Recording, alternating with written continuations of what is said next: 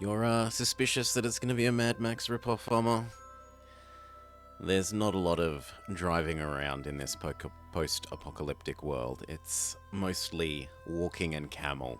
Though there is some mention of fuel and raiding a diesel refinery in the sort of baby's first city tutorial area. Maybe there's more of that later. We may yet find out.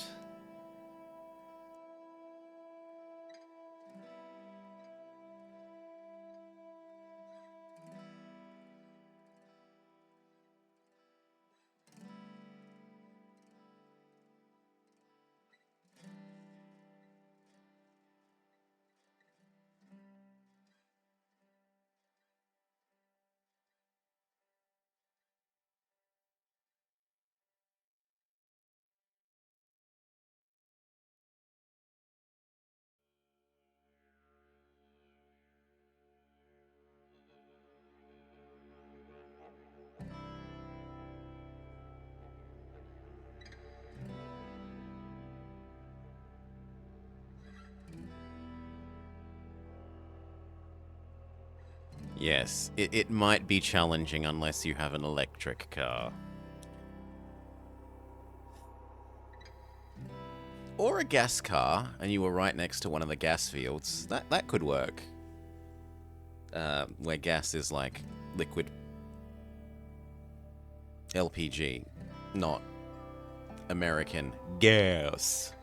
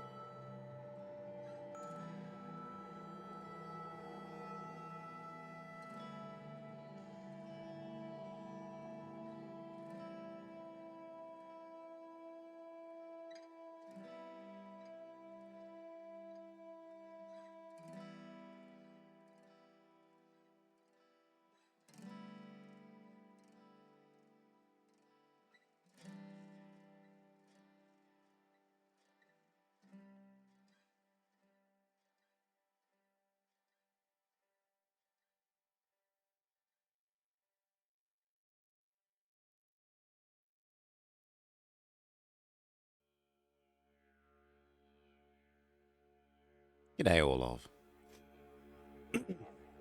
And to be clear, it's like Fallout 1, 2, not them newer ones that we're talking about in the title, Orlov.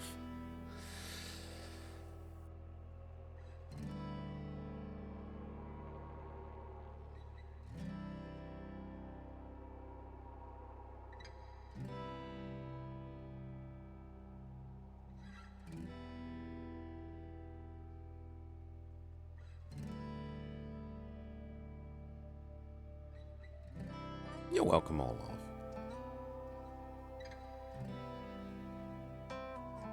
Yeah, it looks good. We played the demo, like, a couple of months back. And it looked pretty good. It had some usability issues with some, like, interaction zones. But other than that, I liked it. It was maybe a little over the top Australian, but not like only so much as to be painful for me as a native.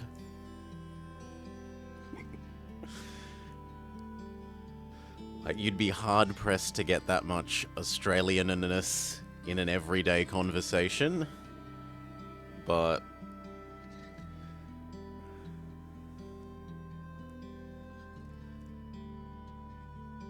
I really liked it.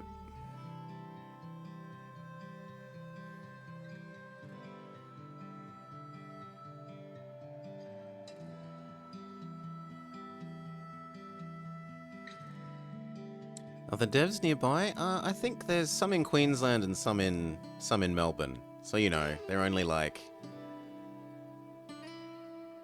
Brisbane's like a literal 1,000 miles away. And Melbourne's like 500 miles? So pretty close. Pretty close. Next nearest major city.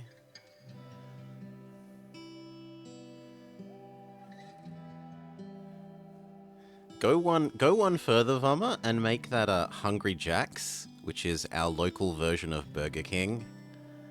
Burger King is not Burger King here. Yes, Mirage, there are camels. In fact, fun fact, we export our camels back to the Middle East because our camels are more pure than their camels that have crossbred these days.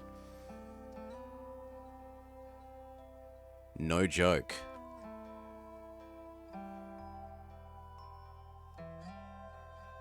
It's not quite selling sand to the Middle East, but...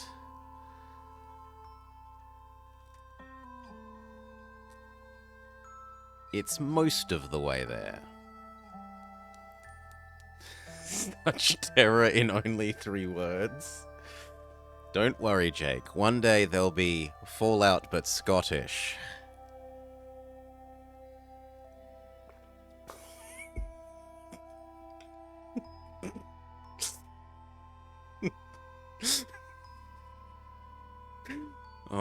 imagining running into Dark Young in a vault.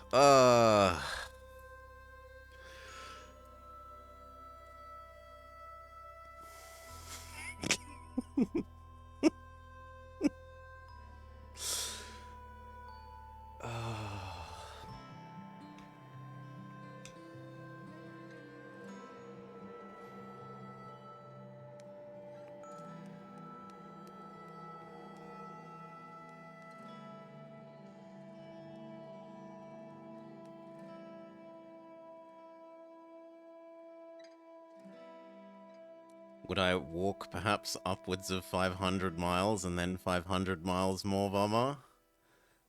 Maybe.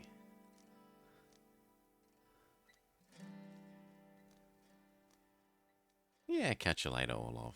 Have a lovely day, mate.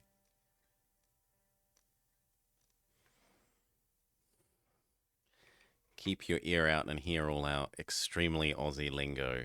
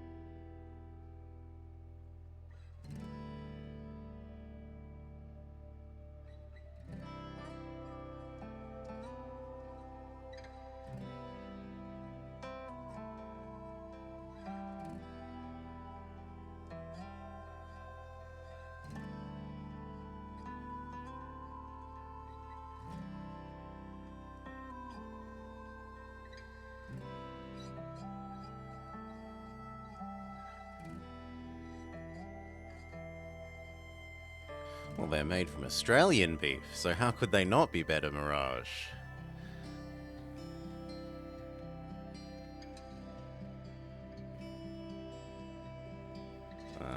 They're all pretty loveless. The main two fast food joints. For burgers, at least.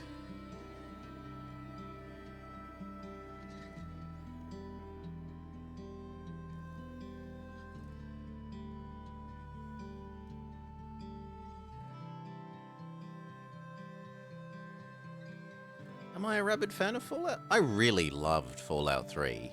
I had a lot of hours in that on PC back at the time.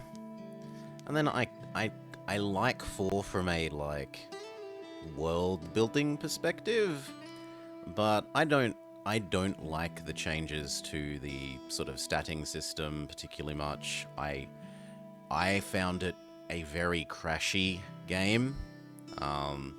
Hell, Dark Young dictated it, and we played it somewhat recently, like a year and a little bit ago, maybe. And even now, however many years from release of 4 it was still super crashy, like it crashed about a half dozen times or more during 2 hour and a little bit stream. So that was, like, I still love the world, but it had some pain points in terms of playability and the changes to the stat systems for me. The earlier ones, I never played the earlier ones. 4 feels like abandonware. Oof. I never played the earlier ones as a kid. Didn't even specifically know about them.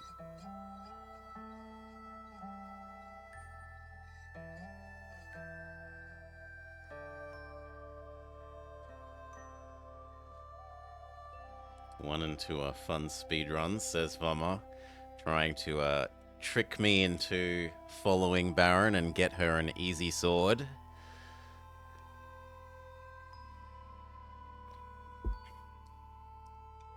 No, Vama. You will play trains and you will like it.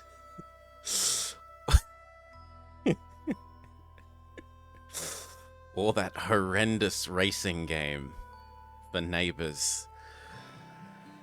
Oh. And g'day, Akaturbo. The trains don't work.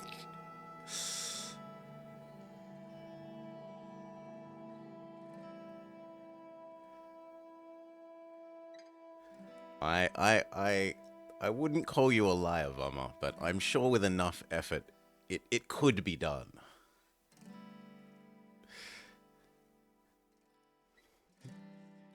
At the very least, the, what platform was it? It was like the Amiga or something. The one that the neighbors one was on. It required some ridiculous emulator that I'd never used before.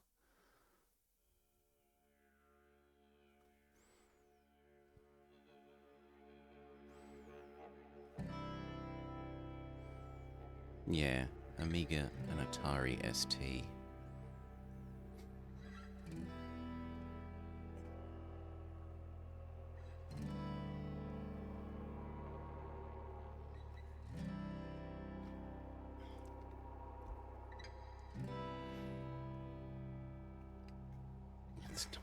Trains are allowed every day, Akaturbo.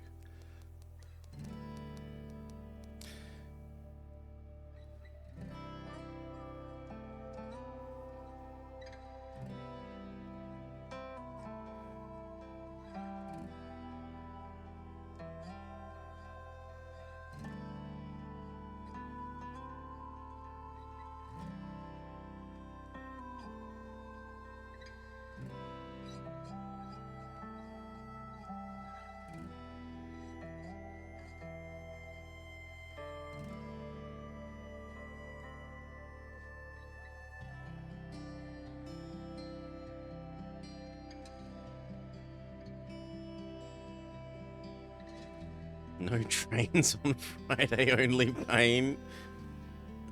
Yeah, Final Fantasy II has been being a little bit rough with us. It's got issues. Although the last stream actually went relatively straightforwards. We did a little bit of grinding and then we finished the next dungeon thing.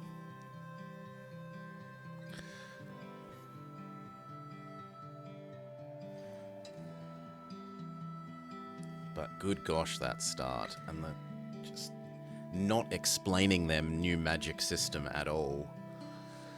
Oh. Anyway, that's for Fridays. If I'm not so absorbed in this that we skip this Friday and play this instead. Which is a real risk.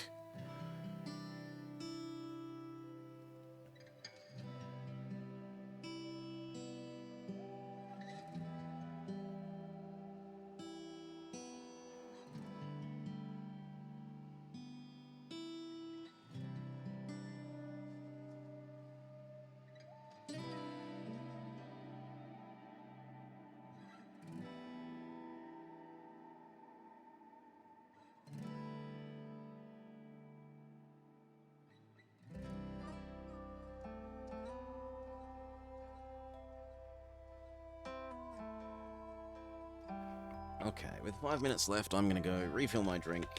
Yeah. We'll settle in for it. Ah, be right back.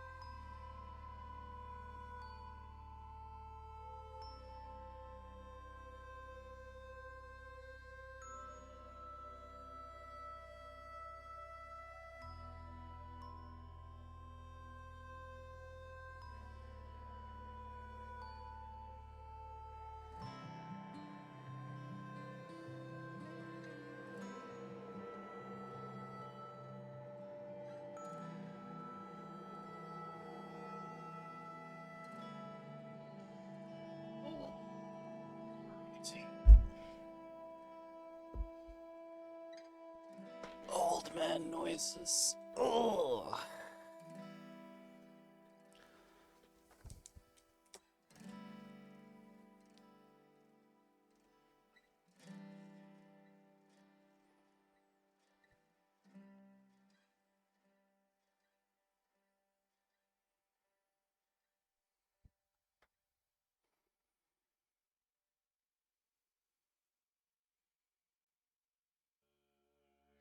Yeah, even in the first tutorial area, there is a girl who is wearing a conductor uniform, and she sort of lives in a abandoned train thing, Vama. So there are train in-game, at least tangentially.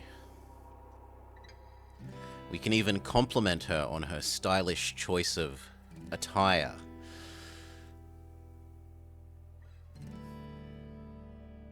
At least for one of the starts. You can skip that area if you start as one of the other starting origin things.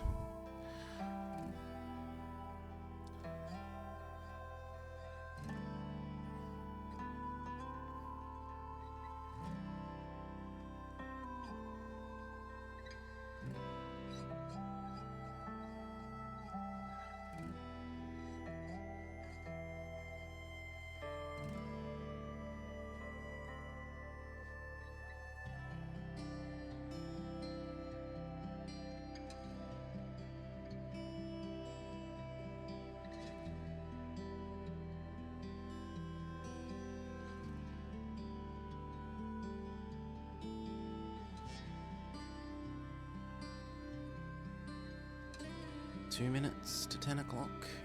Yes.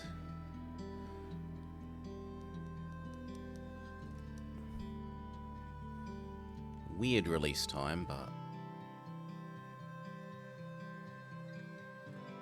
it is what it is.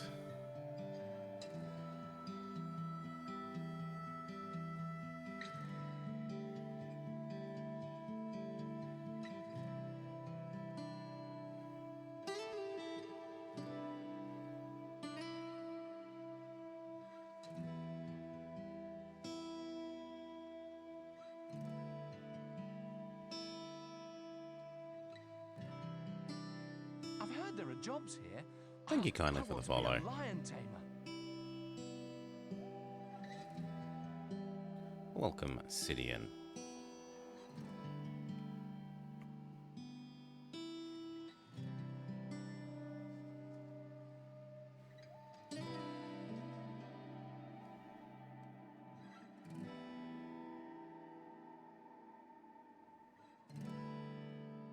Well, it's not long now, so you don't have to stress one way or the other.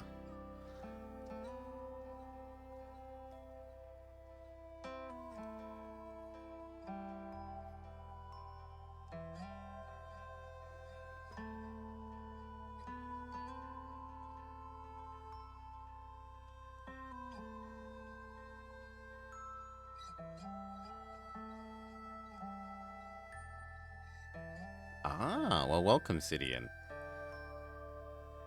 Aside from not being able to click on that helmet, I've had a pretty good time with this so far. Anyway, let's get to it. Release day, Broken Roads. Oh, come on.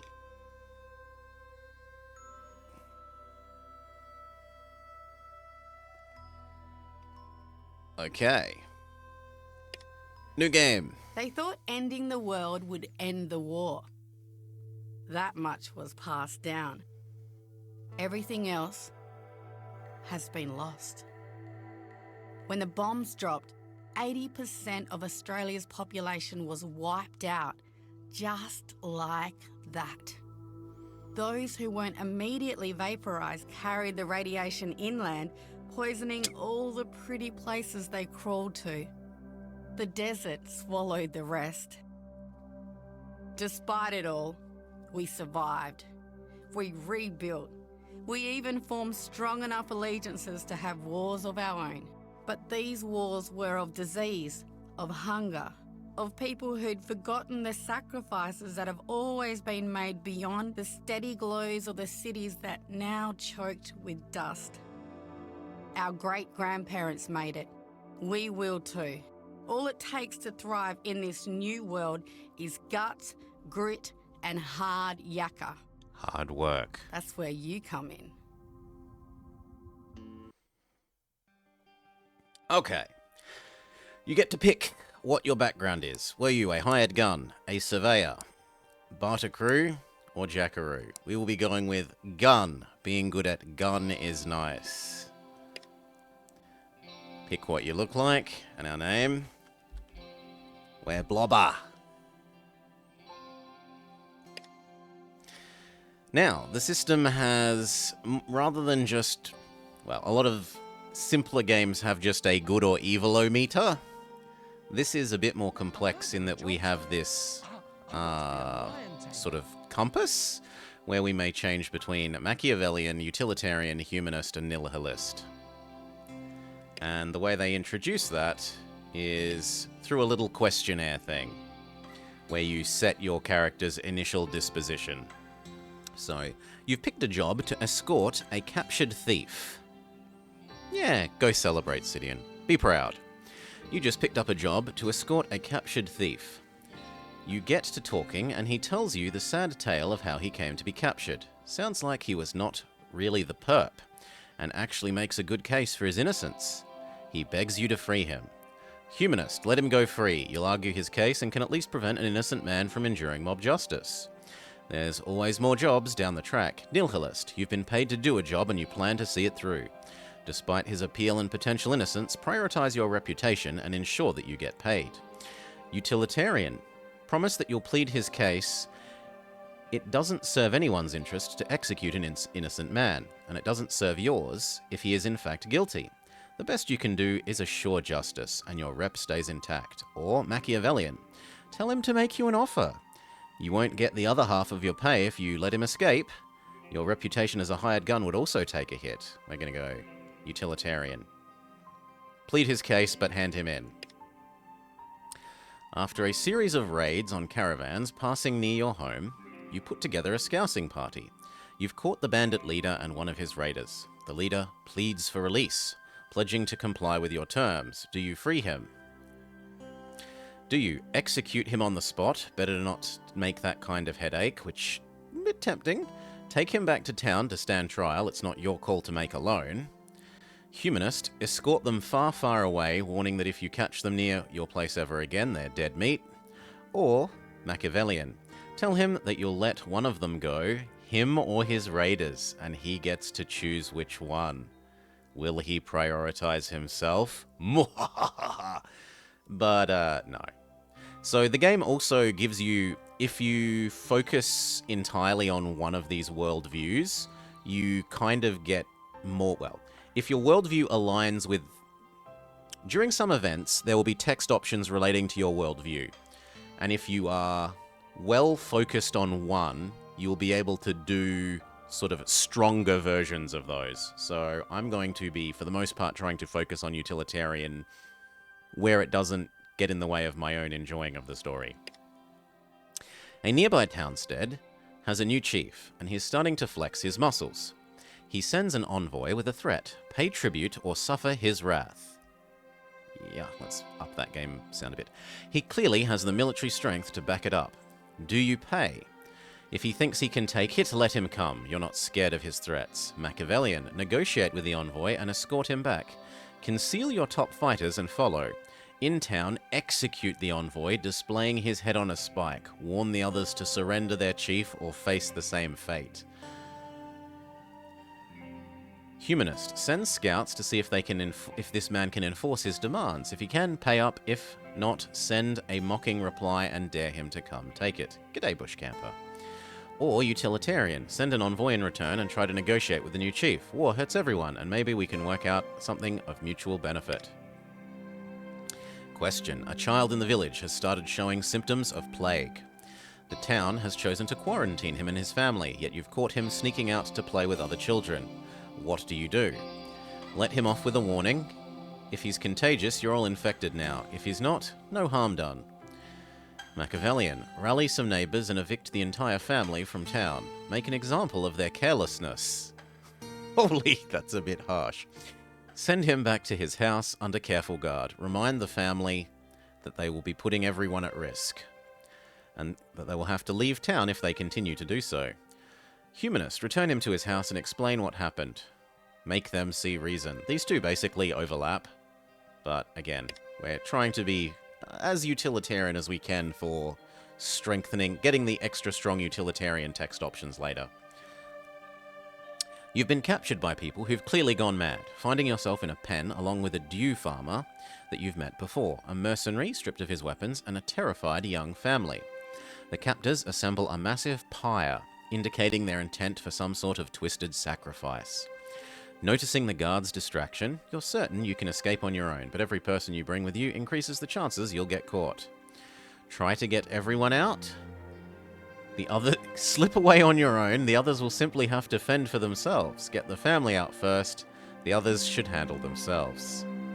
We're trying to stay this. Even I actually prefer the save the family one, but whatever. It's not too much of a difference. You've discovered a cache of pre-apocalypse supplies in an abandoned farmhouse. You can't carry it all back on your own, so you enlist a few friends from town to help. When you return to the cache, you find a group of emaciated scavengers in the process of looting it. Do you let them take the supplies? Tell them you found it first and offer to split the takings. Better to get less than have to spill blood or get nothing. Okay, we accept our outcome. Now, build our character. No, I don't care about punt. Whew. So, it plays a bit like sort of an XCOM, in terms of you move your characters around and they have action points for taking shots and stuff in a more modern context. That's probably the one that most people would be familiar with. You're going to want...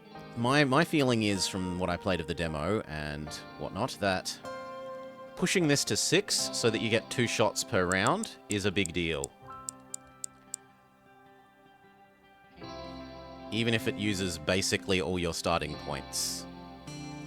Other than that, we want to be good at shoot.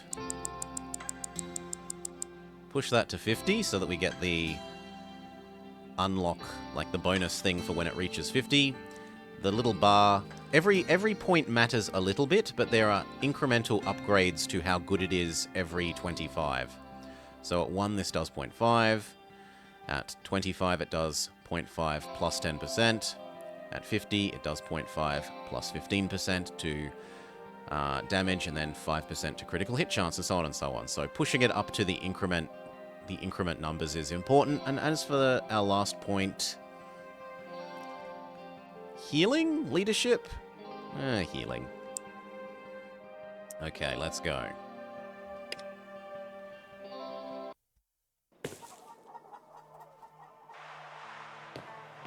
You made it. Good. My name's Jake Anderson, and this is Bally Hall. The sandy-haired man's face is sun-beaten and craggy, a testament to life lived in the bush. Truth to tell, wasn't sure you'd make it. Between the wildlife and the attacks we'd seen, thought you might have met with some misadventure. Right. So the job's simple and the pay's good. You'll ride along to Kokeby with a couple of my scouts as security for Cole, the engineer fixing our radio. At Kokeby, you'll be meeting Mick, the mayor of Brookton, and escorting them both back home. It's an easy job, not expecting much trouble, but better safe than sorry, yeah? Let me introduce you around. Ella's over here, she's my second. My cousin too, her and her sister Matt, who's keeping watch from the crow's nest. Don't get on their bad. New blood, eh, Jake? The rangy woman's face is careworn and sun-beaten. She looks you up and down and raises an eyebrow. Hired gun for the trip to Kokeby. Figured it couldn't hurt, the situation being what it is, hey? Gonna be with you, so maybe you can give the tour? Pleasure to meet you. Is it? We'll see how you feel once you've spent some time with us. I'm sure her sparkling personality will shine through and you'll win a place in his heart in no time, Ella. That's me, noted heartbreaker and charmer. She's so deadpan, she almost seems serious. Fancy seeing the place? Meet the colourful locals? Sure. You've already met the boss, that leaves Jonesy, Dreamer, and Mad. May as well go say hi to Cole, seeing as you'll be escorting him. Okay, and then it teaches you that you can move around with WSAD, you can scroll in and out. Let's go talk to the first person. Ella calls out as you near a young man elbow deep in a pile of electronics. Oi, Cole! Who's this then? The gangly young man hurriedly wipes his hands on his coveralls. When he sees you, his carrot orange hair flops over his eyes as he gives you a broad grin. Cole, meet your new protector. We need extra muscle for our trip to Brookton, given Jake and Jones here headed down Alderside way to see why they're so quiet. Hired this one on to keep an eye on you. That's bloody fantastic. I'm just about done with the repeater array here, and should be powering up with the solar panels in no time. Get your scouts back up and on the network in a jiffy, i.e. a moment. It'll all get sorted, under control, organized, once I can hit the market in Kokeby, and she holds up a hand. Steady there, Christmas. Redhead, Ranger. Carrot Top. It was just making an introduction. One thing at a time. Can you raise Alderside yet?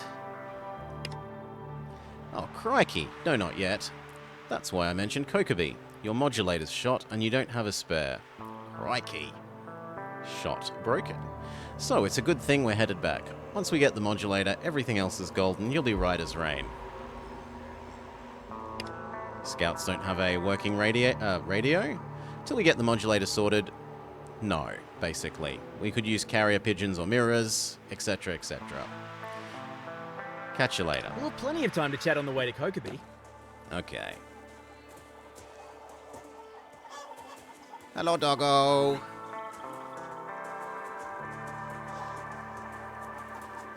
Uncover the map. And then let's talk to Mad. She gestures to the roof of the hall. Look up here, in the crow's nest. This is my sister, Mad. She'll be staying behind whilst the rest of us are off of the range later. Mad. New hired gun. Going to be coming with Mishti and me to Kokeby. The woman in the watchtower wears drab brown clothes, loose but comfortable. Her face is hard, her build muscular. She looks like she wrestles ruse for fun. She scowls down from the makeshift turret. You babysitting Ella, or is she babysitting you? I'll keep an eye on her for you. I hope you do better than the last one, poor fucker. She snorts, like I'm the one who needs a sitter, Mad. Wasn't that long ago I was changing your nappies. Ready to move on and meet the others? Fuck you, Ella, she says without any rancor. Hey, before you go, new kid, I need you to make sure that the perimeter fence is secure. Don't want any unpleasant surprises. What do you think, Ella? Oi, Ella's not telling you. I am. Get out there and secure my fucking perimeter. Don't question her. She says she needs something checked. We're gonna go check it. I want you to walk a circle around the outside of the fence, check for holes. If a dingo can fit through, call it in and we'll patch it up. No need for you to go get your precious hands dirty. We only need your eyes. Just walk the fence? Too easy. Yep, pretty hard to fuck up, so don't. Go on, get moving. She settles back in her chair, her eyes scanning the horizon. That's all we're gonna get out of her. Come on, let's go. Let's go do our little baby's first walk around and learn how to interact with objects quest.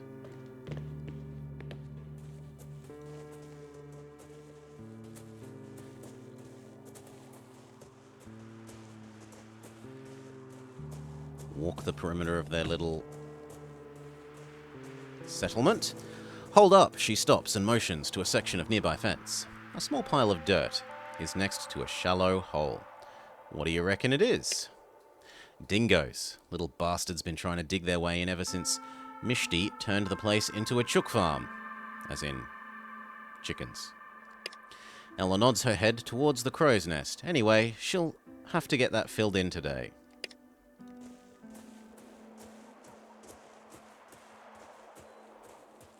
You notice a piece of corrugated iron board coming loose. Oi, Ella, look. What? Looks like there's a loose spot over there. She looks at where you're pointing. Nice find. Reckon a new bolt or two is all she needs. The thing's been patched up since, well, before the fall, I reckon. Might be not even a single piece of the original wall still in there. Yet, the wall remains. Let's keep moving.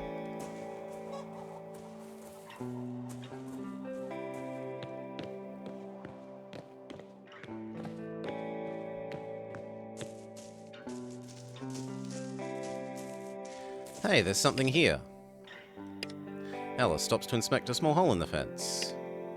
Bloody thing's fallen apart. Mad'll need to patch this one up properly. Oi, Mishti, you hear me? Tell Mad she's got a proper patch-up job to do out here, would ya? She's gonna love that. Well, I reckon that's enough to keep Mad off her ass while we're away. Nice work. Oi, Mad, found 3 lovely jobs for you.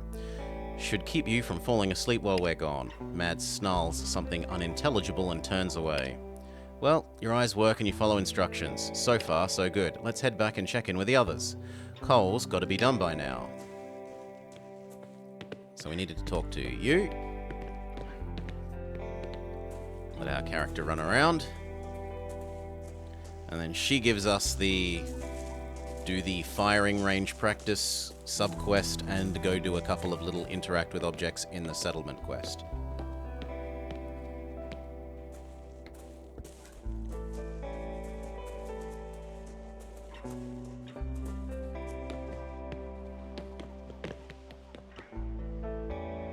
Ella, she raises her hand to the young woman as you approach.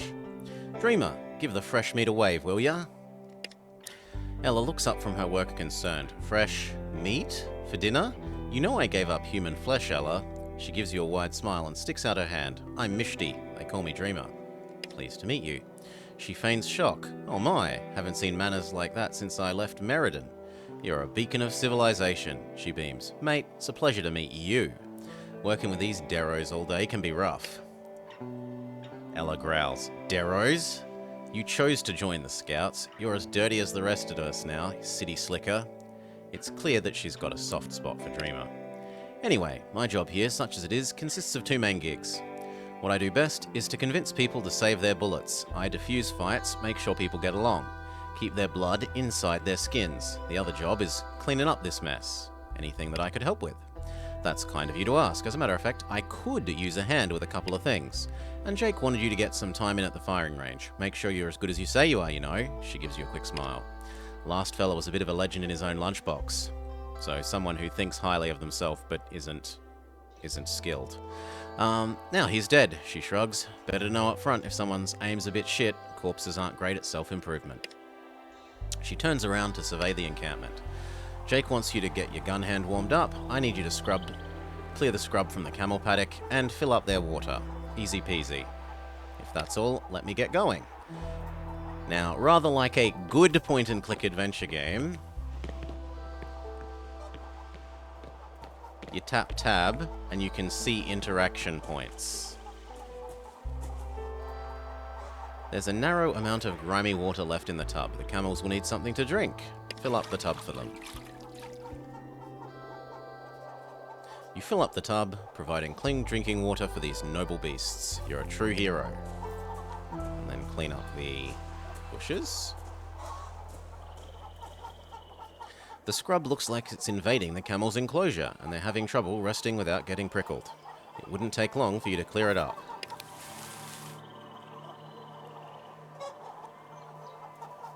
Thank you.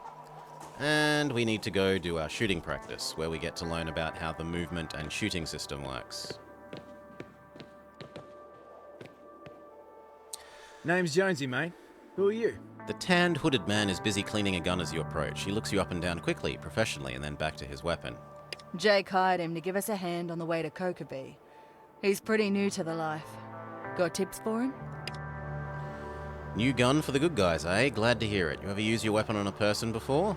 Yeah, loads of times. Lie, yeah, loads of times. Lie, not yet, hoping I don't have to. Or none of your goddamn business. Let's pretend we haven't killed anyone. Bad news, mate. You've chosen the wrong line of work for that. Especially if Jake hired you. Means he's worried about something. He looks you up and down more carefully, but he wouldn't have done it if he didn't see something in you. So, my advice is this. Time comes to throw down, don't blink. None of the deros out in the bush would. It's them or you.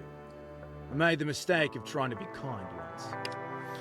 He pulls down the top of his shirt and shows a nasty scar running across his chest. Here's how she repaid me. He shakes his head sadly. When they've sunk that low, the only help from them is hot lead. What if we organise some supply drops so they weren't so desperate? Maybe we could help them rebuild. Supply drops, mate? I don't think you've been paying attention. Everyone out here is barely scraping by. There's no room for charity when you're a bad day away from starvation yourself. You want to be generous? Give them a quick death. Hate to ruin this discussion, but I'm supposed to be squiring our friend around here. You and Jake are headed back to Brockton after Alderside, yeah? Yeah, gonna swing by and see me old man. Gotta update him on my kill count. Gotta break a few eggs to make that new world cake. Exactly, he lets out a brief but genuine laugh. It's not just about the killing, mind you. Though just between you and me, fuck the raiders, rustlers and other assholes shitting up the place. Let them piss in their boots when they hear my name. Don't let him fool you. Under that bloodthirsty exterior lurks, well, the heart of a killer. But under that, not a bad guy. Not if he's on your side. Well, unless you're a farmer. Then you should lock up your wife and daughters, livestock too. Ah, you know me so well, Ellie. Except the livestock thing. No one can prove that. No one can prove it. He turns to you and points his thumb over his shoulder. Watch out for her. She's secretly not always mean. Pfft, bullshit. I made her mean. Anyway, like I said, we've got to keep moving. Anything more to talk about, Jonesy? The target practice, please. For sure. Let's get it on and show me what you've got. He steps out of the range, and it enters combat mode. Boop. So, you have movement-o-meter, and you have action-o-meter. You can hide behind things and get, like, cover bonuses.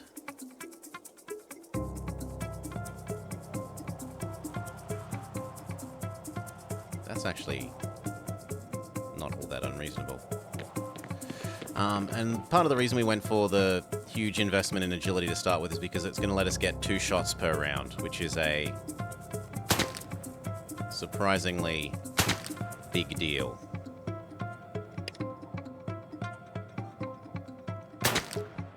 Ooh, big miss.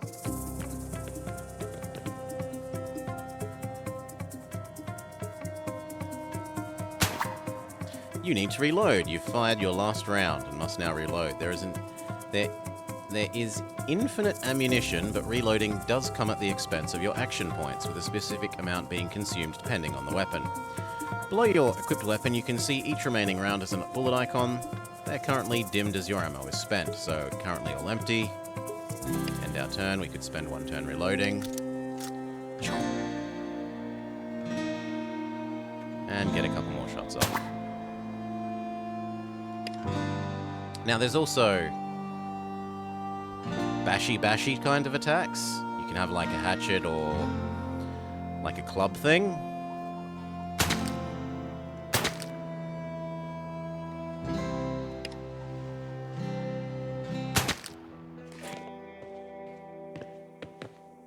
Not bad, mate. Good to have you on board. Hey, Ella. You might not be the resident sharpshooter for much longer. She says nothing, but gives Jonesy the most "I'm tired of your shit" stare you've ever seen. She's such a charmer. Okay, let's go back, talk to you, and say we did all your little chores. At least ones I remember. That's bloody fantastic. Great work, mate. She gives you a big grin. I definitely owe you one. Remind me of this later at the pub, would ya? Here you go, you've saved me a ton of trouble. Anything else? How'd you wind up here?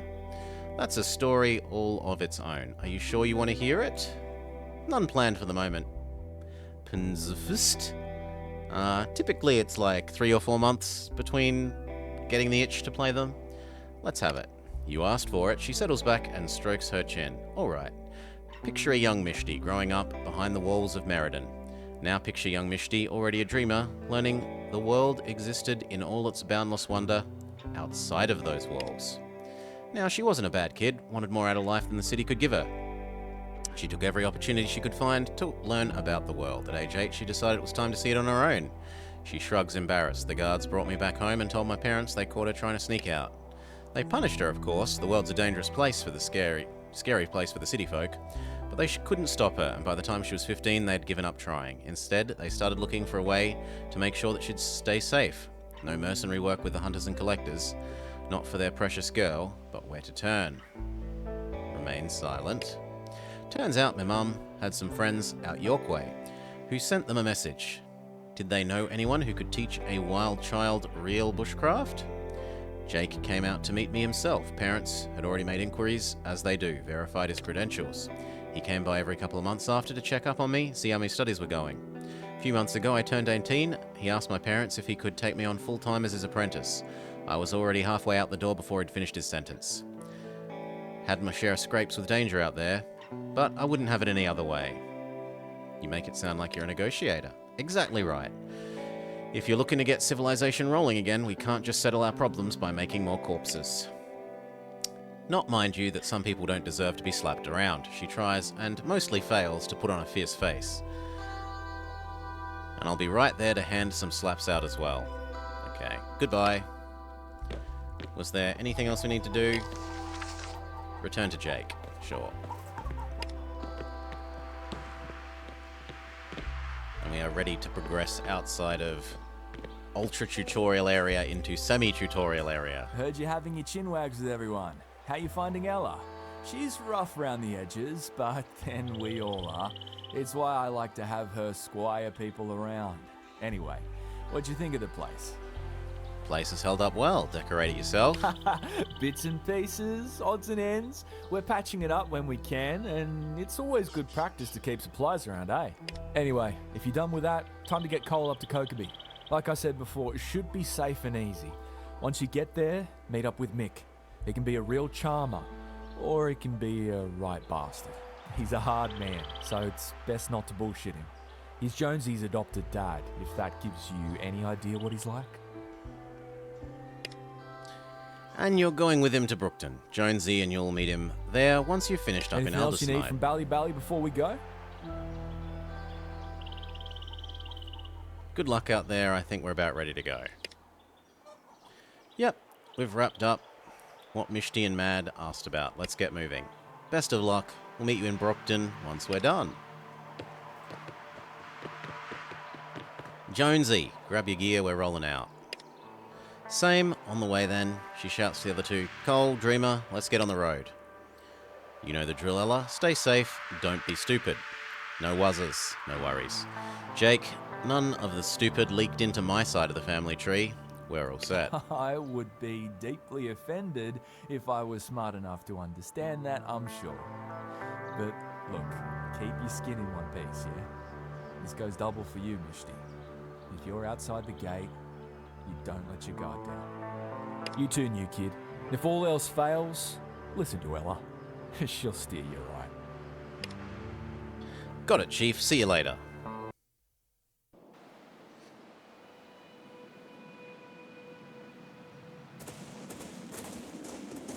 You're not even an hour from Bally Hall when you spot a makeshift cart in the road.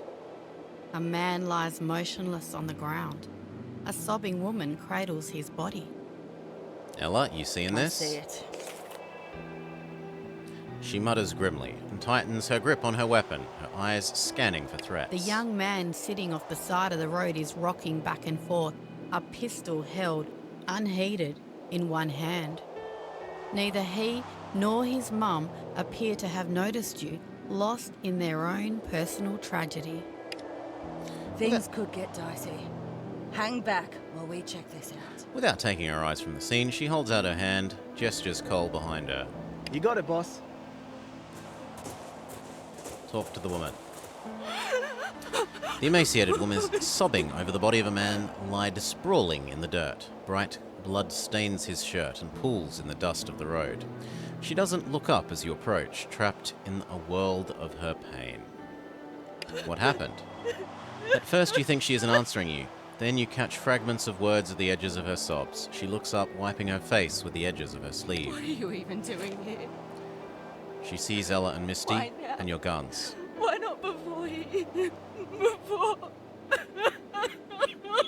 She sobs and shakes her head, pressing a bloody hand to her face. Her wedding ring glints goldenly through the gore. Did he attack you? No, he would never. And now she leans down and puts her head on the corpse's chest, shaking her head in unceasing denial. Ella gives you a look and then steps forward to take command of the situation. G'day, Cal. What can we do? She stares at Ella for a few seconds as if to assure herself that the pale woman is real. My son, he shot Greg. Then he's taken the gun and he's a good boy. I couldn't lose him too. What's his name? It's Will, same as his granddad. She gives you a brief smile, but the panic in her eyes doesn't diminish. Let's go have a chat with him then. She nods at the boy sitting in the dirt beside Let's go. the fence. Stay back! I've got a gun!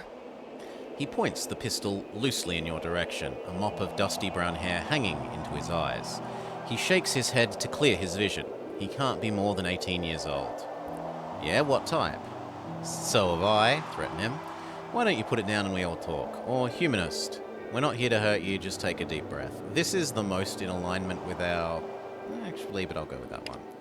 You don't understand. His arms seem to lower of their own free will. I've just killed someone. He raises them again, shaking. I could kill you too. Who was that man? Did he attack you? He scrubs at his face with one hand. No, you got it all wrong. He points the gun at you with a renewed ferocity. I don't want to talk about it. Mishti takes a step forward, hands up and empty. Hey, let's just chat, alright? Let her take the lead. She described her job as being a negotiator. We've all done things we regret, right? One split-second decision and it seems like everything's over, but it's not. You're still here, and that means you have a chance to make it right. You don't know what happened. What I did. He gestures wildly with the pistol. Ella's expression doesn't change, but she widens her stance. I killed him, my own dad, and all because he... You aren't responsible for what your dad did, Will. Her voice is soft and sympathetic. No, it wasn't like that. He asked me to. He looks at He you. said he was holding me and Mum back, that we'd never make it to Meriden at this rate, so he asked me to. Make sure she makes it, and I shouldn't even be alive. He puts the pistol under his chin and closes his eyes. Rush him and try to wrench the gun from his hands? Reach out a hand to stop him, or shoot him in the leg, or remain silent. We're not evil people, so we will try and save the poor boy.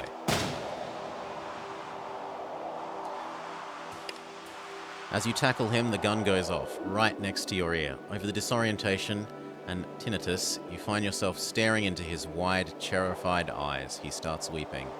Your dad asked you to get your mum to Meriden. And your answer's to shoot yourself? You've got responsibilities, mate. You can't off yourself. Not now. Tears streak his face. I know, but I don't know what to do. Dreamer smiles at him gently.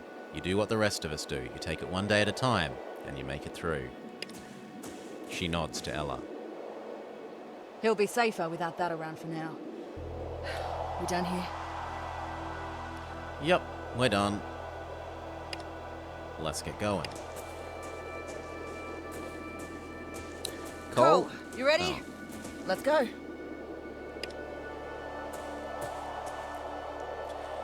Dreamer, hey, she stops you with a gentle hand on your arm. You did good back there. It's nice to meet someone who's willing to believe that a bullet to the head doesn't solve the world's problems.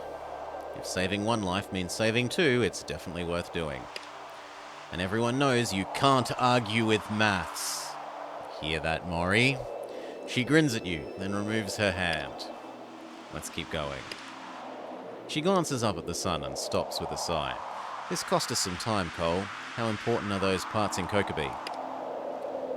About a 4 out of 10, I reckon. It'd be good, but I can probably get Jess to drop them by next week sometime. She looks at the sun and chews on her lip. Yeah, alright. Any objections if we head straight for Brookton? I actually wanted to check out Kokobee. Check it out, this isn't a school excursion, but fine, Kokobee it is, let's go.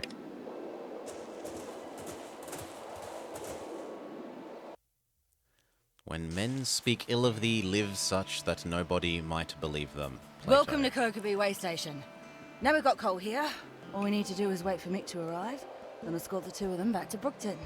He should be arriving any minute now. Any minute now? I'm gonna go check out the radio tower and catch up with Dustin. He's usually got modulators up the wazoo. I'll be down there if you need me. You only just learned that this was released because you'd wishlist it? Well, better late than never. 35 minutes late, not too late. Fashionably late. And there he goes. Never a dull moment with Cole I'll around. introduce you to Tina. She runs this place. Good person to know if you're looking for work. Oi, Tiny! Level up, level up. You've leveled up. Open your character sheet and assign an attribute point and 10 skill points. So, What do we want? Some more health now? Maybe some intelligence? No, I think accuracy. And then for these, do we start pushing this up towards 75 for the next bonus? I think yes. Okay. Now, Vama, here's your Mad Max bit. Water. I'll give him a bottle of water. I'm a nice Thanks. person. He can barely lift his hands to hold it, but when you press the bottle to his lips, he gulps greedily. Anything you can tell me about the nearby towns? He coughs suddenly, then wipes the side of his mouth, a small bloody smudge appearing on his sleeve. Mate, help me get to a doctor, and I'll tell you whatever the hell you want. Okay, let me talk to his friendo. G'day. Name's Damo. G'day, Everyone Damo. needs fuel. Black gold's rarer than actual gold these days. I got petrol, diesel, whatever you need. There we Best go. prices this side of Meriden, or I'll eat my hat. I appreciate you taking care of my mate here. If you'd be up for it, I could use some more help. Anything good around here? No, everything's been picked cleaned for scabbies like us, I mean. The big score's out west through Perth. After our last trip, though, I never want to see that skyline again. What happened? Fire. For a moment, you're not sure he heard anything, but Damo nods. Our crew turned to work the refinery. Someone forgot to oil the parts, or maybe they just didn't clean everything up properly last time. He glances at Sid. I know you said sabotage, but I don't think anyone would bother. The tank was almost dry as it was. You don't need a plan to be an asshole. Damo cocks his head to the side. True. Who do you think sabotaged it? Riley's Rippers. Bunch of punks. He stares at Sid in horror. You know them? You're too young for that yet, kid. He closes his eyes and leans back, clearly unwilling to discuss the subject further. Who are Riley's Rippers? If you have to ask, you shouldn't know. A tremor shakes his voice, and if you find out, you'll wish you hadn't. Okay. Good luck out there. Now, Need some fuel? what's on your mind? He says his friend is sick. Will you help him?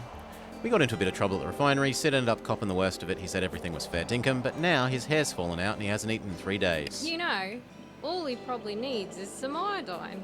I've got a doctor friend down Brookton Way. She'd help him, especially if you told her I sent you. I'm sure Jess would let us take him in the camel cart. What do you reckon, Ella? I reckon you've got a soft spot for sad cases. See? Sorted, as in dealt with. Under control. What's in it for us? He frowns at you. Not one for charity? Alright, we'll take him for free. I mean, thanks. Yes, please. He shakes your hand so hard it makes your elbow hurt. I'd shake your head, but I've had the runs for the past 6 days. You don't... Yeah, it's okay. His voice tremors and he shakes from head to toe. You just settle back and rest, old fella. When Jess arrives, we'll get you set up nice and comfy for the ride to town. Casual Roo 5 foot away? Yep. He tries to speak, but the trembling on his lips defeats him. In the end, he simply I nods. told you there were good people out here. Now, let's go talk to the girl who has the excellent good taste to like trains. Welcome to Kokobi, stranger. The effervescent teenager in an outdated conductor's uniform salutes you neatly as you approach. A polished silver whistle swings on a chain by her hip. Tina, g'day. We're just here to pick up some parts for the radio. Then we're headed down to Brookton with Mick and Cole. Thought we'd say hi while we're here. It does. It has context menus to help explain Australian lingo for those foreigners amongst you who don't understand our speakins. She gestures vaguely at you. There's a hired gun. Jake reckoned we could use the extra hand. Now you're introduced. Ella, Mishti, always a pleasure. She smiles, the dimples on her cheeks making her look even younger. Mick's not here yet, but you're just in time. I've got a little bit of a pest problem, and I'm hoping you can clear it out for me. What's with your outfit, love? Sorry, I couldn't hear you over the sound of how awesome I look. She swings the chain of her whistle around her fingers, making a faint wah wah wah noise. Her customary smile takes the sting out of her words. I found it when I was cleaning out those trains for people to stay in. It was tucked away under one of the consoles in the cab like it was just waiting for me. She puts her arm out and does a spin to let you appreciate the uniform from every angle. Noah thought it suited me. So tell me more about your pest we problem. hired a mercenary, Ian Mason, to help protect the town. Ever since we hired him, he's been driving business away with his attitude. Problem is he won't get lost. Claims we have a contract. She gives him the finger and keeps it up as he lazily extends his arm to do the same. I want you to convince him to move on. Go terrorize someone else. And to stop being such a fucking crybaby. Her shout carries clearly in the shimmering air. Where? I'm a little girl and my big brother's not here. Where? He holds his fists in front of his eyes in mocking imitation of a Go child. sit on a rusty spike and rotate, you old filthy bastard. She picks up a rock and pegs it at him. He dodges easily and So laughs. yeah, I want him gone, thanks. She turns back to you, cheeks flushed. Sure. Looking forward to your problem-solving capacities. Let's talk to old geezer with the solar panels. Friend, welcome to Kokobi and the energy source of the future. He gestures See anything at you solar like? panels. I like you. What have you got for sale? What makes solar panels so special? What do you got for sale? A gun, a sandwich, a yeasty spread. No one said Vegemite. Small water bottle, frag grenade, and small first aid kit. No thanks. What makes the solar panel special? Mate! He holds up his hand, drawing the moment out far past anyone's comfort level. I can tell you're new to the energy game. These guys don't give a rat's ass about keeping informed, but me, I know my worth. When it comes to energy, you got 3 choices. Dig up some black stuff, set it on fire. Use that big old fiery orb up in the sky, or run water through some turbines or some shit. I don't know about you, but I don't see a whole lot of water nearby, and I hate getting dirt under my fingers. What's special about solar? It's the gentleman's energy source. He gives you a painfully awkward wink. And civilization, my friend, that's the way of the future. He finally runs out of steam and gives you a supposedly charming smile. What do you say? Want to invest in a better, brighter future? Any chance of a discount? A discount? His voice squeaks and coughs, then he tries again. A discount, mate? You gotta be pulling my leg. Do you have any idea how hard it is to clean these bastards up? Haul them halfway across the country and keep all the sand and shit from getting in them? A discount. I'd sooner get caught with my pants around my ankles when the dunny wall falls down. A discount. Come on, Jerry. Jezza? J-Money? I really want that discount. You've been in the sun too long, mate. It's Gerald with a G. J-Money's got a nice ring to it, though. A discount? Thanks for the laugh, mate. I needed that. Okay, we're meant to get this guy to leave the town. I'm busy. He has the stance of someone who's seen other people, you've seen with other people with military training. Sorry, let's try that again. He has the stance of someone who's seen other people with military training, but has never been through it himself. He reeks of sweat and his camo is obviously the wrong colour for the surrounding terrain. What do you want, kid? Looking for a real man to show you how to use a gun? In your dreams, mate, says Dreamer. Tina wants you to move on. I don't give a fuck what Tina wants. She hired me and I've kept my end of the bargain, protecting Kokobi. It's going to take more than you two and your little nursemaids to send me packing. I can make you leave, but you're wasting your talents here, don't you think? There are all kinds of places that would appreciate you more. Pay more. He narrows his eyes and crosses his arms, working his jaw. You can tell he's getting ready to bring out the big guns. I have a contract. A merc's word is his worth. I go back on it, I'll never work again. You'll never work again if you're dead either. What? How are you going to protect all these people if you get yourself killed by running your mouth? The way I see it, you're making a damn good case of why the world would be better off without you. Nah, let's take the slightly more confrontational approach. Sounds like you're the one angling to get yourself killed. Look, mate, you're an arsehole to everyone. Me, I've got the patience of a saint. Someone less patient would have pulled a gun on you by now. Or, keep in mind, mate, we're with the Scouts. Think they'd let you kill us with no consequences? Think some other meaner bastards than me will put up with your bullshit? I've had enough of your threats. I don't take shit from anyone, least of all a two-bit mongrel too dumb to know his fucking place. And he pulls on us. Okay. That looks okay-ish. Now, who do we want gone? 91? Poor Lockie.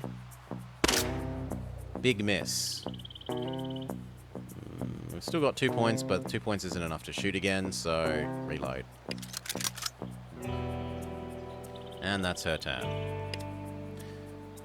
Girl only really has pistol, and I'd prefer her to be out of sight lines of most people, so she can run over here. Pistol him. Reload 1. End her turn. And then me, with my resplendent 6 action points. Can I possibly join over here? Yes. 94. 100. 95. Still, he's the boss man.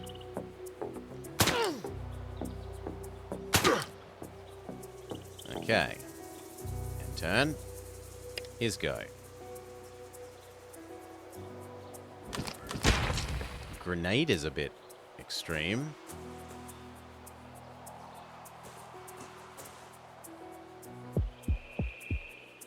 Healing. While in combat, you can use healing items to heal yourself and those of your companions.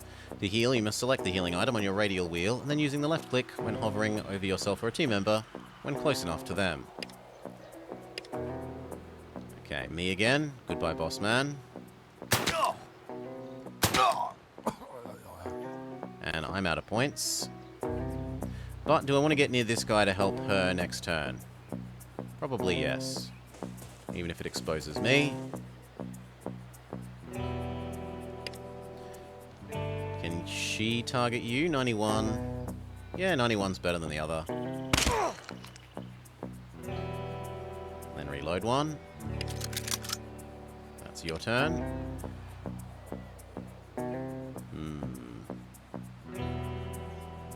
Do we stab him to death? That's not good enough hit rate for my liking. Swap over.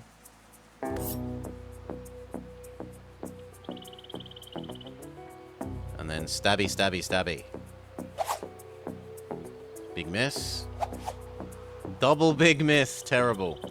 See if you can run around and hide. Okay. He misses.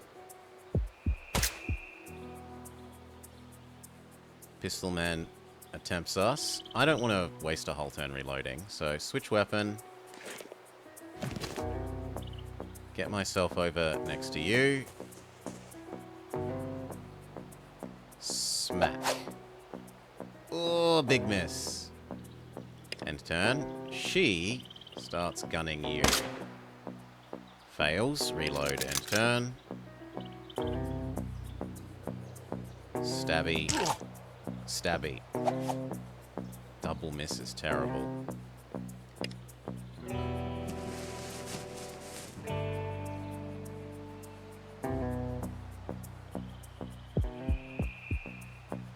My go. Club. Yes, please. And again.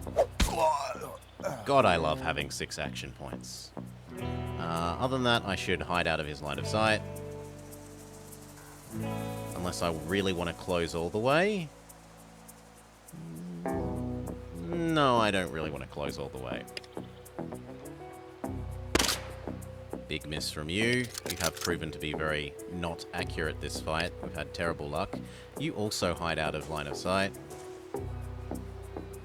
And it's a little bit tempting to have her heal. But I don't think this guy could even get to where he could see her necessarily. Yeah.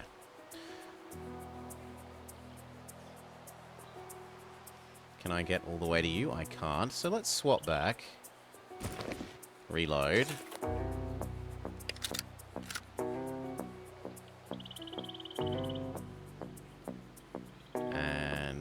can I get? I can get there. And then shoot. Might as well reload. No harm in it. You get another chance at actually hitting.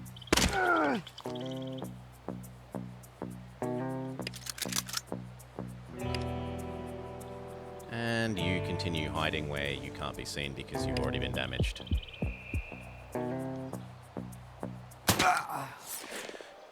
Could have gone better. Still, maybe we stopped him hurting someone else later on.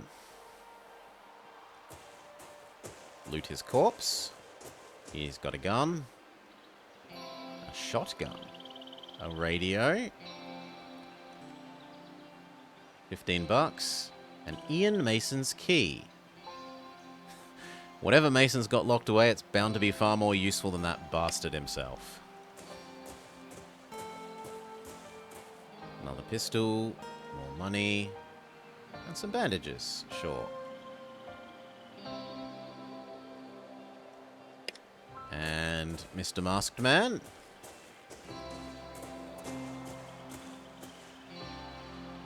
Cleaver and bandages. Okay. Let's go talk to Engineer Girl and say we got rid of your hassling man. G'day!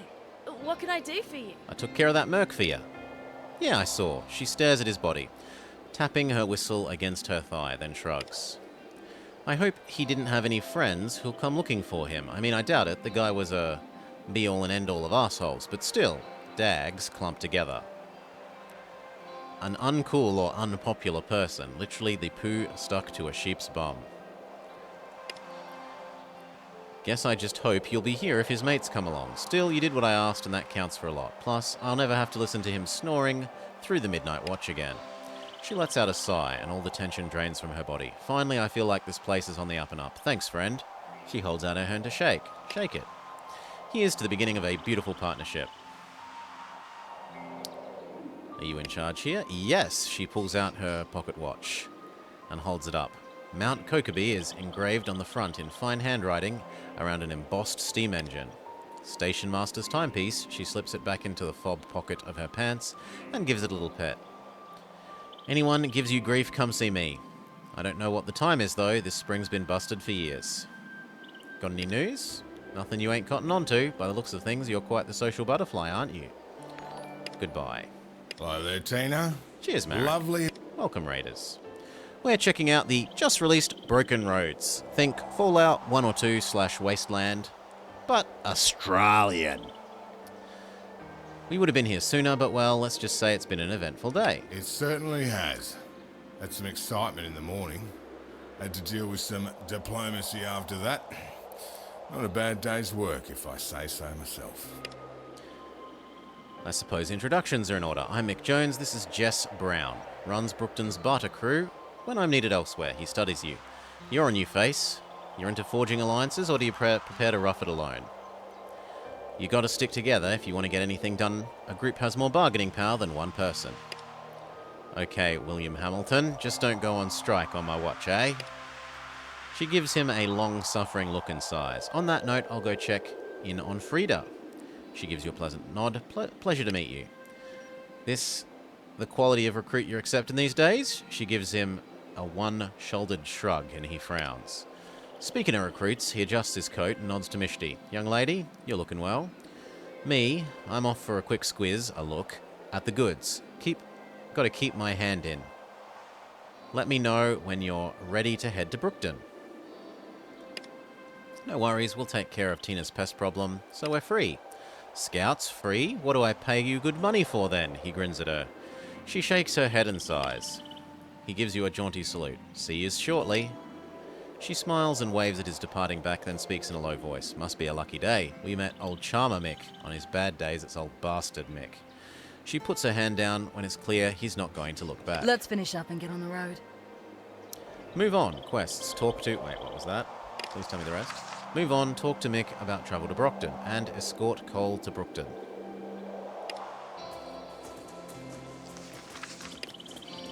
So, talk to him. Say, let's go. I'm all done. Ready to head on? He grunts and strokes his chin consideringly. Need to make sure we're all squared up with Tina before we roll out. He calls loudly towards the diminutive trader. Oi, you no good swindler.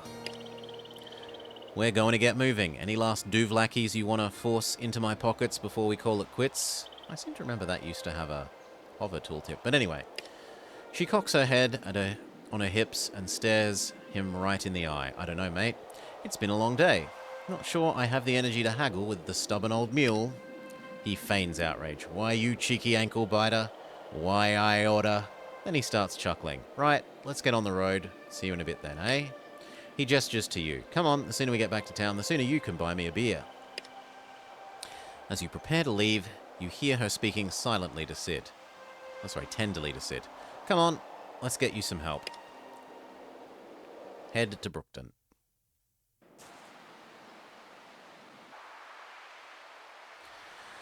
Well now, he cracks his neck, then gives himself a little shake. It's getting late, but here we are. You should have a look around town, introduce yourself to the locals. Never hurts to know who you're dealing with, especially if you're planning on heading out this way often.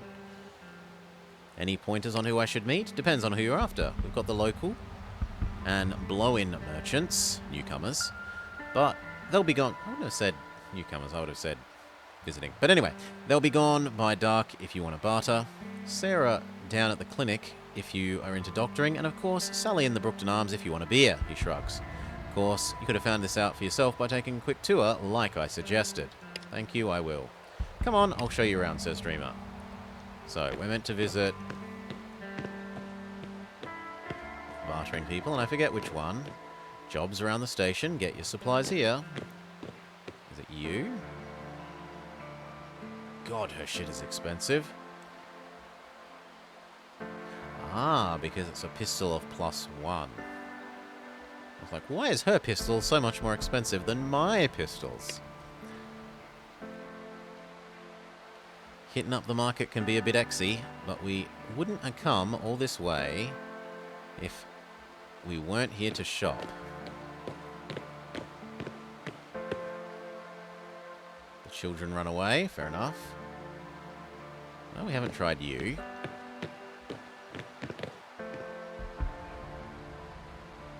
Pencils, paintbrush, no. So I feel like we did everyone then. Give you one last try. Okay, fair enough. What about you?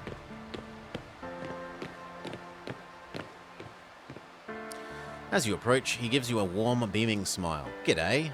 You're new around here, hey? How's it going, bud? Who are you? Bruce.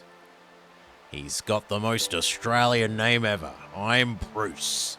Bruce Harris. Sell a bit of this and a bit of that. Mostly clean water, some fresh produce. Have a look. Where'd you come from? I was in Aldersnide yesterday. Brief stop in Ardith before that. Just doing the rounds the Deweys and other water merchants might have missed. Deweys? Oh, you know, Dew farmers. Glad they're helping with the water shortage, even if it's a bit of competition. A lot of need out here at the moment. Cool.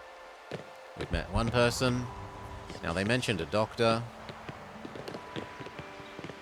And from memory from the demo, Doctor Lady is sort of vaguely in this direction. Yeah, here we are, near the ambulance. Sarah's ambulance. It can't clock quite as many miles as it used to, but it still has its uses.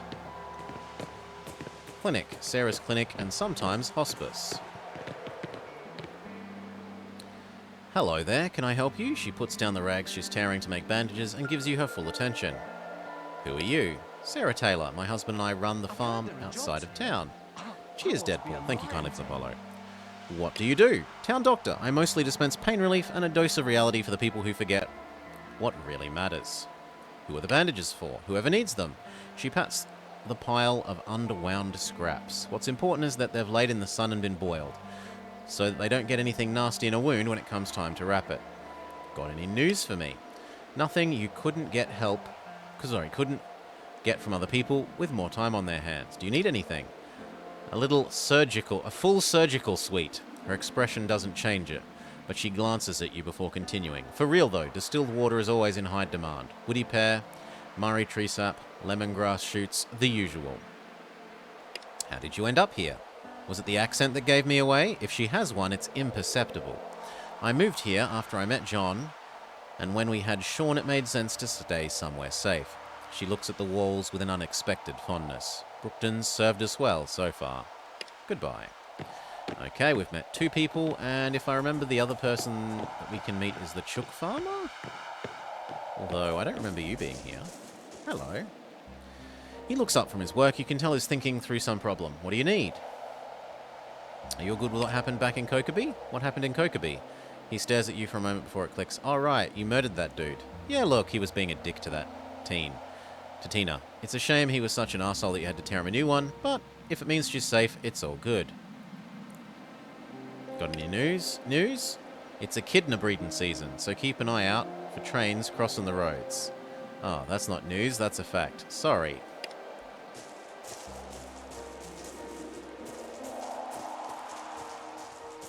Some cricket stumps and a footy. We pick up the footy. The football is slightly soft, having received a few too many punts across the lawn. It's been lying in the sun for quite some time. The upper portion is blazing hot, while the underside is cool and clammy. Oi, mister, chuck it here. Yeah, peg it hard. Yeah, we're doing well, Decoy. Throwing average, throwing easy. Punt no. Throw the ball black over arm. Sure. Fail miserably. Throwing failure. You throw the ball as hard as you can, but it falls short and rolls to a stop just outside the playground fence. You too weak to throw it. You got noodles for arms. Where are you going, Noodles? The children are mocking us. Okay. Rags, yes. Water bottles, yes. Water bottles, yes. No mark for the little girl. You can't mark off a handball, Vama. Come on, all the time spent watching Jingo watch football, you should know it has to be a kick for a mark. Talk to you. Hey, says the stranger, his voice deep and pleasant. If you're here to help out, we're glad to have you. Who the hell are you? Sean Taylor, of Taylor's Farm. Pleased to meet you. What do you do?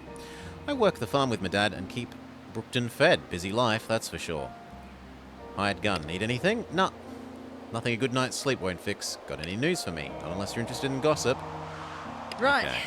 That's enough socializing for one day. She gives Ella a mischievous grin. You Cadbury. It's good to know your limits. Let's head back to Bally. Sun's about to set. She looks sheepish. I was hoping we could hit the pub. Check in on Jake and Jonesy. She raises an eyebrow. Mishti fidgets and looks Mick will away. want to grill the new kid on how the day went down. Let's handle that part first, yeah?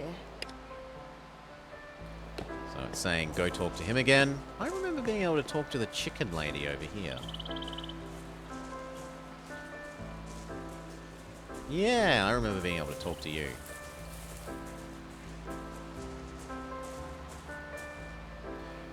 New in town, she puts down her hoe and pulls off her heavy gardening gloves, wiping her hands on her pants before shaking yours.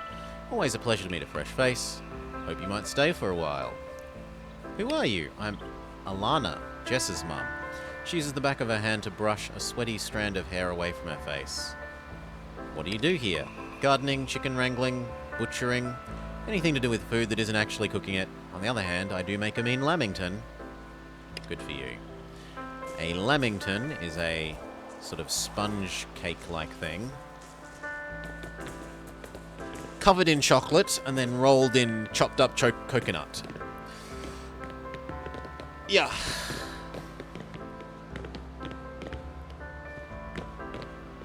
Okay. Talk to boss man. Met the locals then. Looks like you've been through the ringer, new kid. Time for a beer. Each person paying for themselves, of course. Excuse me, I need a moment of your time. The speaker is a tall, broad-shouldered man, well-groomed, with a gold necklace and gold bracelet glinting in the sun. Despite his size, he moves with a fluid grace. He reminds you of nothing so much as a big cat. Attractive, smiling, dangerous as hell. Spit it out then, says Mick. All the humour is gone for his voice. Like he senses a threat, he is alert and focused. his eyes never leaving the newcomer. His voice is low and calm. My name is James Wakefield. Glad to meet you, Mr. Jones. I come bearing a proposition for you and your people. Proposition, he repeats, flatly and dismissively. Make it quick, mate. He holds his hands out, palms up. Let me be plain then. I come from a powerful community to the east. We're rebuilding civilization, and we'd like to invite Brookton to be part of that effort. Join us, and we can end the age of grumbling through the relics of the past. Join us, and we can usher in an age of miracles. You want us to bow and scrape to someone who's never looked our way before? Who never had the good grace to come and say hello himself? Civilization. And what do we get out of this, pray tell? Civilization will bring the rains? Fill the fields with wheat again? What happens if I say no? We should hear him out. Maybe it benefits us. I don't remember asking for your opinion, mate. He stares down the stranger silently for a few seconds. We've got nothing but your word to go on, mate. Show us some of these miracles if you're so keen to bring us into the fold.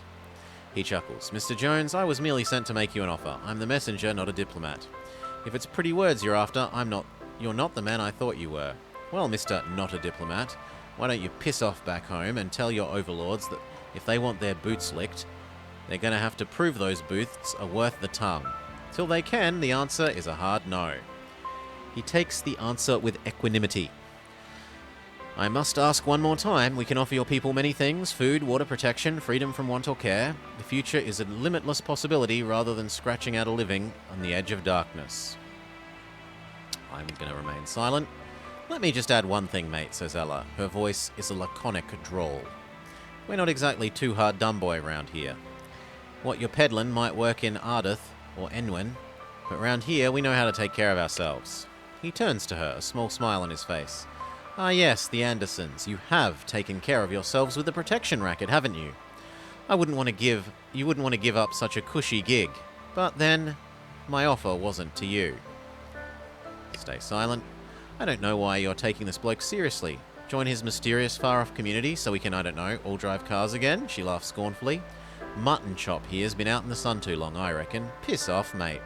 Seems she's taking her clues from Mick and Ella. No need to be rude. His tone is mild. You've made your choice clear. My duty was to ask, and I have done so.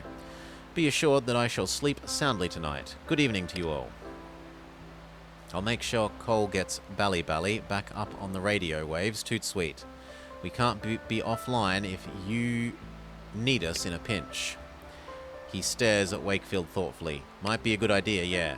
Tomorrow we can send someone to follow his tracks and find out where he came from. We'll get to the bottom of this. I'm going to need a beer or 5 after that ordeal. So, quests. Move on. Talk to Mitch. Oh. Head to the pub and get your beers on.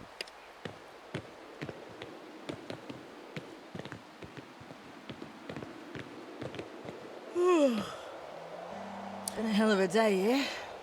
Gotta head back and spell mad. She'll have gotten pissy sitting up in that nest by lonesome for hours. Annoyed. Yeah, irritated. He nods, slapping dust off her trousers. She seems unable to give her companion her full attention. I was actually planning to head into the pub like you said. It has been a hell of a day. 5 o'clock, yeah? I'm parched. Hope we'll see you in there. It's always end of the workday somewhere. Don't be a bloody idiot. If you're having a night at the Arms, we're taking the truck and you can walk back home. Ripper.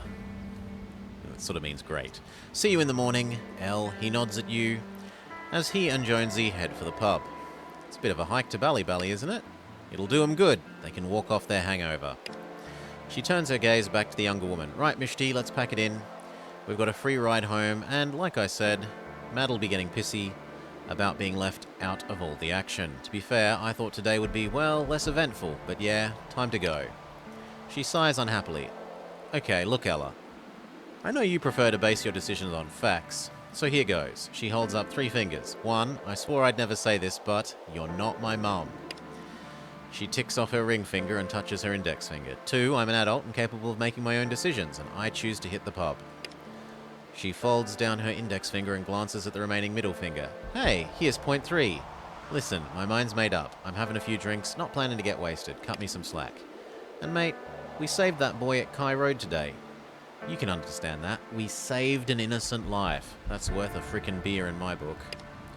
Besides, I saw that merc. She glances you away quickly. Killed today. Need a little something for my nerves, you know. Ella looks like she's about to talk, but Mishti holds up her hand and keeps going. Plus, we know Taylor's farm was raided today. What if they come back? What if they want revenge? Brookton will need guns, and I'm happy to have a pint and then stand guard. Shooting mastery success. If you're going to defend the town, drinking's a bad idea. It'll dull your reflexes. So because we have basically only invested points in being good at shoot to this stage, we have a special option. She nods. Solid. If you are going to stay. If. There's no point in you going to the pub. Brookton's got 'em handled, Mishti. They don't need our guns here. Come on. Why are you so dead set on saying? She lifts her chin defiantly. Jonesy promised to buy me a beer. You know how I feel about free beers. You're pulling my leg. Jonesy? She steps back inside. Kid, I've got stories about Jonesy that'll curl your pubes, assuming you got any. Listen to Ella. She's looking out for your best interest. Damn straight. Don't make the mistake dozen of young Sheilas have made, Misty. It won't end well. Anyway, Dreamer, I'm gone. I'd say don't do anything I wouldn't, but you're already way past that point if you're keen on a dickhead like Henry. I'll tell Matt you're drinking her beer. She blows out a heavy sigh. Rough, and you weren't much fucking help. What is it with everyone over 25 wanting to make decisions for me?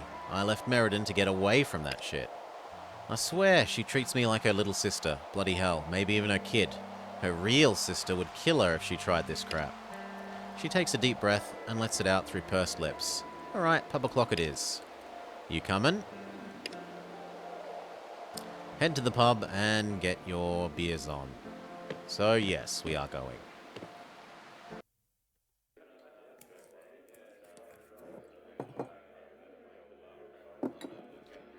Okay, Jonesy, Mick, Dreamer, Stranger, Door. The real outback of Australia. Staff only, more like Sally only. Nostalgia puts the good in the good old days. Nothing sadder than a dead soldier. A faded article about old Don Bradman, including his batting average. It would probably be real impressive if anyone knew the rules anymore. Specials, beer, $2. Merlot, sold out. Peace and love. Hope for the future, sold out. Oof.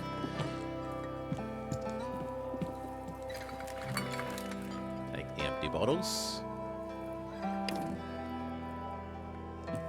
It was a shame things had to go the way they did in Kokobi. But I'm happy to know you had Ella and Mishti's backs.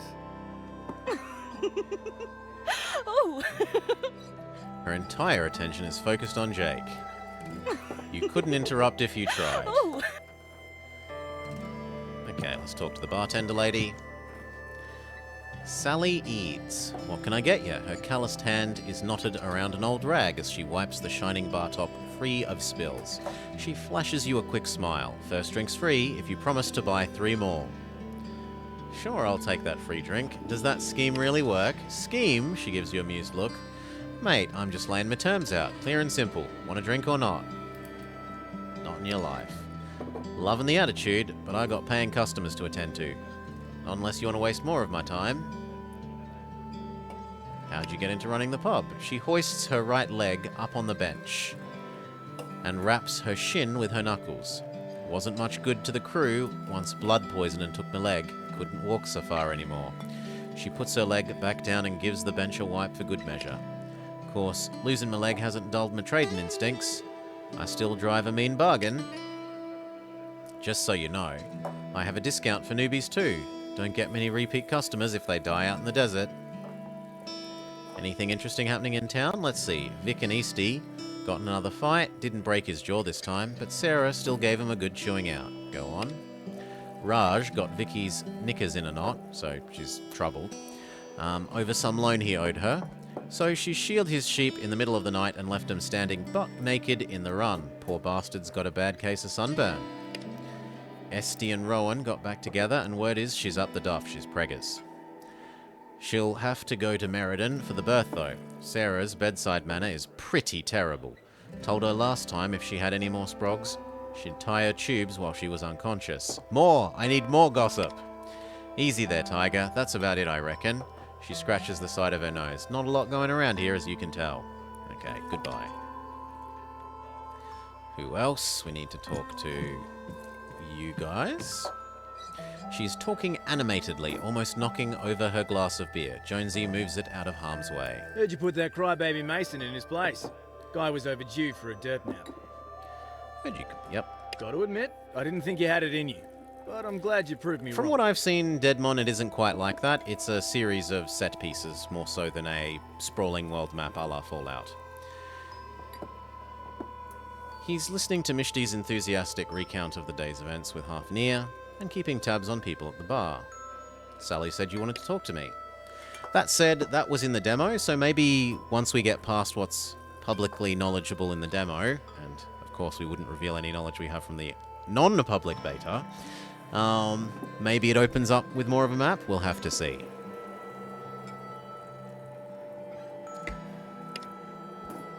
He looks at Jonesy, who's drinking his beer, and simply raises his eyebrows by way of assent. All right, let's do this. Boy.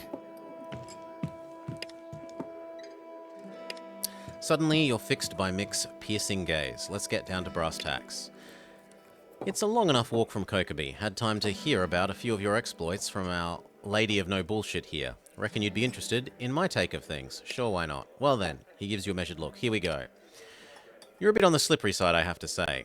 Not that there's no place in the world for different points of view. I just take issue with the ones that affect me in ways that I can't foresee. He cocks his head to the side. You're a hard worker, I'll give you that. But you're too quick to step in when you should be asking questions. Mishti's a charmer, all right, but she got you good. Getting you to do all of her work for her, she's not going to learn that way. As for that merc up in Kokeby, Deadeye Mason was a bully and a fucking embarrassment. We don't kill people for that around here. Not since I became mayor anyway. And that's not even getting into what happened on Kai Road. He watches you, waiting for your reaction. Go on. You and Mish make a great team. I don't know that I'd have been able to talk the kid down, but you did. And you should be proud. Even if the most you did was keep your pie hole shut, that takes tact too. Now, tell me I'm wrong. I don't think you actually want me to do that. He roars with laughter. Damn straight I don't. I'd have to hand in my mayor's badge. He wipes his eyes with his fingers. I like you, kid. Maybe there's more to you than I gave you credit for. The sound of hail reaches your ears a moment before Sean bursts into the pub, screams and cloying smoke trailing in his wake. Get out here! We're under attack! The system's rather more complex than just good-evil decoy. This isn't just a,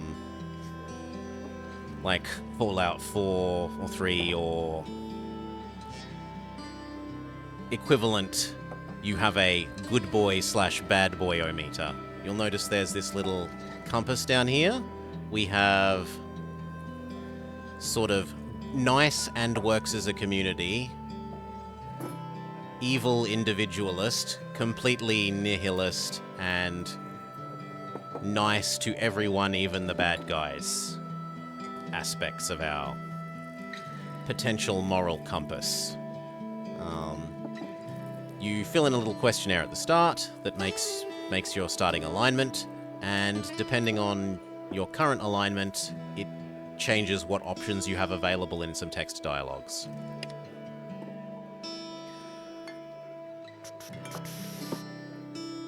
The growl of his voice carries in the shocked silence. Bloody mongrels, let's show 'em what it means to tangle with Brookton. She grabs her rifle from the wall and cocks it. Let's rock.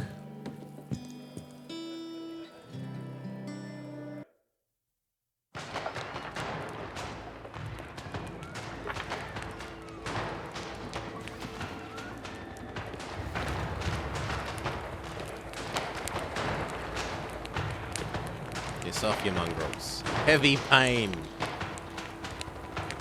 They won't get past us. Reloading. Reloading.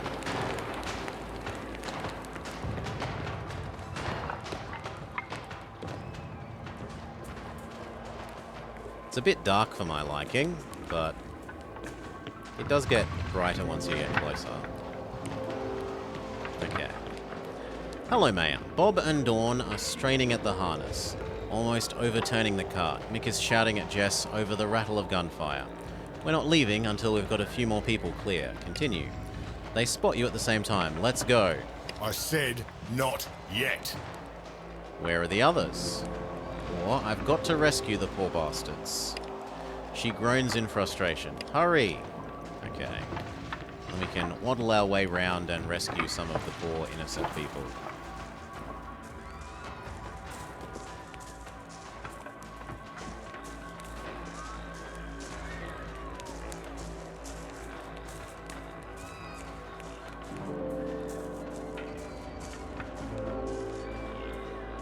Well, there's 3 of them. Memory says you wanted help moving a med pack. No, you want help moving a med pack. Good, another pair of hands. Her tone is brusque, projected easily over the rattle of gunfire. Sean needs help loading medical supplies into the ambulance. How are the tires coming along, John? He gives her a thumbs up and keeps doing whatever it is he's doing underneath the vehicle. She pauses momentarily and stacking and sorting. Then there's that bloke from Kokeby, the one with radiation poisoning. We're full up, he'll have to stay behind. It isn't good or bad, it's just what it is. She scans the lines of boxes filling the ambulance and shoves another into the overflowing shelf. It fits perfectly. I'll go tell him to stay behind. We can't leave him behind. He might be dying, but that doesn't give us the right to execute him. Or utilitarian, he's a scabby. He might know where to get more medicine and save lives. Ask him then. Sure. I thought I was feeling better, but now I'm not so sure.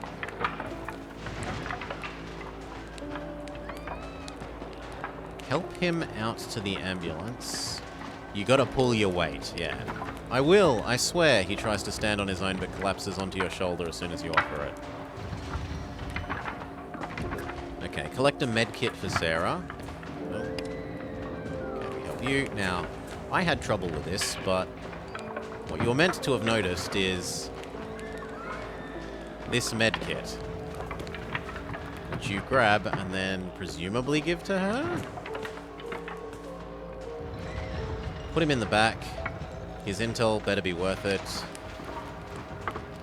Just as he's about to hand Sarah an armload of supplies, the sound of running feet reaches you. Jake runs out of the darkness, dragging Alana behind him. Bullets ping off the road as he in his tracks as he shoves Alana towards you.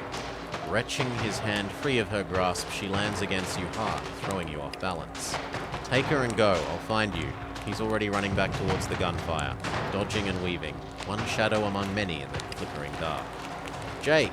Alana pushes you away and runs after him. Alana, wait, or chase after her, she's defenseless.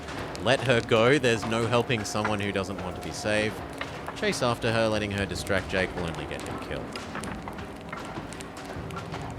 You catch up with Alana quickly and grab her arm. Let go of me, she screams. Knock her out to save her life? Pick her up? Knock her out to shut her up? Pick her up. You try to get her over your shoulder, but she struggles and kicks so hard you drop her. You only just manage to grab her arm again before she runs away. Okay, we're knocking you out. You hit her in the temple with the butt of your gun. She sprawls face first down in the dirt, and you drag her to the clinic. Sarah does a double take when she sees you carrying her. What did you do? Put her in there. What about me? Sid looks inside the ambulance, fidgeting. Looks awful cramped. Look, I know what I said, but Alana's my friend. Plus, someone knocked her unconscious. We can't leave her to fend for herself.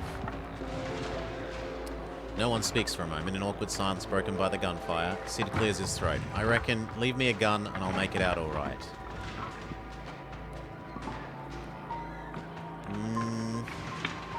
I don't want to give away my rifle. If it's giving away one of the spare pistols I have, I'm okay with this. But if this gives away with my rifle, I'm going to be annoyed. Damn it! He takes my rifle. Ugh. You, Sarah, and John get in the ambulance and you watch out the rear window as the flames of Brookton fade to a dull glow. Bloody hell. Without warning, the raiders were just there, cutting people down as they ran, eviscerating anyone who didn't, and burning everything else.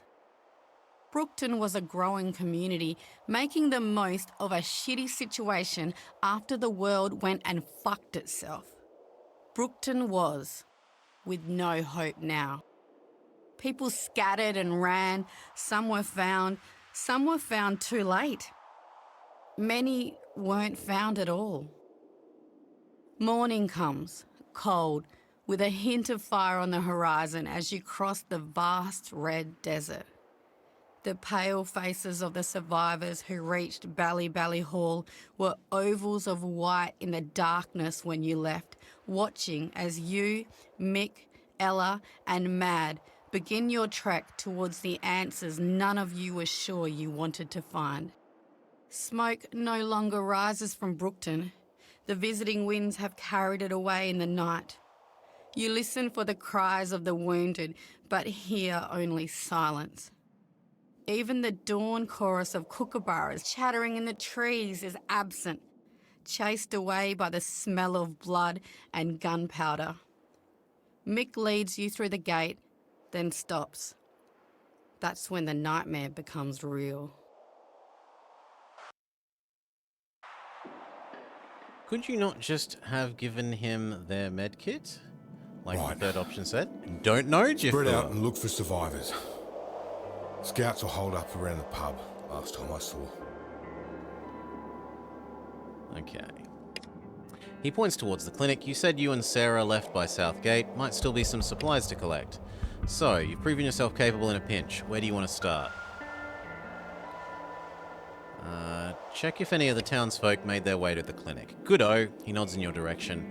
Ella, Mad, it's on you to keep this young fella safe.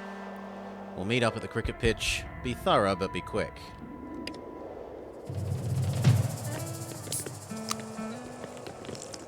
Okay, what are we actually doing? Our job is investigate the clinic. Sure.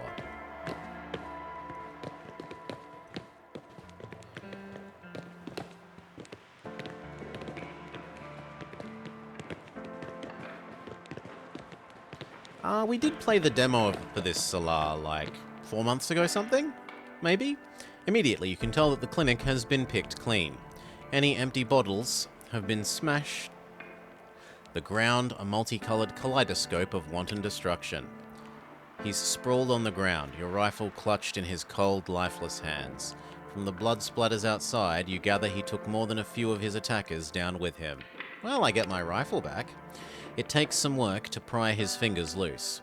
You pull the rifle away, his fingers stay in their death grip, bloodless claws grasping at nothing. She flicks the bolt handle.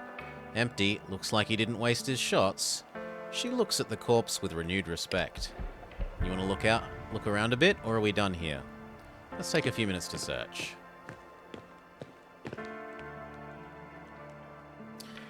At the back of the shelf, deep in shadow, your questing fingers discover a parcel wrapped in wax paper. Pulling it out, you unwrapped some long shards of bark. Whatever it is, Sarah will want it, right, Elle? Elle doesn't reply. She's standing with her finger on the trigger of her rifle, staring out into the sunlight. Jake would have left a sign if he was safe. Something's wrong. A sharp crack of a gunshot reverberates in the silence. Before you've had time to fully process the scene, Ella and Mad are sprinting towards the marketplace, weapons drawn. Find the source of the gunshots near the marketplace.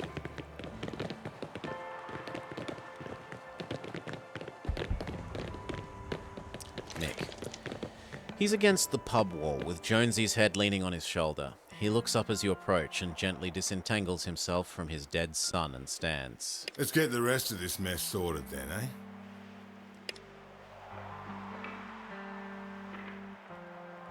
Meet Mitch on the cricket pitch. Investigate the marketplace. No, poor dreamer.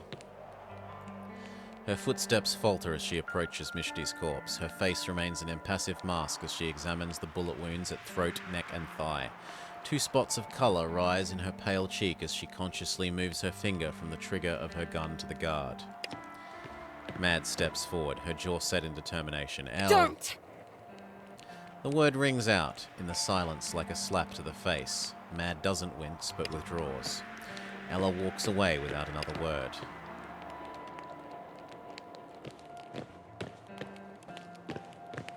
It's a bag? Oh, it's the poor lady's leg. Oh, God. Neither of the sisters slow their steps as they approach their cousin's lifeless body. Mad shifts her weight, and for a moment it seems like she might give him a kick for good measure, but she restrains her impulse after a glance at Ella. This sucks. It fucking sucks. They stand in silent agreement for a moment, neither of them willing to break the silence. Then Ella turns away and sighs. Let's keep moving.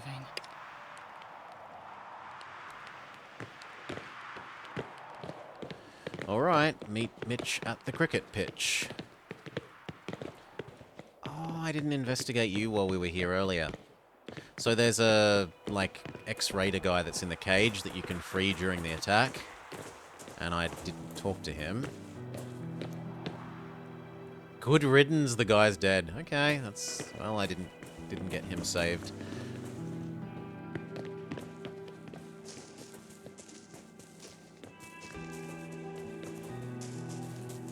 Hello. Hey, mate. This has been quite the fucking shit show. I think Mick's about ready to pack it in.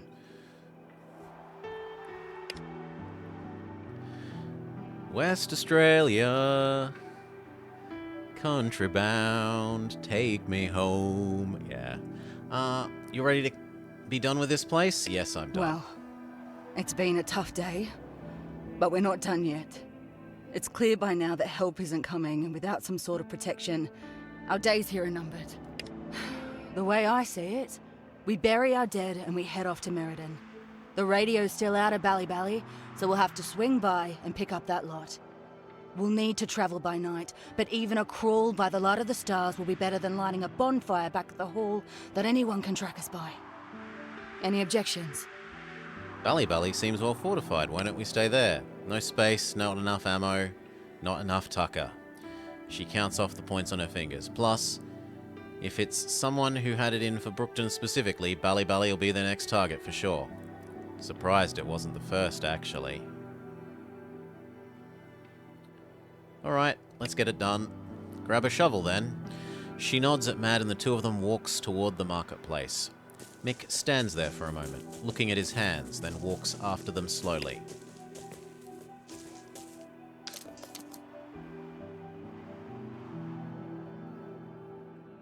It's never easy to say goodbye before you're ready. Especially when you thought you'd have more time.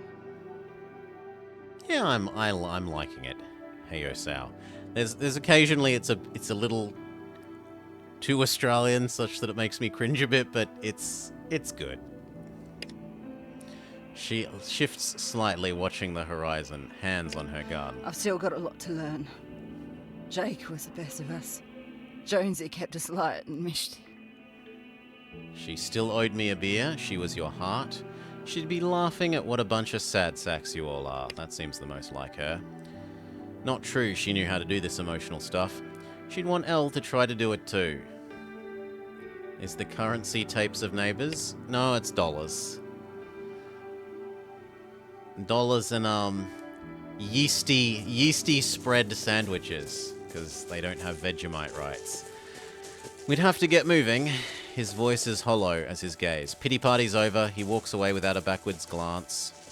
Subdued, Ella and Mad follow behind. You take Only off into in the wilderness, walking by night until you've put a couple of days' distance between you and the flames. No one talks, or if they do, it's all in whispers. You have enough food, just enough, for now. As in, I find it embarrassing. Suddenly, a crack, Hey, Sayo. like the sky breaking in two. You look up at the cloudless vault, Not but bad. Mick's caught the tail end of it through his binoculars. Pick up the pace, is all he says. People are more than tired. They're exhausted, but Mick's words light a fire under him, get everyone moving as if the devil himself is hot on their heels. Then again, looking at the rising plume of dust and smoke ahead of you, maybe it's not the inferno you left behind that you need to worry about. G'day, Neverblock. And yes, Salah, Australia has a large amount of camels, and in fact, our camels are better than the camels of the Middle East, in that our wild camels are essentially purebred. We very literally export our camels back to the Middle East because ours have better breeding than theirs, which have been allowed to crossbreed. Okay. Mick, he shakes his head. I don't believe it. It's got to be 100 years since anything this big flew. And who's got the chops, who has the ability, to get jet fuel these days? I'm getting really tired of surprises.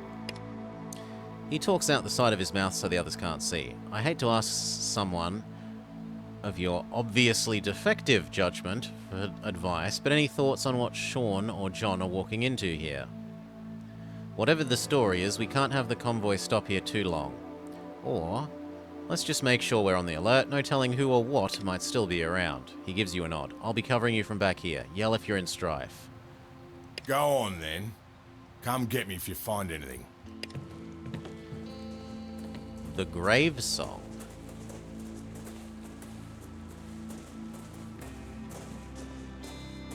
Amazing, absolutely amazing. These things haven't flown since the before. How the hell did this get here? Too bloody right. What a beaut, eh? I've had a little poke around, but still can't quite make heads or tails of it. Right, like that line? Heyo Seyo. Those are things that you would hear, but it's just, it's a little embarrassing for me to hear that much concentrated Australianness in one sentence. I'm sorry, who are you exactly? Name's Jarrally. But everyone calls me Deej. You must be Sean, hey? Your Jess told me heaps about you. Heaps means lots. And in fact, that's very South Australian rather than Western Australian. But anyway, including, that you don't get out too much, right? He looks behind Sean to the convoy and waves. Hooroo means hello. Or goodbye, depending. Jess, Bob and Dawn going well? She's in the middle of talking to Sarah, but takes a moment to return the wave. So I guess we're here for the same reason. See a bloody big plume of smoke rising in the sky, you take a gander, a look, at what's burning. He gives you a good-natured shrug. The door's completely jammed shut, but the wings turned off. I'm probably the most Australian thing I know. I didn't want to head inside alone, but now you're here, we've got safety in numbers, yeah? Let's have a crack at it. Nemerblood must have broken the tradition and not come to Australia during his gap year, like all the other Germans. Every single one of them. That's been great, thanks. Welcome. Yeah, seconded. Beaut. Wouldn't mind the company. Rode a camel myself all the way here, and it wasn't the best conversationalist. He hands Sean a walkie-talkie. Speaking of speaking, found this guy on the ground. Can't make him squawk. DJ has joined our party. He hefts it in his hand. Feels like the batteries are missing. He pops the compartment and peeks inside. Yeah, we're shit out of luck. Might be able to scrounge some up, if you ask me. He clips the walkie-talkie to his belt and looks at his father. Come on, Dad. We should see if Mum needs help treating the people with heartstroke. Fair dinkum? True. He looks at the smoking hulk again, then back at his son. Yeah, alright, I guess you'd tell us what you find at least. Too right, mate. Wistfully, John follows his son back to the ambulance. Come on! Let's get inside! Okay, this. The lid of the container has been forced open. Whatever is inside is long gone. The wind whistles through the shattered glass, lifting what looks like a sleeve of a shirt. Cheers, Virathi. Welcome, welcome, welcome. There's no visible handle, and your fingers find no purchase around the edges. It doesn't look like anything could pry this bastard open. Oh, dead peoples. Look. He points towards the break in the fuselage. Two bodies lie motionless on the ground. Yeah, let's check him out. Too late for both of them. She's had her throat cut. He's been beaten to death. And mate, this happened very recently. If it's so recent, maybe you should double-check their vitals. He cradles the head of one of the bodies in his hands. Mate, I'd love to say different, but dead is... The man's eyes fly open and he gasps. He looks towards his companion. Jansen! Then he sees you and recoils in horror. Shoo! Shoo! He drops the man's head in shock. The victim's eyes close once more as his limbs go slack. Oh, the bloody bat's out of bloody hell. Okay, he is 100% certified dead this time. Maybe it's worth going through his pockets. Maybe you should check his vitals one last time, I promise, and snicker, I won't do the ventriloquism act again. Okay, let's get moving. This is why people gave up air travel. Beaten to death by the looks of it. And beaten to death by the looks of it. You peep through the torn fuselage. Wrecked seats fade to the dimness, but you can make out the open door of the cockpit and a clear passage through. You could easily hoist yourself up and enter the downed plane from here. Let's go in. You climb up and walk past the empty seats. The acrid stench of the engine smoke hangs thick inside the fuselage as you make your way towards the cockpit. Inside are two bodies, still strapped to their chains. The blood pooled below them, still dripping from their fingertips, reveals how fresh this scene is, but the pilots are still lifeless and cold. And no, I'm no ventriloquist, Racon. Boxes and small containers lie strewn in the aisle. Aside from the pilots up front, the other seats are empty. Search. Look over here, says Ella. That hut to the southeast, pointing out the cockpit window. You peer through and see a small, dishevelled building, likely an old abandoned cattle station. Worth a closer look, she says. From here you can see a small open lockbox on the ground. You take a closer look at the pilots. No breathing, no pulse, only the slowly dripping blood, not yet dried. DJ steps closer and kneels next to each in turn, checking their heads, necks and arms, cold, probably from the moment this thing came down. He glances outside involuntarily, not murdered like those two outside. This place has been ransacked. Ella's voice rings loud. Whoever did it might still be nearby. We need to search the area. They might have more clues, or they might have seen what's happened. Search the boxes. Other than some more serious denting around the corners, the locks have been clearly prized open. Someone has been here. You turn back and climb out of the torn fuselage.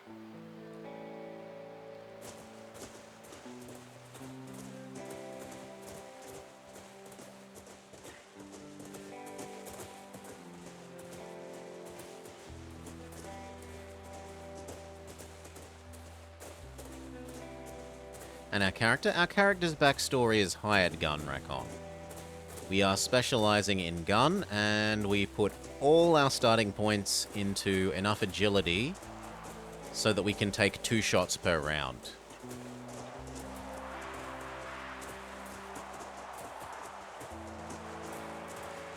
Ooh, an emu.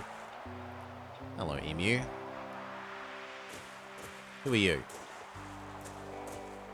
Stranger, this pudgy, frightened man wears ill-fitting, stained clothing. He's been living hard, apparently. He spreads his hands to show there's nothing in them. To his credit, his voice hardly trembles. G'day, mate. Name's Omar. Reuben Omar. I'm a surveyor by trade and a, scavenger by circumstance. He swallows. Please don't kill me. I'm totally unarmed. You responsible for this mess, then? No, not me. I was just doing what I do when that thing fell out of the sky, and I thought... He's talking fast now, almost panicked. Maybe I could get some loot and sell it, you know? Maybe get some tucker? Turns out I wasn't the only one to have that idea, though. I snuck away when the mongrels arrived. Wait, the mongrels were here? He nods. I was sussing out the front of that thing when they drove up. They grabbed those 2 poor people from inside the plane, took them in. His eyes cut towards the wreckage and he swallows. I just hid. I've had a look inside the plane, but the dust has settled. Is there anything else you saw before we got here? What do you mean, besides the bloodthirsty gang beating 2 innocent people to death, looting a plane and also giving me a heart attack within the same hour? Yeah, besides that. Any and all information is helpful. Think details. I didn't see everything, alright. How could I? Hiding behind this building, trying not to end up like those passengers. He blows air out between his lips. But I did hear something, right before all the engine revving and them leaving. One of their mob was moaning about how heavy the package was. That's all I know. I don't really want to talk about this anymore. I'm going to have bloody nightmares. Where did they go? They filled their packs and headed south, probably back towards Ardith, mate. Do you know what they filled their packs with? Dunno. Whatever they could find, I guess. I wasn't watching them up close. Who the hell are they? Those bastards belong to a woman called Priss. Calls herself the Empress. Oh, God. She likes puns. Humble. She's not. Runs Ardith to the south. Me, I stay away from there. Let me tell you. Artist, thugs, and thieves. Not a bad place for a shag. if you're into a no-strings-attached type arrangements. She turns slowly to face her sister. Mad grins. Ella pointedly returns her attention to Reuben. Bunch of throwbacks. Really? That's an Australianism? Living like a pack of dogs. I didn't know this was a Australianism. Fucking beast in human clothing. Just look at... He clears his throat. Just look at what they did to those poor passengers. How did you get away? His voice falters. I was out around the front of the plane. I could hear those Ardith bastards carrying on like they do, like they'd struck pay dirt. 4 of them, guns out. I didn't stand a chance. They set in on those 2 passengers, and He stops, draws his breath. I crept away, down along the fence to this hut. I'm not a fighter, no weapons. What would I have done? If there was no chance of saving the group, I'd have made sure I lived. Well, yeah. That's why... Why does living feel like so much of a failure, though? Cowardice is its own reward, I guess. So those bodies were passengers? I didn't see too much, but there was a lot of yelling and fighting, and, well, the mongrels, they take trophies. He touches his heart. I wish I didn't know that, but I do. The inside of the plane had been totally ransacked. Do you know what happened? No idea. All I know is that the mongrels went inside after they killed the passengers. I could hear them shouting and whooping. I could see a couple of them were struggling with something under the wheel, while the other 2 bastards were dealing with a passenger. But as soon as I heard their vehicles starting up again, I ran. If you squint your eyes, it's scarily close to English. Been hiding here since. Sounds like you're pretty observant. Why don't you join our convoy? Look, you're on your own out here. Why don't you join our convoy? That's Mick's call to make, mate. And if Mick sees some value in him, great. If not, nothing lost. Sure. You can bring it up with him yourself. He gives Reuben an enthusiastic thumbs up. Come on, mate. You just earned yourself protection all the way back to the big smoke. Really? Bugger me. Of a person, a bastard. Of an action to do poorly. Literally buggery, as in to have sex with animals. Let's not get ahead of ourselves. No decisions have been made yet. Thank Mick once he says yes, or don't make me regret sticking my neck out for you. You won't, I swear. He points at the plane, giddy with relief. This fucking thing, eh? Glad it brought you my way. Well, let's go get this over with. Can I talk to you again? I'm mad keen to hear what Mick's got to say. Don't want to get more until we get that sorted. Can we break into this thing? No one's lived here for quite some time. Shelter's no use when your nearest water source is kilometers away. Okay, hello Mr. Emu again, and back to Mick. Ooh, and what's that? I missed something here. There's a pole. A pole with some desert peas. The Western Australian floral emblem. I'll let you out of my sight for 1 minute and you come back with a whole clown car full of company. He glares at you. Who are these bludgers? So, people that don't do anything useful. Lazy person. And why are they trailing you like lost puppies? She holds her hand up to forestall Mick's tirade. This is Deej. He gave me that suppository for Bob a while back. He speaks quickly into the silence. And this is Reuben. A bit down on his luck. Could use some help making it back to civilization. Civilization, eh? His bitterness takes DJ aback, but he doesn't have time to interject. One beggar at a time, then. You first, kid. Jess vouched for you, so I can see you traveling with us on a temporary basis. This is temporary, right? Just to Meredith. You're being a bit harsh, don't you think? I don't know. He's not shy about touching dead bodies. Could be an asset. That's honest. If that's all it takes to impress you lot, my other skills are going to blow your minds. Yeah, the hover explanations are great. He turns his attention to Reuben. And what about you, old mate? What's his name? That guy. That bloke. You look like you've been through the ringer, though of course that's no concern of ours. I'm doing just fine, thank you for asking. He shifts his satchel subtly behind him, looking for a guarantee to make it back to Meredith safely. And what makes you think that you'll find it with us? He speaks flatly, his mouth a thin line. He's a scavvy. A scavenger. He knows how to find treasure among the trash. I'm a surveyor, mate. He glances at Mick, embarrassed.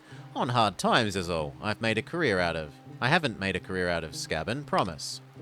Sure you haven't. What else you got? Say nothing. Let him stand on his own 2 feet, or not at all. He glances at you nervously and licks his lips. I can give you guild intros, access to the grey traders, pathways to new settlements, you name it. He stares at him until Reuben begins to sweat. Alright, I buy it. But if you screw us over, I'll report you for fraud. You definitely have an in with the guild. Yes, sir. Thank you, sir. Mick gives him a look of baffled disgust. We searched inside the plane. 2 dead pilots, some ransacked boxes and containers. The thing's been picked over. A shame, but to be expected. There's bodies outside the fuselage, recently killed. Did they look like they were in the thing when it came down? They were. Saw them dragged off with my own 2 eyes. Don't think I'll ever forget it. Doesn't tell us much, but maybe everything will add up once we know more. Reuben said the Ardith crew took something heavy from the plane. Interesting. Chance is bullshitting? Doubt it. He looks scared out of his wits. It's a bit weird that we have this conversation when he's here. So this is obviously intended if you didn't tell this guy he could come and join us. He's just happy to be alive and that we didn't shoot him. Yeah, I reckon he was in shock. Poor fella's telling the truth. Reuben says the Ardith mongrels were the ones who killed the passengers outside the plane. Ardith, eh? Fuck. Not surprised they beat us here. No doubt, took whatever they could find.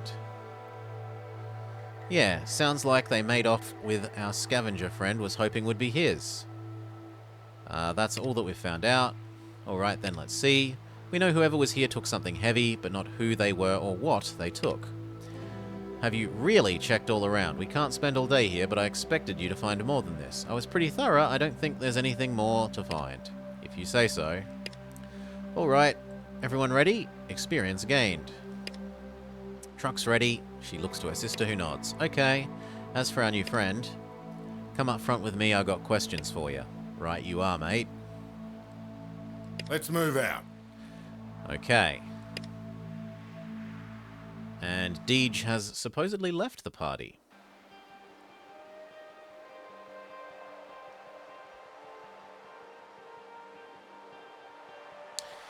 Jess, she's been at the gates for a few minutes now. It's impossible to hear what they're saying from this distance, but finally her calm composure cracks and she yells at her impassive opponent. I'm not leaving my people out here to bake in the sun. Bless me. He says something and gestures at the gates, then heads inside the town with a short, guilty glance at the convoy. The woman Jess is arguing with wears a white jacket with nary a stain or crease. She shields her golden eyes from the sun and pitches her voice to carry to you and anyone else who might have heard. As I said, we've had an influx of people seeking aid. All of you know how much it costs to house a population, let alone feed them.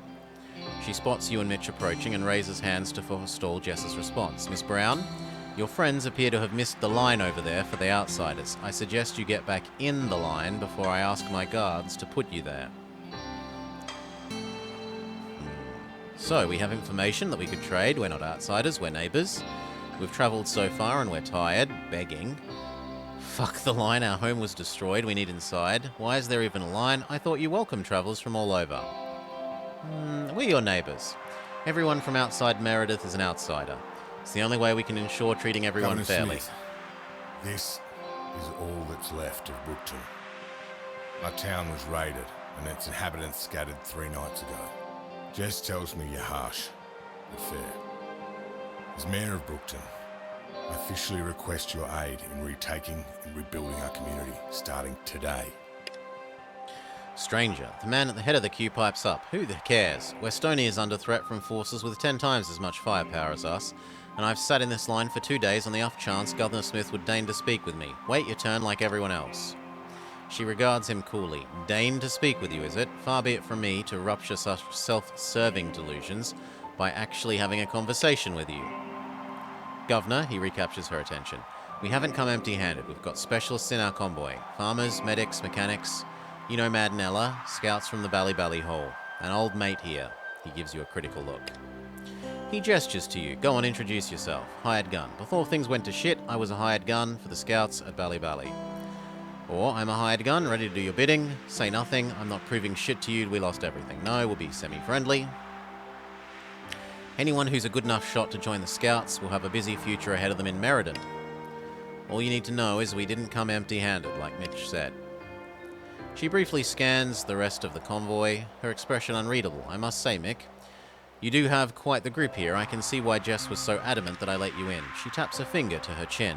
I'd love to help, but there are plenty of others in this line with similar skills. What it comes down to is whether or not you can support yourselves without relying on handouts. If you could guarantee that you wouldn't be a burden on our already strained economy, we could let you in on a provisional basis.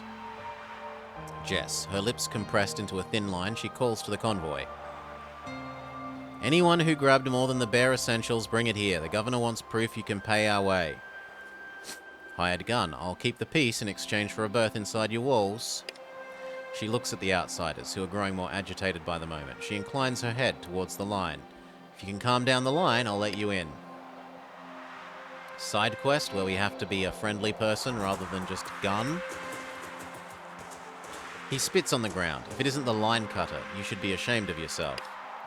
Everyone, please. I've met this gunner before. They saved my boy's life. Ah! Let's lend an ear. Where's that nice woman from before? She's gone, kiddo. Will's mouth drops open in shock. Ella looks away as he leans into his mother for support. Some of these people have been waiting for weeks to get inside, and you have the gall to cut in front? You should be standing with us. There's enough of us to storm the damn place and make it for our own. Think critically. Who will help Wastonia if you attack Meriden? Get real, you wouldn't stand a chance. You'll only get hurt. You'd probably be treated with a bit more respect if you weren't being so hostile. I'll go with try and use logic on Jerkface. I don't want to get hurt, but you have to see this is fucking ridiculous, right? This line is massive, and Angela and her little shadow take their sweet time with us like we're not starving to death out here. We've got people dropping like flies every day, he swallows. We had to bury one of the kids last night. He raises his voice. But Meriden's wondrous leader doesn't give a shit about dying kids. Angela doesn't bat an eye. He turns his smouldering gaze on you. I'll do anything to save my town. Wastonia shouldn't suffer because Angela's too busy raising taxes to send help. If I'm about to lose everything anyway, then Meriden can burn for all I care. Come on, you'd have an easier time if you just did as they instructed and obey the rules. That doesn't sound likely to get a good outcome. Point your gun in the air and shoot. Enough, you'll be buried alongside that kid if you don't. Yeah, that also seems useless. Or your feelings are very clear, but you don't need to cause a situation that endangers all these other people. She steps forward. If Connor had brought this matter to our attention sooner, we might already have been able to act. Unfortunately, he wasn't able to make the seriousness of his situation known. We'll bring him inside Meriden and listen to his demands once we've settled the survivors of the poor doomed town of Brookton.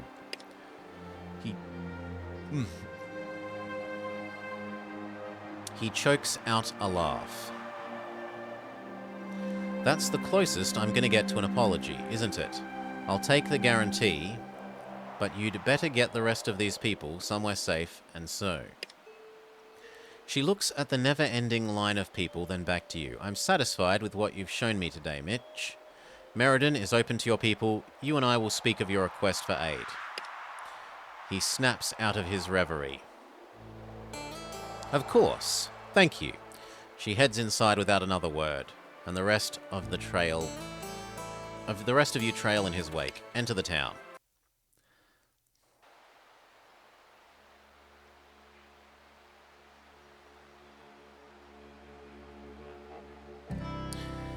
Mick, he walks in towards you slowly. His head droops and his once immaculately pressed jacket is now disheveled. He exhales and looks up at you. He gestures to the makeshift camp. As much as I'd like to take the credit for all this, I feel like I dropped the ball. You and Jess did good work out there. Thanks for offering to be a dog's body for the governor. Free labor's like catnip for leaders. I've never turned it down myself. He chuckles. He sighs and looks around. Here's the deal. I'm going to try and talk Governor Smith into helping us retake Brookton. You're welcome to get the lay of the land first, but if you could meet me at Smith House sooner rather than later, I'd appreciate the backup. I'll take a look around then. I'll see if I can catch the governor before she gets bogged down in affairs of state. She's got a lot going on right now, but Brookton is a priority. It has to be. He says this last part almost to himself, though the conviction in his voice doesn't make it through the worry on his face. You'll be laughing at how many people need some mongrel to teach them a lesson. Stranger, hush up now, DJ, or your friends will know that you doubted them. This old man speaks with a twinkle in his eye, leaning on his cane to appraise you from a comfortable distance. Is he... okay, old man and cane, not like pimp and cane. You made it, DJ says, as he stares at you. I was sure Angela was going to keep you in that line out of spite. Nothing little brown-nosing wouldn't fix. Can't stop and smell the roses if your nostrils are full of shit, mate. He touches the brim of his hat. He dips his hat to us. I'll see you in quarter? Then Angela's obviously not going to give me the time of day. Stop by any time, even if you don't manage to find it. Yes, conk. The old man gives you one last look, then shuffles away. What up? Conk asked me to find a treasure he lost in Meriden. He said it's not worth anything to anyone but him, even if it does look a bit swanky, fancy. He holds... I don't agree with upmarket or expensive. I'd go with fancy. One half of the treasure is a black rectangle about the size of my palm, and the other is a white plastic rope that slots into the end. Let's see if we can hunt it down. Okay, who is Alana? Hello, happy to see you. Wasn't this the chicken lady? I help grow things, garden communities, opportunities, and of course my daughter. She beams at Jess. What do you think? Goodbye. Ooh, can we pat the cat? We can pat the kitty. Hello, kitty.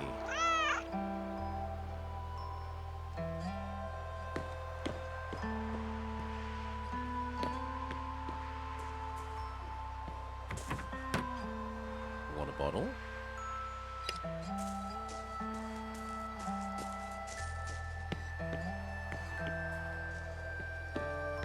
Meant to be a wombat. It is meant to be a wombat, but it looks more like vaguely armadillo. Hello. Paperback books. Scratchies. The inventions of Nikola Tesla. Pens. Transformed economics. The production of too many useful things results in too many useless people. Pencils. The general theory of John M. Keynes. You can have a Caledon reading economics stream. The difficulty lies not in the new ideas, but in escaping from old ones. And scrap paper. Do I need to re-equip? I don't know. I genuinely don't know. Yeah, it looks like we do. So, hunting rifle. How do we say, please equip that as your thing? Can we drag it there? Ah, we drag it there. Does that mean I can put bandages? Or like a sandwich in the other one?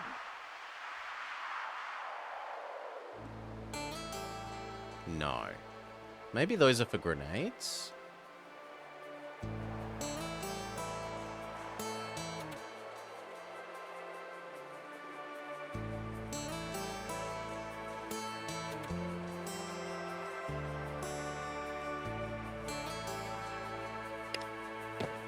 Okay.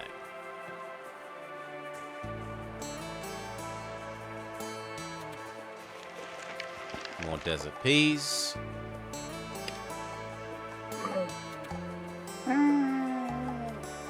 Camels make camel noises. Everything you need to keep safe from walls or in them. Who are you? Jimmy Nguyen. He tugs at the collar of his tartan shirt, whistling a slow, calming tune. He nods when he spots you. G'day, name's Jimmy Nguyen. Here to see the water tower? Is the water tower yours? It's part of my lineage. It belongs to Meriden, but was built a long time ago. It's been at least 15 years since it's seen any action. Goodbye. Can we climb it?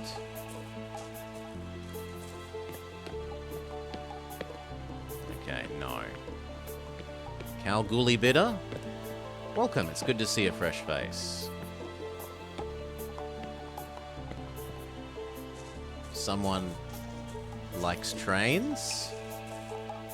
Stranger, this slender, mousy-haired woman stares with venomous hatred at the shovel at her feet, nursing her hand. She mutters to herself. Why did they put me out here? What's the point? Is this punishment for... She breaks off when she sees you. Beg your pardon? Didn't see you there. How can I be of assistance? The last words are bitten off and mechanical, spoken as if by hated rote. Who are you? She looks at you morosely. I've been told I'm not allowed to talk to strangers, especially if they don't know who I am. Jasper says good servants don't draw attention to themselves. Is your name Blobber? Why would we say is your name me? Isn't that your name? Is your name Lisa? No, okay. So no, let's just Shazza, Darren, Noreen, Mixie. Mixie is the name of a puppet from a childhood cartoon. Modigliana is also... Yeah, these are definitely going for references to the Ferals. So the Ferals were like, think Jim Henderson puppets, but really, really shoddy Jim Henderson puppets TV show.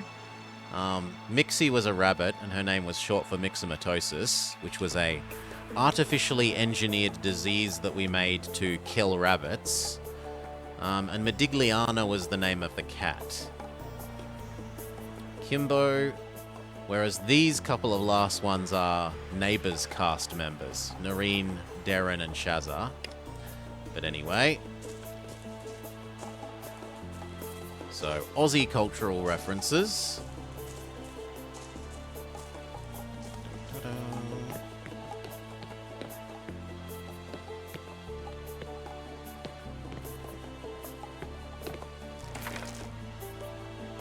Across.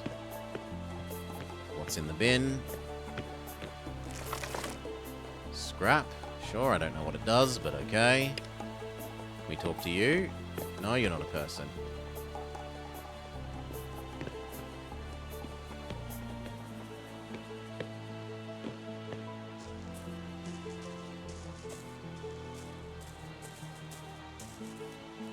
Another bin. Hey, LFGs. Welcome, welcome, welcome, Raiders. For those of you just joining, we are checking out Broken Roads, just released 2.5 hours ago. Turn-based tactics / RPG game, so think like Fallout 1-2 / Wasteland, but Australian. I'll have to put up my prices again if the Ngoyans keep upping the water and electric. Fucking want to go. Oh, he's asking if we want to fight. Ooh, I didn't notice that up here was somewhere we could go. Connor McCabe and Stranger. This well-dressed woman smiles easily, but there's a shrewdness in her eyes that belies her friendly welcome. A hint of redness around her eyes and nose suggests that she's not above sampling her own wares while on the job. Welcome to the Flaming Galah, mate. I'm Holly Bell, and I'll be your host, mainly because I'm the manager and sole employee. Couple of house rules before I take your order. No credit, no tab, no exceptions. Even the governor doesn't drink for free. Second, keep the politics to a minimum. This place is neutral, no fights, no fuckery. Clear? No credit, no fights, no fuckery. Got it. Great, well you have then. Got any news for me? Everyone's talking about the election and how some of the first indentured servants might be released from their contracts soon. I stay out of all that. In this line of work, having an opinion is bad for business. Can't afford to piss off my customers. Still, lots more ciders than usual been piling up outside. And oh, she lowers her voice and nods towards the shabbily dressed agitator from outside the walls. This sad sack from Westonia breezed in here, talking to anyone who'll listen about how his city needs help, like we don't have our own problems, just because we're smart enough to build walls that lasted more than 20 years. What do you do for fun? This is what I do for fun. Everyone in town comes here, I get to make them laugh, and they go home happier than when they came in. If I'm lucky, I'll do this till I die. Why'd you call it the Flamin' Galah? Legend has it that a galah got drunk in terps and flew too near a candle. Burned the original pub down, she nods sagely at you. You're not sure if she's having a go, making fun of you, pulling your leg, or not. Why are there more ciders than usual? There are more outsiders. Oh, from what I hear, raiders, like the ones that took out your lot, are popping up all over the place. Then there's droughts, storms, mutants. It's a real shit show. People need security if they're going to do more than survive. Not sure how they think coming to Meriden's going to help. But that discussion starts to get into pissing off the regulars territory. So it's banned for you, me, and everyone else. I met the Restonia rep. He's a real charmer. From what I hear, his town's got a threat. The you're with us or against us type. He wants Meriden's help to fight him. I don't know what we've got the manpower to do anything, or the will to help even if we could. Thank God every day that I'm not in charge of more than a few drunks and figuring out which kettle's got the least dents for the next patch of beer. Mutants, really? Yeah. You seen that wombat near the... I did comment that the wombat looks weird. That's the baby. The mama's around here somewhere. Okay, so there is an explanation for the wombat looking weird. That plane crash was a sight indeed. We took a look around. There were bodies. Found a surveyor. Meet Mitch in the governor's HQ, but first I should have a look around. Oh, wait, I didn't talk to the other guy. It was the weird wombat, Salar. At least for one. This unkempt man is slouched next to the bar, turning his pint glass around between his hands. His eyes are rimmed with red, but he doesn't have the cloying smell of the other drunks. His presence gives the impression of someone unwillingly displaced. He looks up and catches your eye. Well, look who it is. Miss Smith's favourite queue jumper. He seems to fight some internal struggle before turning to face you fully and holds out his hand. Connor McCabe, here from Westonia, trying to convince Meriden that maybe our town is worth saving. Mate, you sound like you know what's coming for us. Meriden has to help us. Will you stand up with me and demand to be heard? I'll see what I can do. You're in a rough spot, and might not be able... But we're in a tough spot and might not be able to help. Anything you could do would be a huge help. He turns back to his drink, head down. Yeah, the wombat looked really weird back over here. This guy. Like, his fur is different on different parts of his body, and he has this armored head plate sort of weird-looking thing.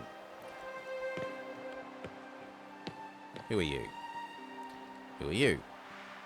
Wilkins, the young man at the cart, looks like a veteran of countless scrapes. Scars up and down his arms and around his face, missing teeth, bad tattoos, the works. He summons a hideous smile as you approach. G'day, mate. Wilkins the name. Food's the game. Hungry? You've come to the right place. What's your pleasure? You're my pleasure? What do you have in stock? What brought you to Meredith? Town full of rich, well-bred folks. Big old gates surrounding the town, merchandise that gets guarded by people on camels with guns. He seems especially excited about the last point. What's not to love? Okay, goodbye. Oh, gosh, there's so many people. You? Bank's closed for now. Probably best if you don't loiter. You? Oh, it's actually these two and that's set. No, that is the same. Okay, so maybe this opens later.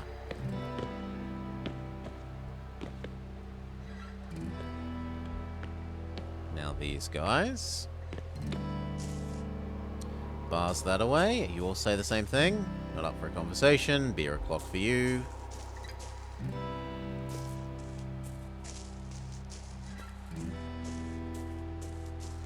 What about you? This slim man stands surrounded by a welter of beer bottles. He waves another one around to punctuate his words. Sounds like he's had a gutful and has worked up a head of steam. Well, who are you and what do you want from me, you blow-in? No need to be so hostile, mate.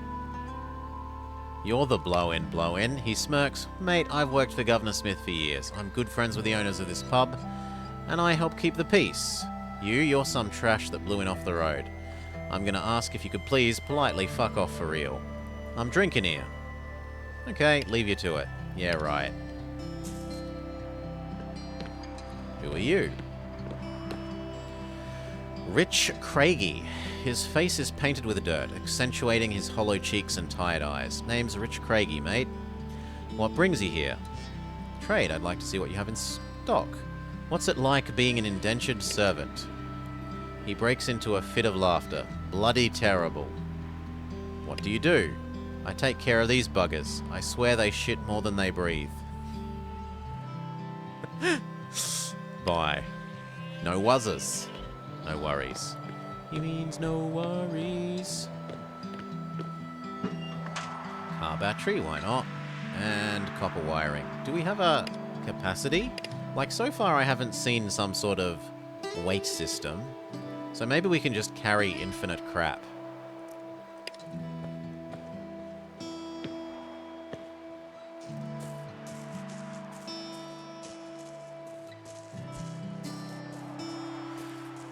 This one isn't big enough for a game of cricket.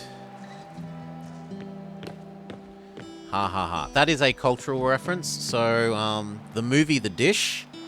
There's an Australian movie, The Dish. The Dish is about the moon landing and how Australia played a part in...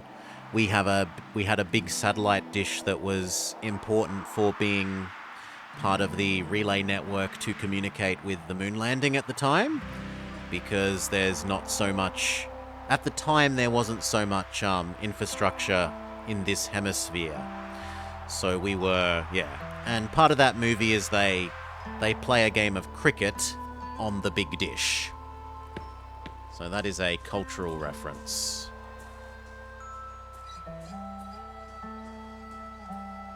To a somewhat famous Australian movie.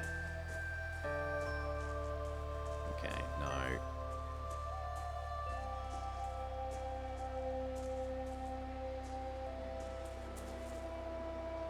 It's a pretty funny movie. Quite nice. I liked it.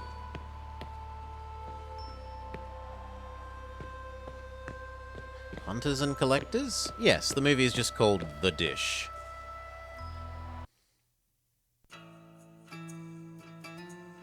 Parents wonder why the streams are bitter when they themselves poison the fountain. Hunter, you step into what feels like a temporary lull in battle. You note the line, hand-drawn, separating one half of the room from the other. Also, for reference, Hunters and Collectors is a band. They make some songs that you would typically hear in pubs.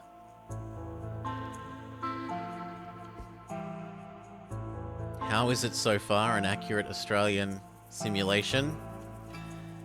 It's got enough Australianness in it, Barb, that it makes me cringe in embarrassment at times. Maybe it's a little over the top in its like concentration of Australianness, but no, it's pretty good. You step into what feels like a temporary lull in battle. You note a line, hand-drawn, separating one half of the room from the other. Welcome to Hunters and Collectors. I'm Hunter, and that bloke on the other side of the line with a fine moustache is Cole. What can I do for you? What can we do for you? He eyes Hunter while addressing you. We've both got plenty of work for you. All you got to do is promise you'll at least take a gander at the job board when you blow in with the dust. You got it. Fantastic. Just between you and me, the jobs are official Surveyors Guild business. Far more engaging than the mindless poaching gigs my friend here offers, but... You want mindless? Go clean up one of your bloody CDs. They scowl at each other. They break eye contact and focus back on you. Anyway, I have something you can get stuck into quick smart.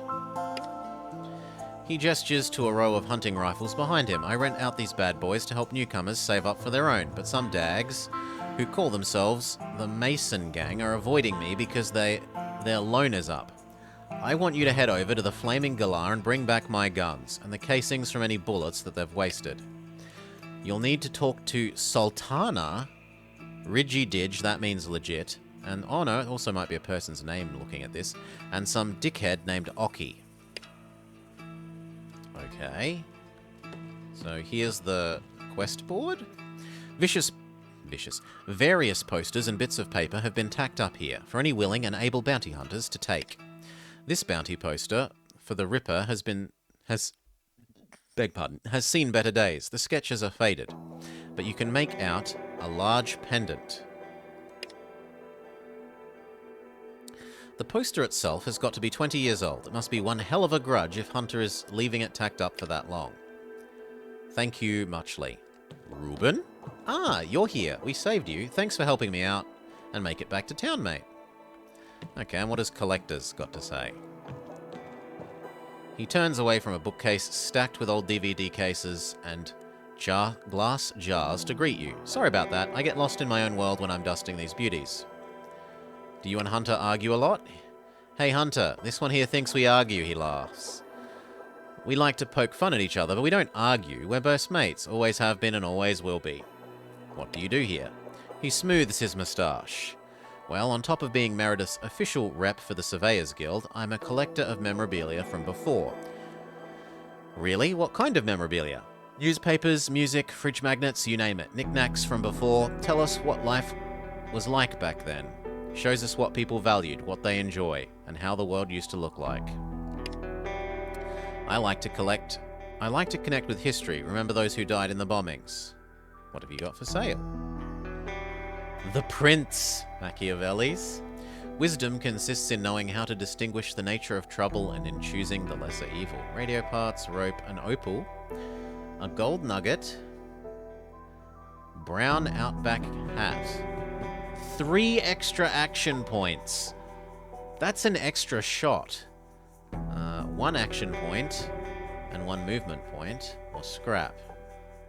I'm not going to be able to raise 1,500 bucks though, even if we sold all our garbage. I could maybe raise 400?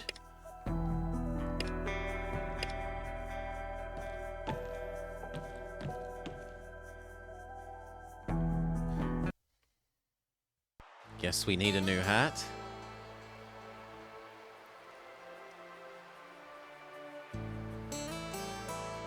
Okay, let's make a dedicated save rather than just an autosave. And we don't look at the... Yeah, we totally didn't have access to the game earlier with other saves than what you've seen me make on stream. That's not suspicious.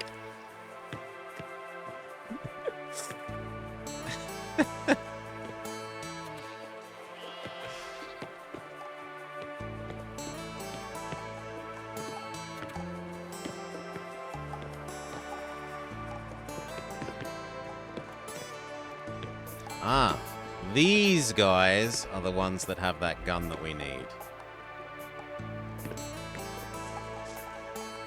She tips her hat. Name's Ridgy Didge. Got something to say to us? Hand over Hunter's guns, or I'll pry them from your cold, dead hands.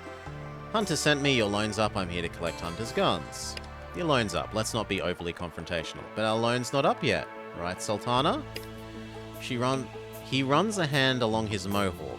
Red bristles flick back up to attention. No? She sighs heavily. If the loan's up, the loan's up. Hand him over to our new friend here. She gives you her hunting rifle.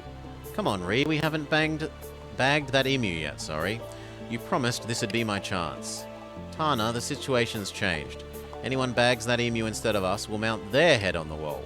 I'll hold you to it. Oki, he grins, showing a mouth littered with gold-capped chipped teeth. Gun's all yours, but I left the casings at the firing range. I'll go get the goddamn casings. He salutes you with his schooner, with his beer. His glass of beer. I don't know what's happened to our zoom. Oh, it's trying to tell me that this is the shooting range? And that I should waddle over here? Probably. So let's wait for my character to make it over here.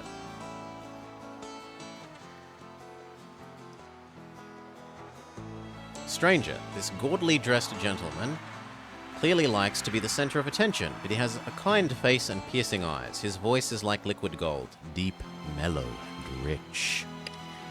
Hello there, strangers. My name is Adam Gold, traveling magician, accused charlatan, roving raconteur? I have never seen that word. A person who tells anecdotes in a skillful and amusing way. And general entertainer. In other words, I like to tell a good story, put on a good show. I'd like to say I'm as entertaining as hell, but a rotten egg or two will convince any sane man that his work's not everyone's cup of tea. He brushes some imaginary lint from his sleeve and finally takes a breath. But I have a trick or two that might be of interest.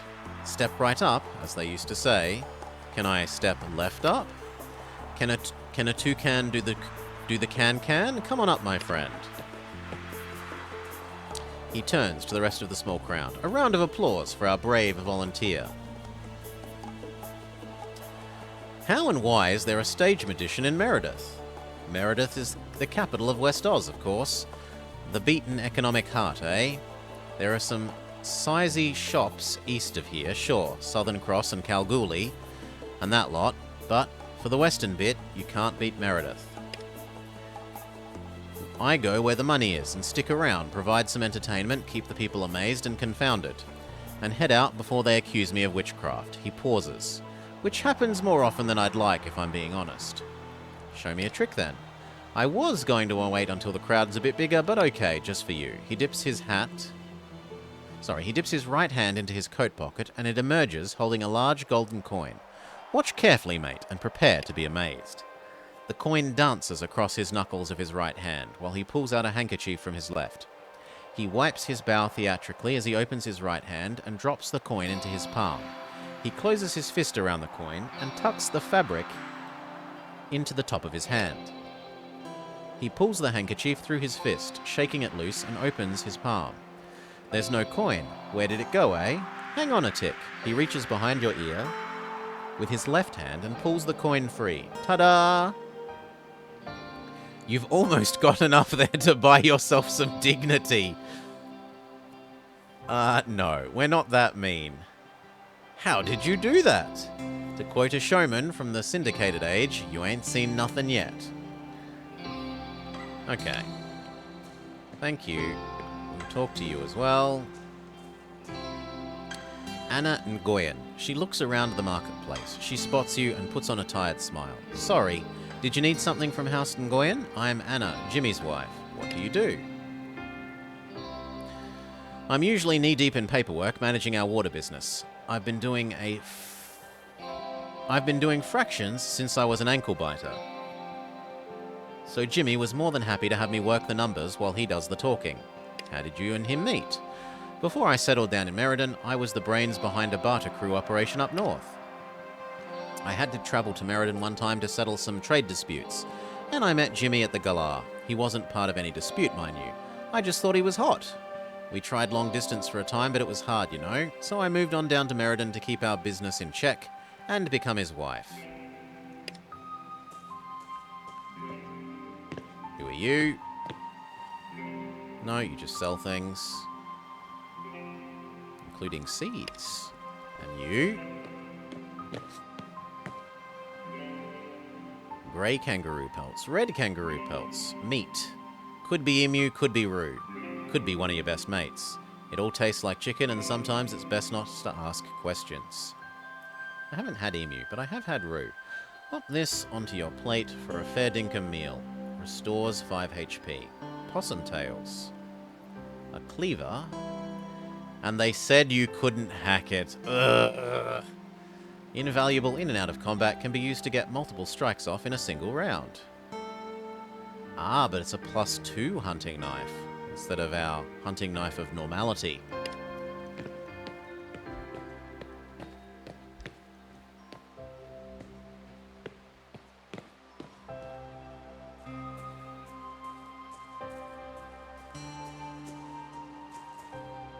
She looks up from some bit of accounting or stock take. What's on your mind?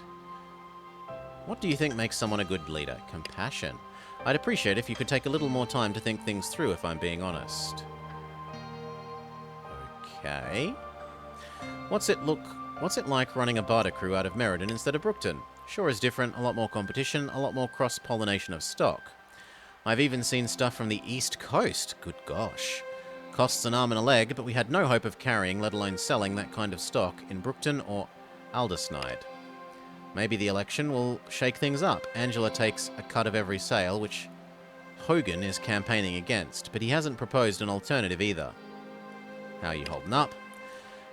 Just doing what I always do. She gives you a look that's meant to convey some meaning you don't quite understand. He gives you a nod. Thanks for looking out for my parents back in Brookton. You're solid in my book. Jess is glad about her mum too. Both our families owe you a debt that we'll be quick to repay as soon as we can. What do you think makes a good leader? Doing what's right for everyone, not just whoever you're with at the time. Don't worry, you're solid in my book.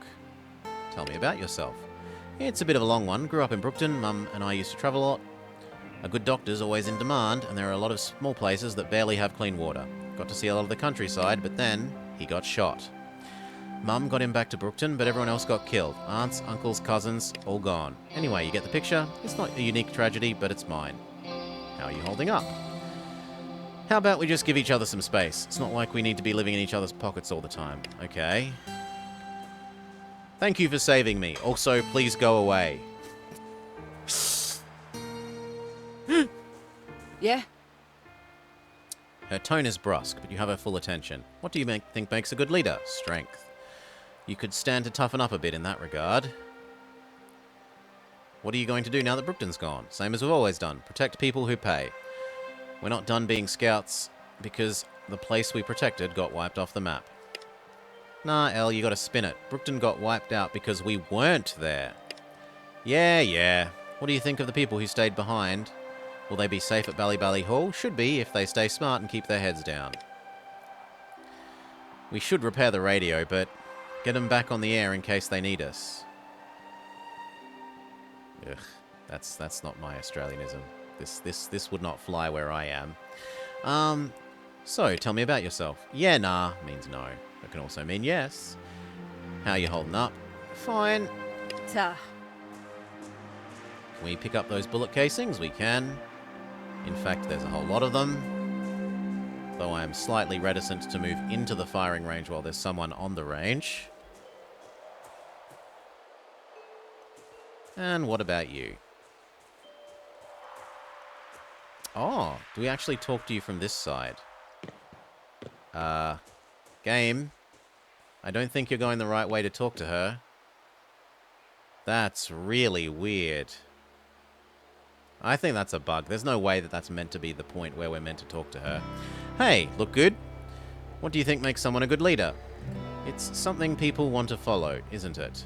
Someone people want to follow. If you've got what they want, they'll do what you want. Simple. We're just scared of talking to this woman. I don't know what you're selling, but I don't want a bar of it, see? Simple. How are you and Ella? We're doing great. She even lets me pay her out a bit without getting mean. How you holding up? Fuck off. That's how I'm doing. Goodbye. She spits. Okay, we can go back to the store and hand in the gun and the spent bullets.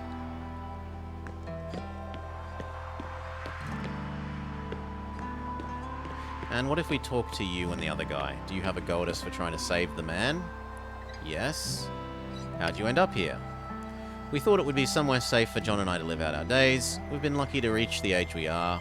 We didn't want Sean to be stuck taking care of us when we couldn't take care of ourselves. And you? I've got work to be getting on with. How are you holding up? Doing alright. Already had some discussion about helping out on the emu farm. How did you and Sarah meet? I was out looking for a wild jumbuck when I heard music. Not regular sitting around a fire pit strumming on a guitar music, but actual music in the middle of nowhere.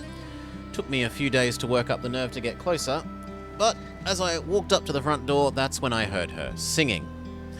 Took her longer than a few days to stop pointing a rifle at me, but I just pop back every couple of weeks, bring her some meat or rags. One time I brought a ribbon for her hair. She looked at me and said, "What the hell do I want with that?"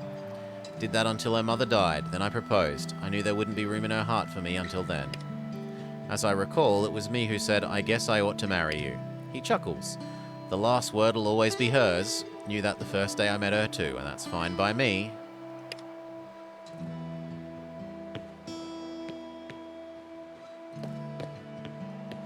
Okay.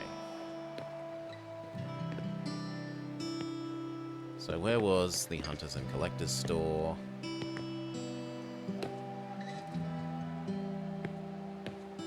Also, there's a place that I haven't uncovered yet. Hello? Who are you? Vendor. Gun of +2. Pistol of +3. Boosts initiative by 10. And body armor.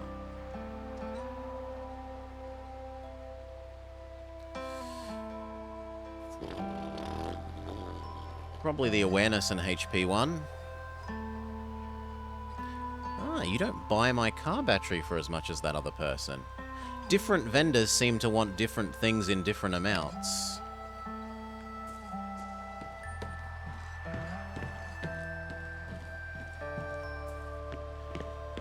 He and the governor sound like they're a long ways from wrapping up. What the conversation lacks in friendliness, it makes up for in one-upping. And I'm telling you, Governor Smith, if we don't retake Brookton, there'll be nothing left for either of us. She shakes her head. As I've repeatedly said, I can't afford to spare someone to help your rebuilding efforts, no matter how big or, in your case, small. Especially if the raiders are more spirited in their attacks than usual. That is unless... I'll bite, unless what? She looks between you and Mick. I believe your lackey here could assist me with something, with your permission.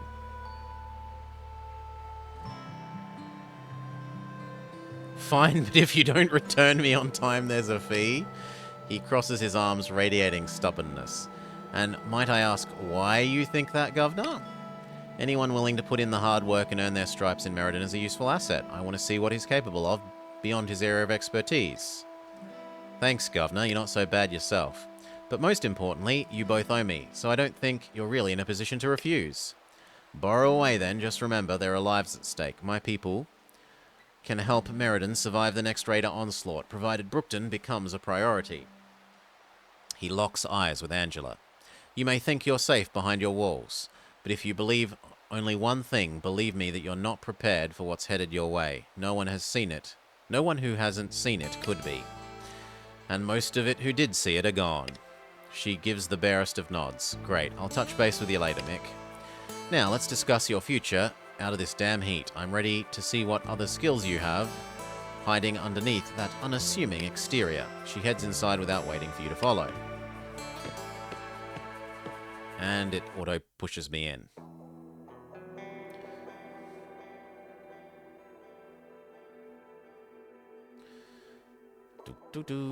They killed our previous town Racon. I don't recall if you were here for seeing that. Stay out of trouble whilst here. Don't cause a fuss. Remnants of a life lived in these offices have accrued here like driftwood along a shoreline. Look at the top shelf. So yes, we used to be in a different town, and then that town was attacked by the raiders, and that's why we've come to this town, Racon. Look at the top shelf. There is some abandoned before currency and a daddy longlegs, this is a kind of spider, that begins its tantrum dance when your breath shivers the strand of its web. Check the middle shelf. A round metal sphere sits atop a stack of dusty books. The bronze coating is layered with intricate images of creatures and architecture you've never seen before. In one panel, a kaleidoscope screen of pink and blue shimmers faintly. Check the bottom shelf. A reflective black rectangle, about the length of your hand, is perfectly centered on the aging wood. It looks like it was placed here with precision, though the purpose is unclear. What is this? It was given to me by my grandmother. She said it contained the key to unlock a man's heart. Smith women typically need no help in that regard. Can I have it? Perhaps I could be persuaded to part with it. Let's find out together. Okay. And then there's her bench. It's made of mahogany. Oh, and I'm painting. Some dreams are too wild to be tamed. Thank you for coming. No need to sit. She gives you her attention. You have a feeling this doesn't happen to many people. As you can tell, I have a few things on my mind beside clearing up the town that's already been razed to the ground, so I'll make this quick. The election for the next governor of Meriden is approaching. As the incumbent, I want to win the election and retain my position. My only competition is Malcolm Hogan, a weak-willed imbecile with a penchant for rabble-rousing. I'm confident of my success, but I don't leave anything to chance. I'll let you cut through the red tape keeping you out of Meriden because I see a way to solve all our problems at the same time. All you have to do is tell the leader of each house you are under my employ to assist them however they see fit. In return, once I'm elected, I'll divert what help I can towards Brookton. Interested? I'd like to know more about the houses first, and I'd like you to let me know whether you're going to help me or not before I waste any more of my time on your questions. Sure, I'll help. Better the devil you know. Oh, Brookton, you have no idea. I need you to speak to Jasper of House Menzies and Jimmy of House Nagoyan. She glances to the side and you notice a dartboard with what looks to be hand-drawn caricatures in the center of it. That should be all you need. Come back when you've done your bit to assist them, and more importantly, me.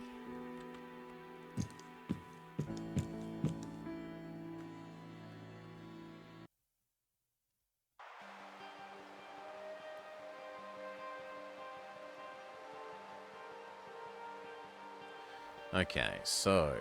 Oh, no, Malcolm Hogan. Mate, how are you? I don't believe we've been properly introduced. My name's Hogan, Malcolm Hogan. Of, you guessed it, the incomparable House Hogan. This beefy man has the air of perpetually aggrieved. His florid face is sour and sweaty. His waxed moustache droops in the sweat. He gives the impression of holding on to some personal standard of presentation completely at odds with the environment in which he finds himself. I've got a job that needs doing, and I heard you arguing with Sarah, with Smith and Menzies at the gate. You seem like a resourceful lot. But what I'm really looking for is discretion. What do you want me to do? Well, our dear Governor Angela hauled up something precious from that plane. Her guards drove straight to the bank, kicked out everyone, and won't let anyone in, not even me. Whatever it is, it's important enough that she's hijacked the bank vault, stopping everyday residents from adding or accessing their savings. As concerned bystanders, naturally it behooves us to investigate, find out what her secret is, and when I'm elected, Governor, I'll see what I can do about getting your lot settled here in Meriden. Do we have a deal? Maybe later. This offer's good for a limited time. Change your mind, you can find me at the Flaming Galah. So we've got to choose. Do we go with this man or incumbent lady? I'm inclined to go with incumbent lady because she's seems at least competent and, well, yeah, better the devil you know, as they said.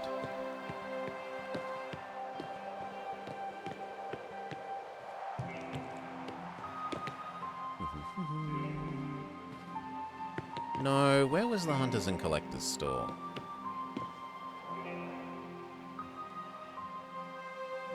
There we are. I want to hand in that rifle and the bullet casings and see what reward I get.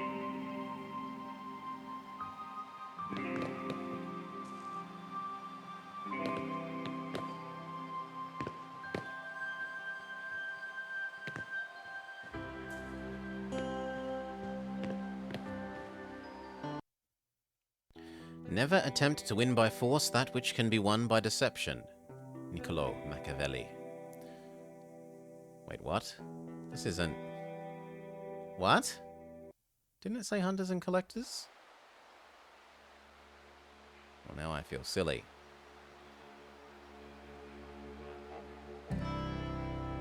Oh, no, the Colonial Hotel. My bad, I'm an idiot. We needed to talk to the Nagoyans, and we see Anna, so maybe she can give us whatever her family quest is. Her eyes dart around. How's Meredith treating you? I'm here on Angela's behalf to help you with anything you may need. You remember that Menzies has a different pronunciation in Scottish, but you forget which? She peers around looking for something. Yes, I could use your help. Jimmy's disappeared, again. I need him back at the house as soon as possible. Because, well, look, just find him and tell him to come home, okay? He's at the water tower. Of course he is. Could you let him know to come home? Is everything okay? You seem frustrated. I appreciate your concern, but I'm not comfortable discussing that with you.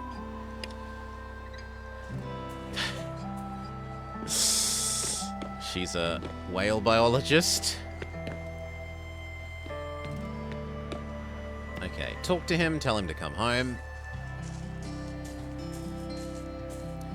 What can I do for you? Anna sent me to find you. She wants you to come home. You seem tense. Are you and Anna going through a rough patch? No, I love her a lot. It's just, I want to have a baby with Anna. Christ, I want to have a lot of babies with her. But this water business takes up all of my time. And so I come here to think. She wants you to come home now? The doctor says she needs to rest. At least she didn't go scouring Meriden herself. Cheers, I'll go see her soon.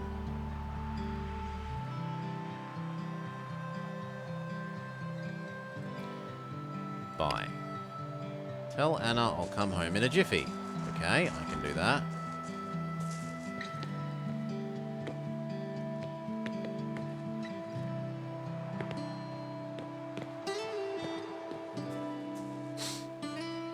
He's on his way home. Thank you, and please thank Angela from me. Okay.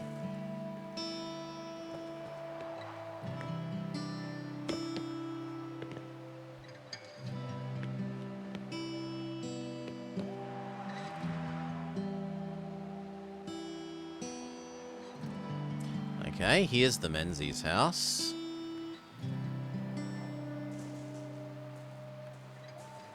How's that? So that is what you scream when you want the umpire to declare that the batter is out.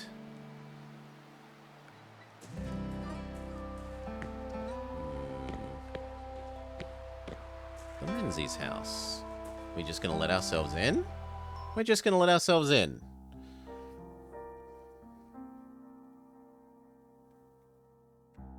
Hello.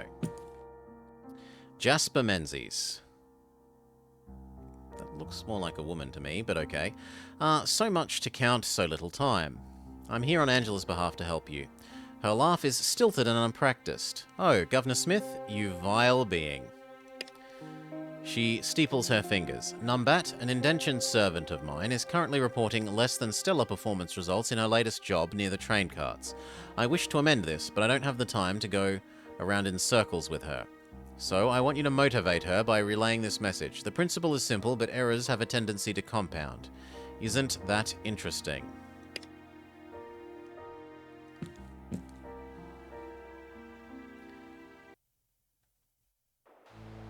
So they're talking about debt, her debt compounding, so that she'd be a slave, well, indentured servant for longer.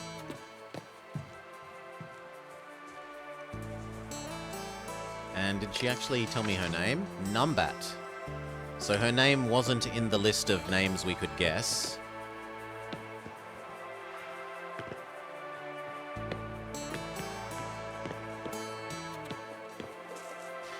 Nor is she a member of the Ferals or Neighbours. She's still staring at her tools. She startles when you speak. Your name is pronounced Noel, but written like Jackman? Are you Numbat? She smiles, but it doesn't reach her eyes. Why is she named after a Pokemon? It's not a Pokemon, it's an animal. It's, a small marsupial. Oh, good. By Jasper's rules, I'm allowed to talk to you. Yes, I'm Mia Kimmins, also known as the Numbat, like an accountant, but some clever bugger came up with a nickname for the role. Something about numbers and wombats, I'm guessing. Thinking about it makes my brain hurt. Anyway, I work well worked at the bank. Me and my family have been indentured servants in Meriden all my life. I was raised for the bank job and thought I'd keep doing it when I earned my freedom. But I guess that was just wishful thinking. What are you doing here? I don't know, digging a hole, moving coal. They don't deign to tell me, and I have no right to ask. My parents taught me how to handle the books, and all my life I've kept track of everything that goes in and out of the bank. I catch cheaters, I stop fraud, I make sure all our business keeps working, but now I'm shoveling shit. She rubs her injured hand. How much longer till you earn your freedom? I reckon I only have a couple of years left, but I overheard Miss Smith and Miss Menzies talking. They said it would be inconvenient for them to lose their workforce. And just as I got close to paying off my parents' debt, suddenly I'm here doing work I'm not suited for. Miss Mackenzie has always said that my work ethic has stooped drastically. I tried to give her a piece of my mind, and now I'm barred from talking to her. I've kept a ledger, you know, all my salaries and expenses. I bet it'll be gone by the time I get back to the vault. If I ever do. Jasper Menzies wanted me to bring you an interesting message. The principle is simple, but errors have a tendency to compound. She stares at you for several seconds. Miss Menzies can't even make the time to threaten me to my own face. I'd quit if I were allowed. And if it wasn't punishable by, well, you know, death. Thank you for telling me, I guess. I'll work so much harder now for some reason. She squints and gives possibly the fakest smile you've ever seen. What did her message mean? Just that she's threatening to apply compound interest rather than simple interest to my indentured servant debt if I don't magically get better at manual labour. As if this wasn't some big farce already. You've been a servant all your life? Yep, my parents were criminals, my parents were caught. My parents were indebted to pay back their debt to society. Better than being exiled? Maybe. All I know is I never had a choice. I was born into it. My parents at least taught me to do sums. Promised I'd be able to work my way to freedom. If only they could see me now. They genuinely believed the system was fair.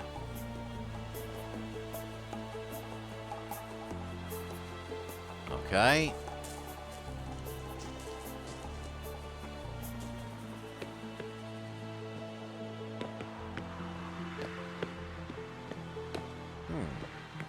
Oh, there we go. Now I still need to find that bloody shop. A numbat is a squirrel. I don't think they're anteater-y. They don't look like what I think of as an anteater. I mean, maybe a little bit. But they... I'll give you that it's more squirrel-shaped. And I wouldn't say anteater, aside from it has a somewhat pointy nose.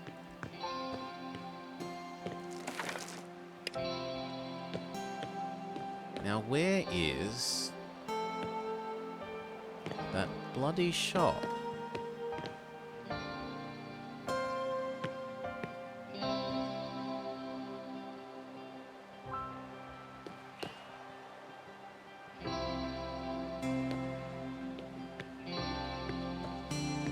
It eats termites? Yeah, they're close enough to ants. Anteater in the sense of it literally eats ants, not anteater in the sense of it looks like an anteater.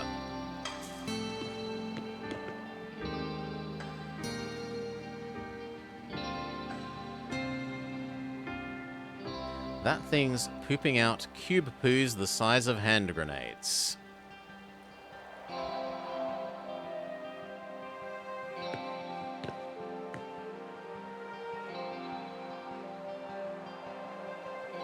Like an aardvark?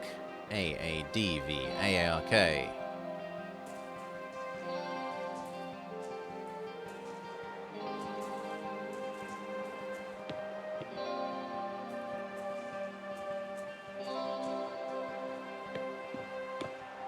Oh. Pencils, scrap, and a bag of dollars.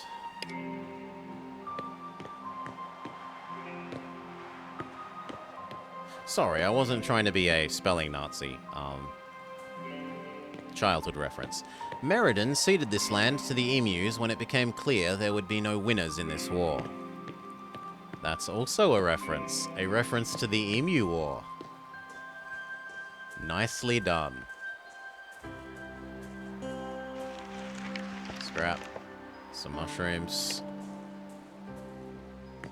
Here's hunters and collectors. Ooh. Best not kick these over unless you want to visit from the monochrome blokes. And if you get a rock through the center, you owe Cole $200.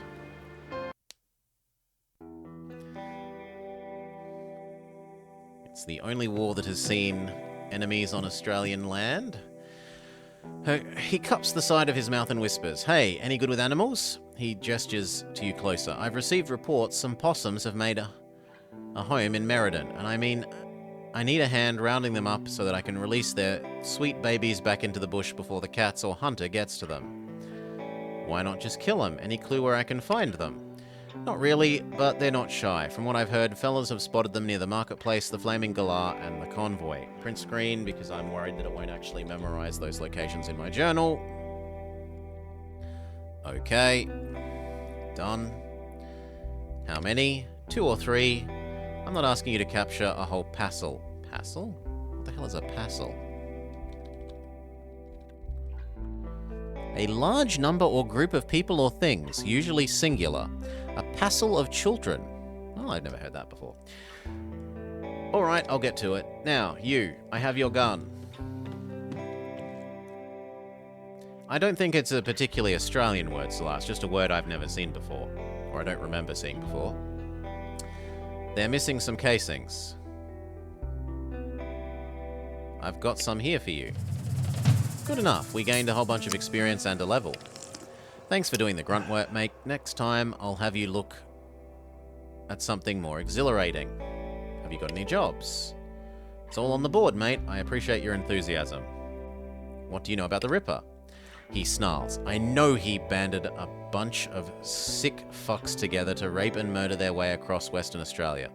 Riley's Rippers locked the entire town of Allenson in their homes and set the bloody place on fire. I even heard the Ripper himself would use a meat hook to slice open anyone who got in his way. You see that fucker, kill him on the spot. You'll be single-handedly making the world a better place.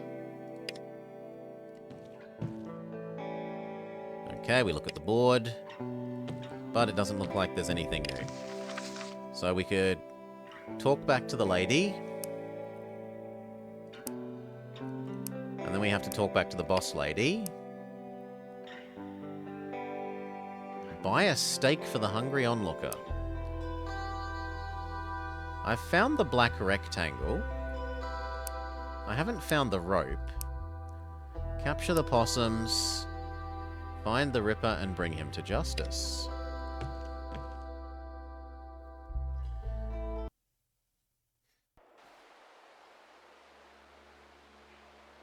We're doing some learning. We are doing some learning. Okay, and it said that they were in...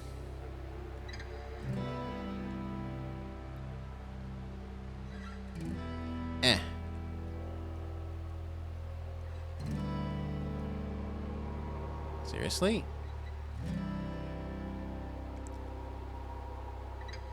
Marketplace, the Flaming Galah, and our convoy. So, over to our convoy.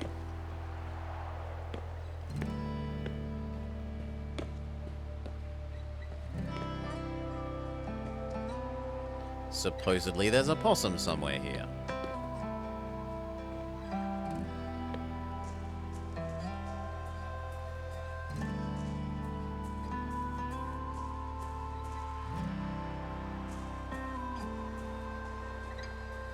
I see the cat.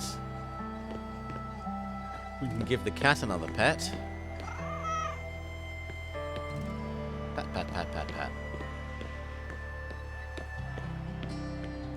Don't see no possum, though.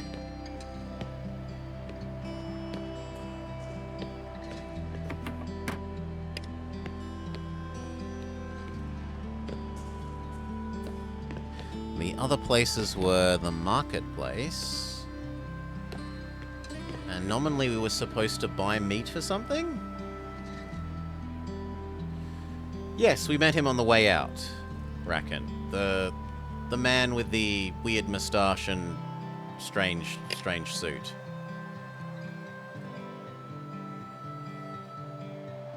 Oh my gosh, we do have a map.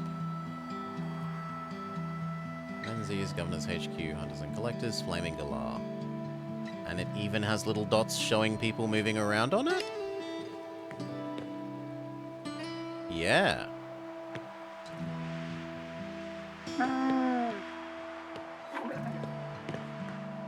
There's one of the possums. Surely that's one of them.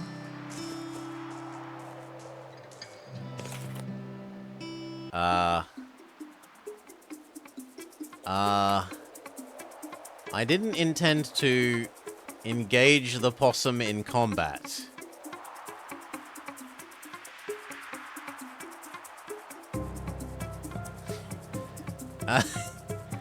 I guess we're going to club the possum into unconsciousness and then free the possum. Wink, wink.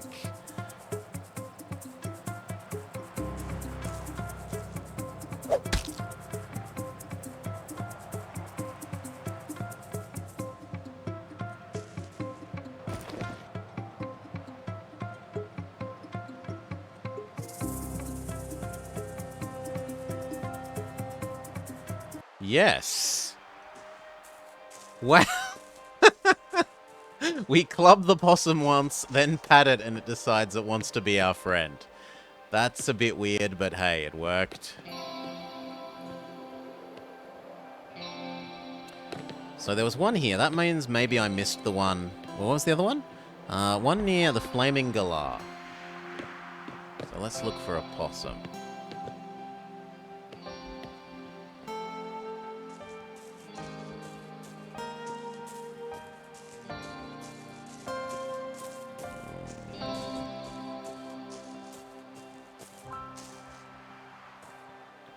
Perhaps here?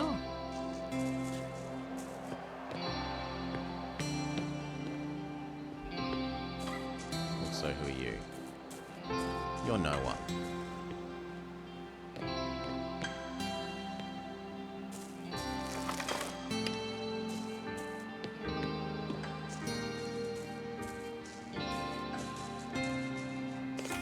Aha, Possum 2.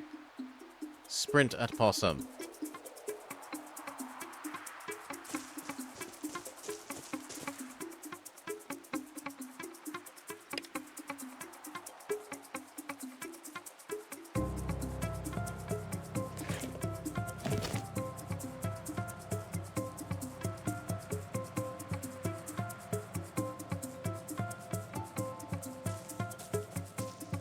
At Possum.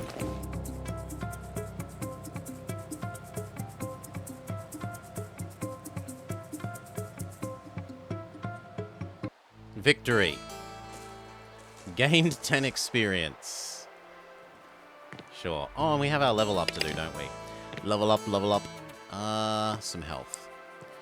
And keep working our way that up to 75 so that we get the next trigger bonus, which is 5% more chance to crit, and when we hit targets, it afflicts them with the marked condition, which we haven't had anything to do with, but there are things like have better chance to hit people that are marked, and so forth. Let's push that up towards 25 so that we can have better healing.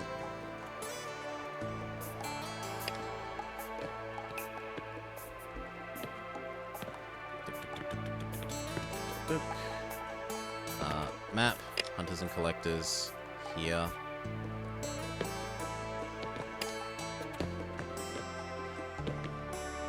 And whilst we're on our way, let's visit the Mackenzie's house and tell the lady that we cracked the whip for her slave. I mean indentured servant.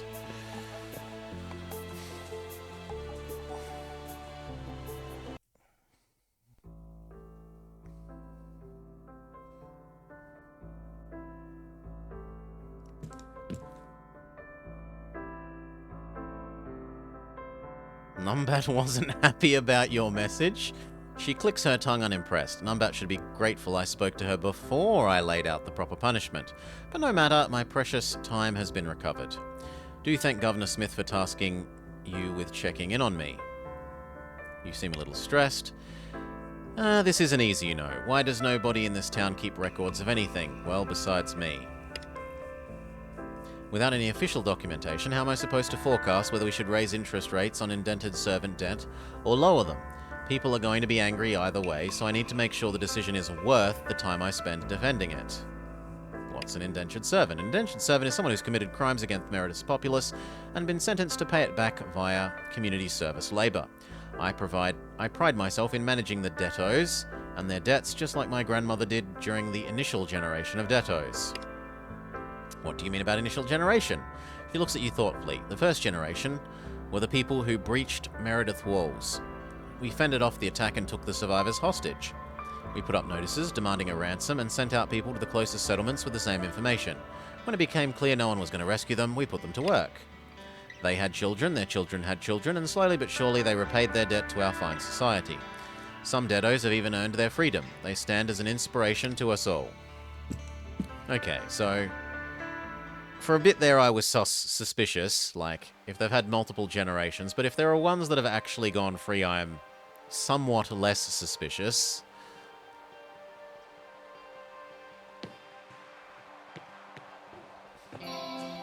Up to hunters and collectors.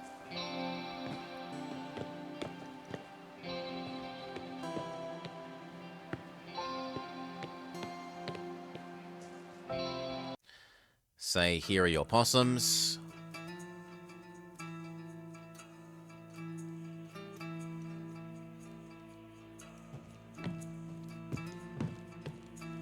Any news on my furry friends? But I have them. You said I only needed to do 2, game.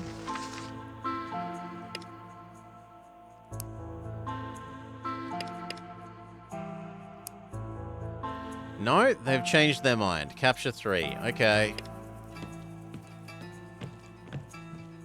Like the quest giver man made it sound like I only need to do 2 of the 3.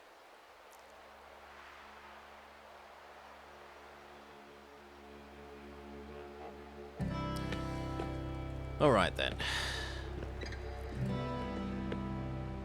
that isn't so, we need to look more closely for a possum here near our caravan.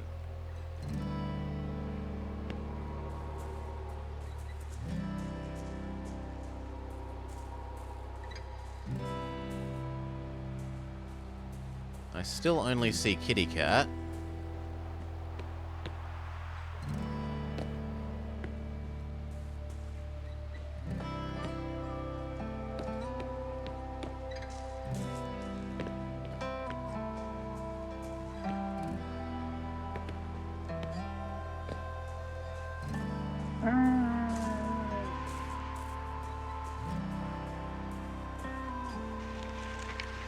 Let's make a save. Maybe they meant outside?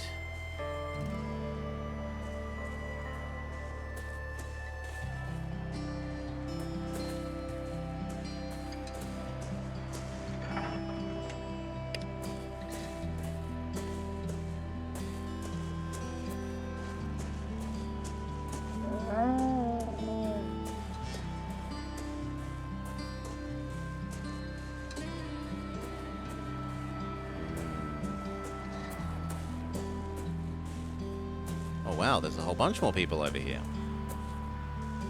Hello, Grandma. We're not to be gawked at like animals.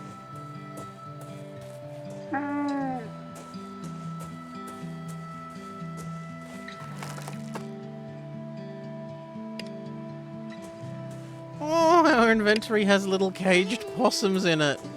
It skitters in the cage, a phrase of where you're taking it and what you plan to do with it.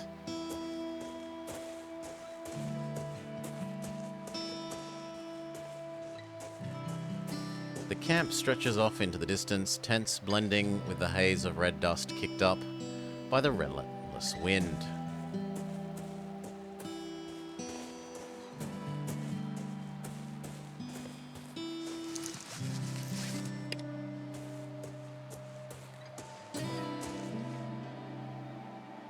Paper, daisies, pens, pencils, and a permanent marker. Isn't this the mum? Name's Claire. Don't think I introduced myself. I wanted to thank you for what you did back for us on Key Road. Will and I are doing all we can to make use of the future you gave us. I'm sorry about your husband. Thank you. Grateful to be at peace knowing we made it here. What do you have to say? We can trade with the boy.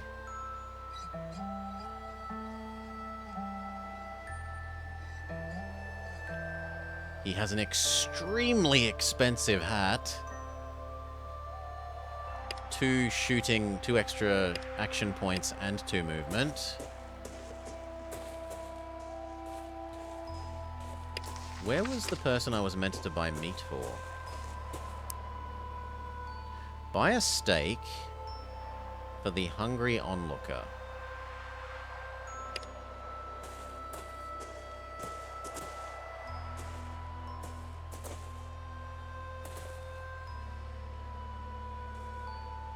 So near here?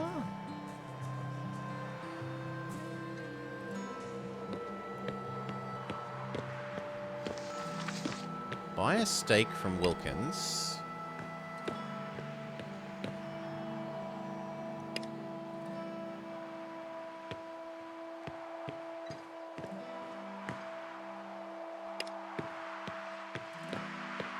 Okay. Was it you that wanted a sandwich? What do you have in stock? Let's trade. Meat. He's got lamingtons, a delicious treat and national treasure. It is a sponge cake dipped in chocolate and rolled with desiccated coconut. Now each region has their own spin depending on available ingredients. National Lamington Day is still observed on 21st of July. Mark it on your calendar.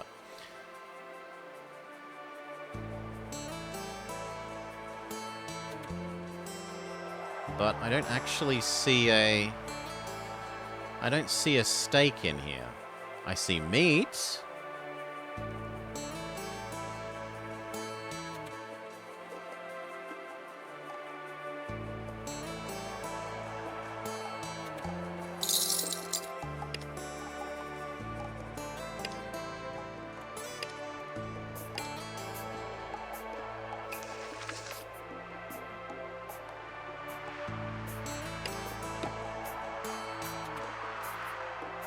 Give him the meat. He can barely believe his good fortune. He takes the steak from you with a trembling hands, unable to utter even a word of thanks. He hurries away to devour his prize.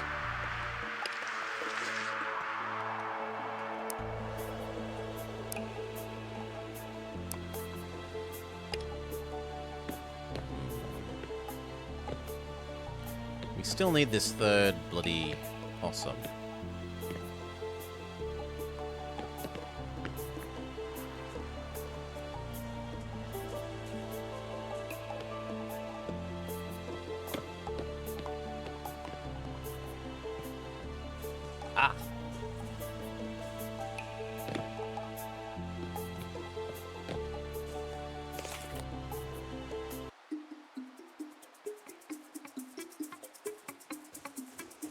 Pat possum.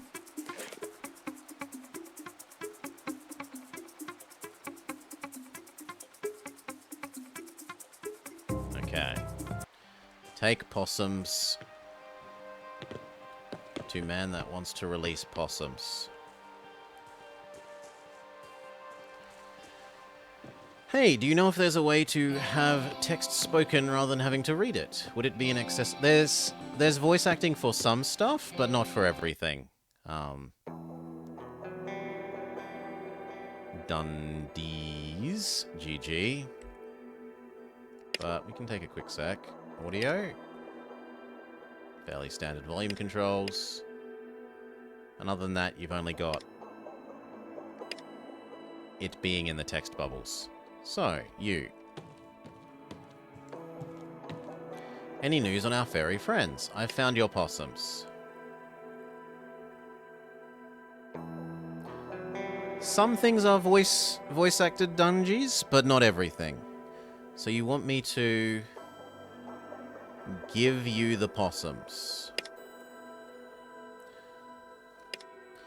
I've heard there are jobs. The three possums sit quietly in their cage. Cheers, thank you kindly for the follow, mate. Well, bloody done. These little ones are in your debt. He hands you some money. Here is your reward. I didn't actually catch how much money it said there, but it said a fair bit of experience. I'm gonna take these possums to greener pastures.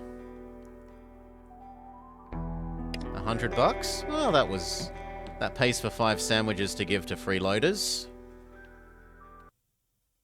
Although I might have only given him one of the 2 steaks that we bought. So maybe it's 10 sandwiches. Yeah, he only stole one of the steaks. Okay. Let's go talk to her maleness.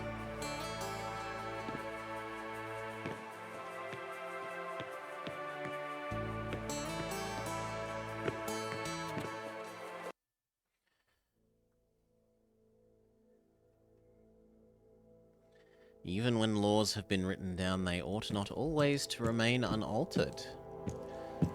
Okay. She pauses, giving the impression of a machine interrupted mid-task. You look like you have something urgent? I've helped those people. She nods in approval. Fantastic. I've already heard whispers of wondrous praise from the people of Meriden. I hope this will guarantee my position as governor. Tell Mick that if all goes well, Brookton may be our first priority after the election. Gained a level. Join the debate at somewhere. You'll join me at the Flaming Galah for the debate then. There was no hint of question in her voice. If you really intend to pursue a partnership with Meriden, or a permanent place here, You do well to see what it takes to maintain equilibrium in the shifting sands of public opinion. I guarantee it's more than your Mick Jones has ever had to face.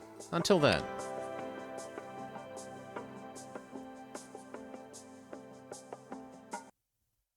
So was that enough for another level up?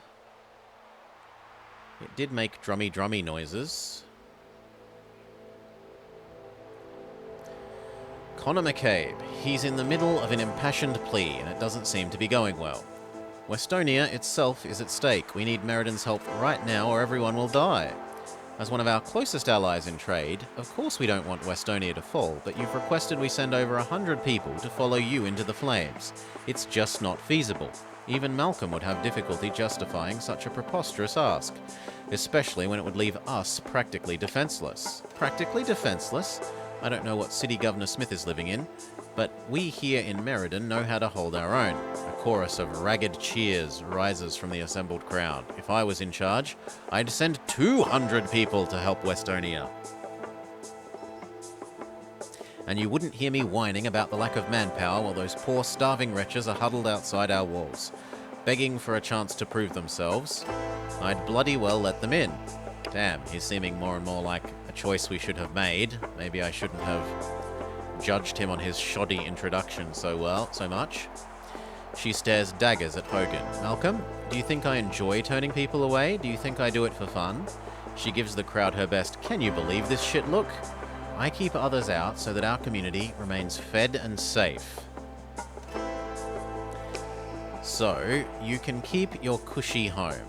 She turns to Connor. I regret the situation we find ourselves in. Truly I do. But if Merredin offers aid, any at all, you have to meet me halfway here. Angela, I can't. I can't believe I've wasted all this time. My family. All to try to get help from the saddest sacks of shit in Western Australia. You see my side, don't you? You've lost everything to these raiders. Help these so-called leaders to understand. I think you should head home. Maybe you have enough time to get your family safe. Salute him with your beer, but otherwise say nothing. His home is going to be destroyed. Appeal to her. What kind of influence do you think I have? Don't look at me. Do we stick our neck out for this guy? Oh, I want to help. But I also want to help our own city, right? And like, helping with his problem might mean she can't help with our problem. So let's, what influence do you think I have? He nods rightly. Too right, this is bigger than Brookton. I say we can help our Westonian friends, not by pulling our guards from the walls in an untenable defense, but by bringing Westonia's people inside our walls. He holds up a hand to forestall the muttering of the crowd. We can't do it for free, but perhaps if they would agree to a period of indentured servitude, like many of our own fine townsfolk have done, we could see our way to food and board for their people. We can draw up contracts in the morning. Help us, help you. He stares at Hogan for a moment, then looks around the rest of the crowd. I can't believe this. You would enslave the unborn children of people who owe you a debt and who want us to opt in. That's your offer of help.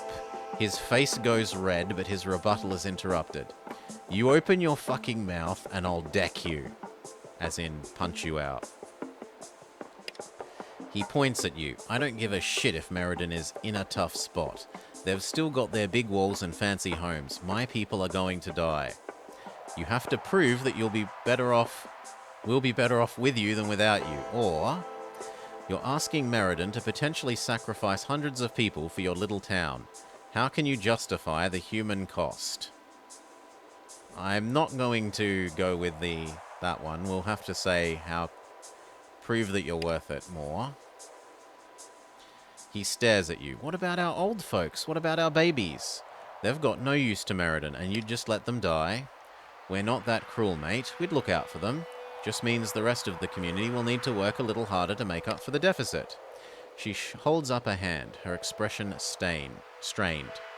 Slow down, please. I haven't endorsed Mr. Hogan's solution. We need to evaluate our resources and whether we can bear the strain of adding Westonia's population into the mix. His laughter hurts your ears. So we're stuck between idealists who thinks death is freedom from tyranny and money-grubbing arseholes who want to profit from our misery. 100 years of mutual assistance pissed away in 10 seconds. He clenches his fist. Your city's gonna burn and you'll have no one to blame but yourselves. I'm willing to hear your insults, but I won't let you threaten Meriden. She raises her hand and the guards step forward. You're going to have him arrested because he didn't like the terms you offered? Or this will definitely win you the election. People love a ruler who use force to get their way. I'm inclined to that one. Spoken like someone who's never had to make a difficult decision. Guards escort him elsewhere. He's free to leave the city or find a gutter to pass out in, as long as he's not anywhere near me. The fight has all but left him. Poor Connor. But he still musters enough energy to laugh. I'd heard a lot about Meriden as a kid, you know, how it was this big, safe place where kids could run for ages and never reach the other side of town. But now I see it for what it really is, a breeding ground for the most heartless, gutless wonders I've ever had the misfortune to meet. He gestures at the crowd, his face a rictus grin. One day I hope you're in my shoes, watching a bunch of show ponies, useless show-offs, parade around the yard while everything you care about burns to the ground. He looks around, making eye contact with as many people as he can. And when you do, I'll laugh. I'll laugh my fucking ass off.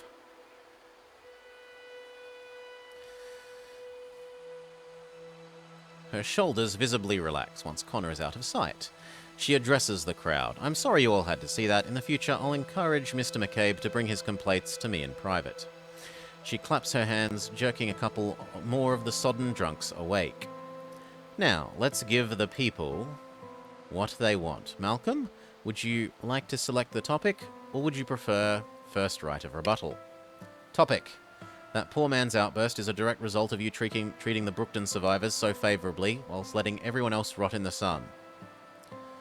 Don't be so coy, you tried to get us to spy for you.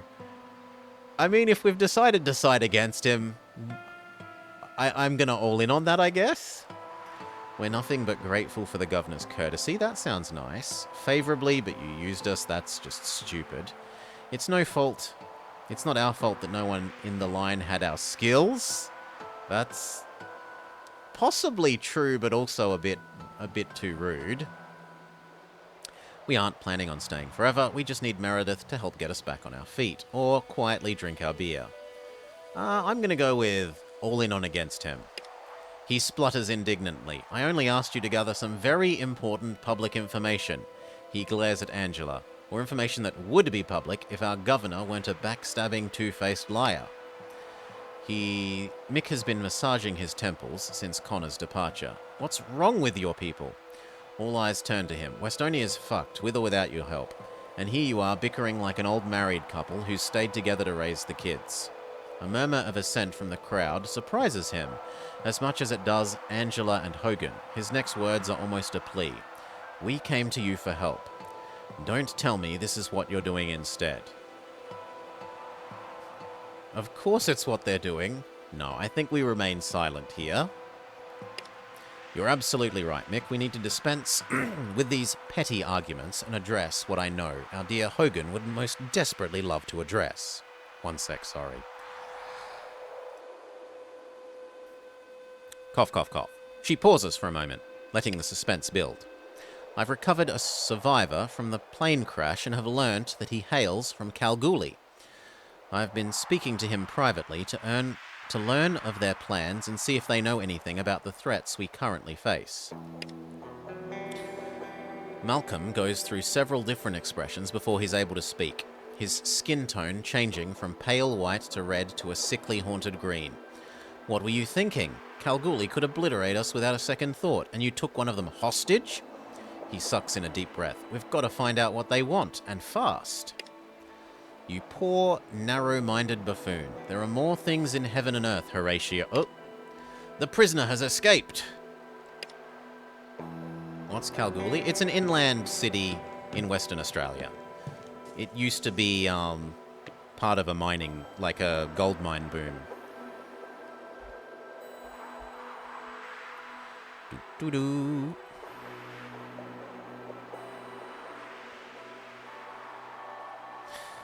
There's, at least in a local sense, somewhat famously, a really, really long pipe.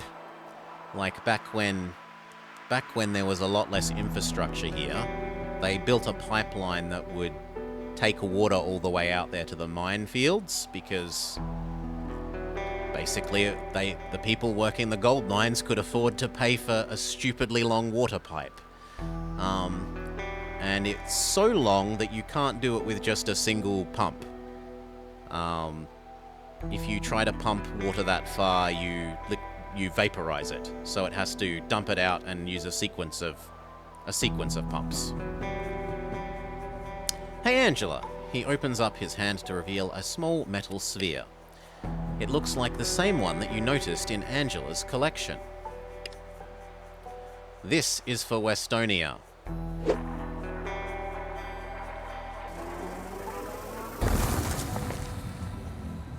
It's deflected from the magician and hurt our friend. Mick! Jess's voice rends the air a moment before all hell breaks loose. In the ensuing chaos, you hear her pitiful cry drowned out by screams and shouts as the terrified townsfolk flee the area. Mum! Sarah comes running, doctor's bag swinging wildly in her grip. She assesses the scene in an instant and grabs Jess in a quick hug. I'm here, sweetheart. Then she falls to her knees, working quickly but with steady hands to staunch the bleeding from Mick's head and ears. Alana arrives a moment later and stands off to the side, chewing on her thumbnail and throwing worried looks at her daughter. The radio at Sean's hip crackles to life. Outpost A to substation N. Who's firing off in restricted space? Over. There's a burst of static mixed with garbled words. Then the same voice wavers back in. Come get the bloody engineer then. I don't have time to nursemaid him. Julianne, out. The radio cuts off, leaving a ringing silence in its wake. We need to get him to the ambulance. Sarah gestures at John and Sean. Get the stretcher. We'll have to make 2 trips. She points at Adam with her thumb and goes back to stabilising Mick. Angela steps forward to speak, but Sarah silences her with a glare. Until this man's condition improves or he dies, you'll keep your tongue if you know what's good for you. She glances at DJ's horrified face. Governor. Angela bows her head and steps back next to Hogan, the two of them watching in silence while Mick's blood streams into the hungry soil.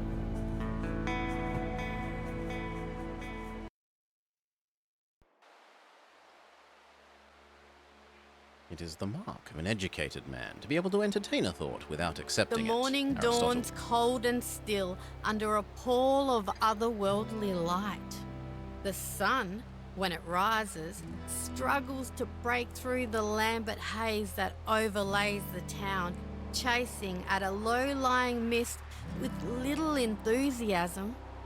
It feels like it should be impossible to breathe, yet air flows freely in and out of your lungs. Mick lies still as death under Sarah's watchful eye as the camp slowly awakes and takes stock of this new reality, everyone moving with the same cautious silence, as if you've all been caught sneaking into a funeral. Even Angela and Hogan, when they arrive, speak in low voices, with frequent glances at the watery sun hanging just above the horizon. I trust you all slept well. Mad snorts and Angela ignores her. We must discuss today how we plan to address the recent change in our circumstances. Dr. Taylor, what is your prognosis for Mick and the... She pauses, flicking her eyes towards the ambulance. Magician. Sarah, she looks like she's still standing due only to willpower, but her voice is as strong as ever. Mick's got a brain bleed. Soft gasps and murmurs greet her words. I'm doing what I can, but it isn't much. There's no telling when he'll wake up, if he wakes up, or whether he'll retain any of his previous cognitive function. She lifts one slender shoulder with an air of apology. Your magician friend should be fine. No swelling or bruising that I can see. Seems like he just overexerted himself. He'll need a few days to recover, but he should wake soon enough. Very well. We'll have to wait for answers. I understand. In the meantime, there's the matter of escaped Kalgoorlie agent to address. Connor is being held inside the bank. I suggest he be your first port of call when moving forwards. Are you kidding? His words split open the hushed silence. Mick is dying, and you want to talk about some bloke who you let escape? No one let him escape. Connor must have broken out. Or fucking oath, Sean, you've got some nerve. Angela, coming here, demanding favours when Mick's only injured. No, that's obviously... We'll go with that one. I'm not in the mood to argue semantics. She licks her lips. When she lowers her arm, she has regained her composure. Keeping Scott Measure locked inside the bank vault was a tactical oversight. If the device he provided to Connor was any indication of Kalgoorlie's power. Tactical oversight? Mate, it was bloody short-sighted. They could wipe us off the map in a split second if they knew we kidnapped and interrogated one of their own. I will remain silent. Sounds like you guys are in a real pickle, says DJ, his voice trembling with exhaustion, but he seems determined to speak. Mick needs help first, though. I'm sure Tjit would have something in Corda to help him somehow. He looks down at his hands at the traces of Mick's blood under his fingernails that he hasn't quite been able to scrub away. Sarah said it herself. She's tapped out, and so am I. It's time to call in the big guns. Sounds like quarters a go, then. I've heard Southern Cross has some tech still working from the before. She looks at Sarah, who nods. Could be worth a peek. Maybe. Have we all just forgotten about Cole? She glares at everyone. I love Mick like a dad, yeah? But Cole's been missing since the attack, and no one's done a fucking thing to find him. He could be hurt or dead in a ditch, and if he is dead, he'd want us to have his stuff. She crosses her arms. Send someone else for the medicine. The little man needs us. I want to hear from him. She takes a moment for it to sink in that her immaculately painted fingernail points at you. The line of succession is clear. Mick brought Blobber to me as someone who could solve my problems and get Brookton the help it needs. Otherwise, I will also accept the opinion of Dr. Taylor, despite my desire to capture Scott Measure and bring him to justice for this vicious attack. Mick must be our first priority. Measure can wait. Hogan looks like he wants to speak, but his arms are folded. You said they have medicine to help Mick and Corda. Sarah, what do you think? Where would we find Scott? What do we know about Cole? So, help save Cole, find the missing guy, or help Mick. I'm inclined to say help Mick. I'll need to go with you, but they won't turn you away empty-handed. They'd better not, we don't have time to waste. Where would Scott be? DJ looks stricken. Angela breathes out as if a heavy weight has been lifted from her shoulders. You should look in Ardith. All the scum of Meriden washes up there sooner or later. We should at the very least bring him back here to remedy this unfortunate misunderstanding. And what do we know about Cole? Just that he would have been in touch, if he could have been. If only we got the radio. She slaps her forehead with the palm. Engineer.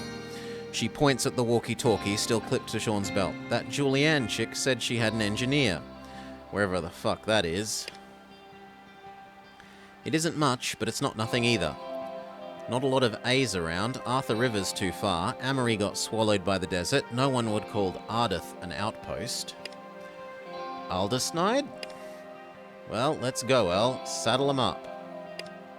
Enough. You've got a lot to get going with, and I want the campsite as quiet as possible at all times until Mick recovers, or he doesn't. Rest and wait. Resting allows your party to regain some health and recover from certain status effects. Some locations charge you to rest, and the amount of health restored can vary. Resting passes in 8 in-game hours. Waiting will pass however many hours it takes to change between day and night, but doesn't heal health. Some characters and quests might only appear at night.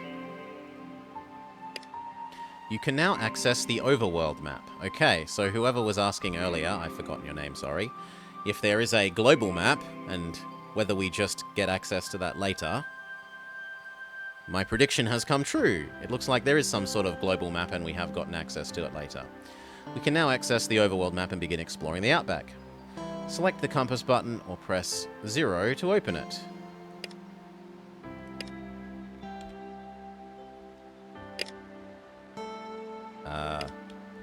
Oh, it was actually O for Outback?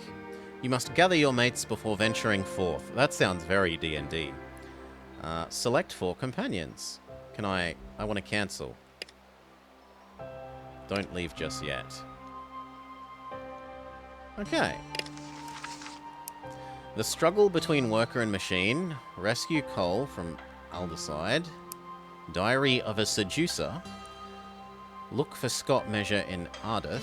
Talk to Connor McCabe inside the Meredith Bank.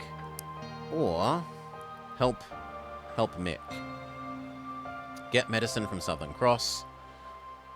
Travel to Corda with DJ in your party to get medicine. Nice. And I think that makes a very... Just as the world opens up, and we have our choice of which direction to go in, that makes a very sensible place to make our first cut. Mwahahaha. Cliffhanger blobber evil. Yeah. Give me 2 mins. I need to refill my water. And we'll work out what, if any, of these we're going to continue with. BRB.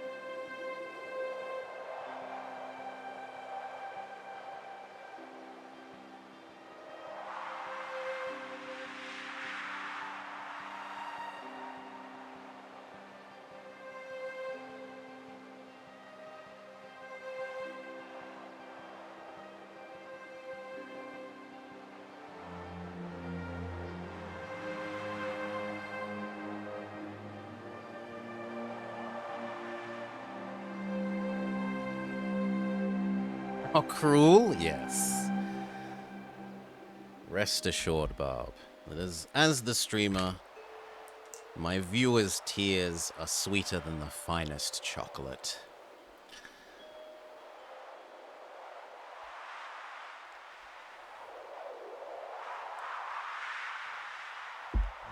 Alright. Let's get back to it, eh?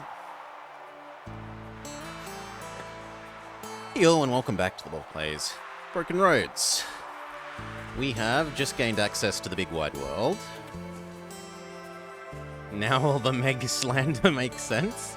And we've got to decide which of the 3 options for the sort of mainline quests we're going to do. I'm inclined to say getting help for Mick. So we want to have DJ in our party and we want to go to to Corda to get medicine from Southern Cross potentially. So it was O. Select our companions. We want Deej. I would like Ella and Mad because they're both good at combat. And then I have to pick one more. Can I just add everyone? No, you add 4 people. Okay. Okay, let's go.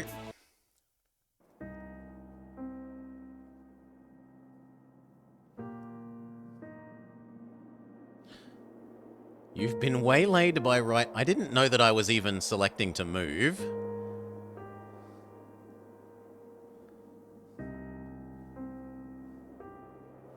But at least I was moving in vaguely the correct direction.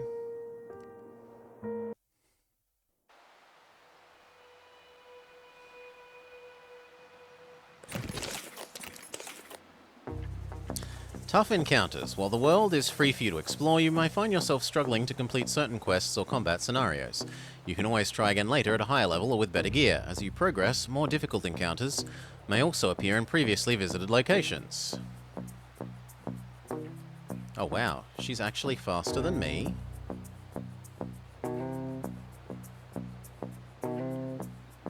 And she has enough actions to take 2 shots per round.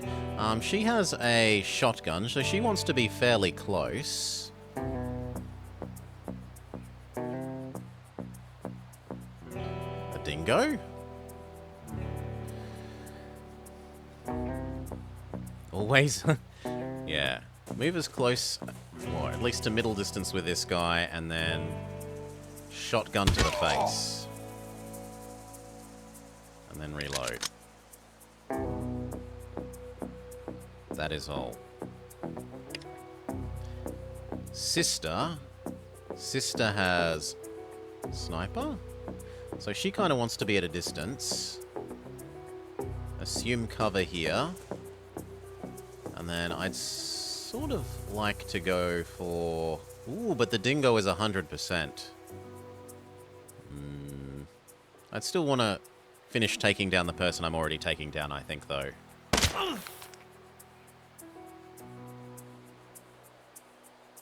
And now she also gets 2 attacks per round. It feels slightly wasteful to use her against this.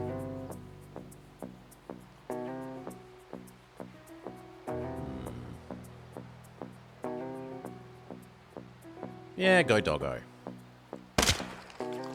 Poor doggo. Okay, and that's it. We have no more actions. She has a spear and a pistol. So I'd like you to get over here and pistol him. Unless...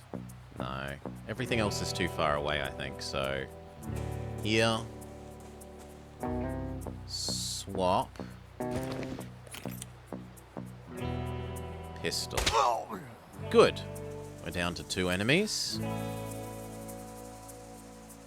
But we don't have enough action points. So reload and turn. Deej. Deej has pistol. So maybe there, where you can assume cover. And finish off poor Dingo. Or at least mostly finish off. Reload. And turn. And then me. Here. 100% on the dingo.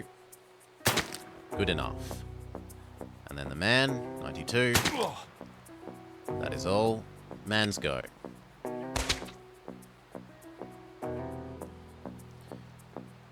Swap weapon.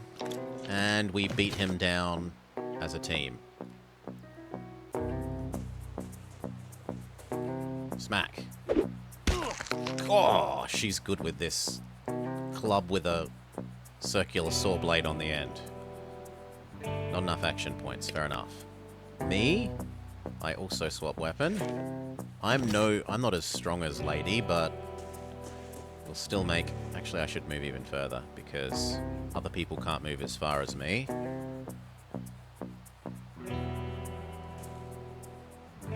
club him. Yeah, I'm not as good at clubbing.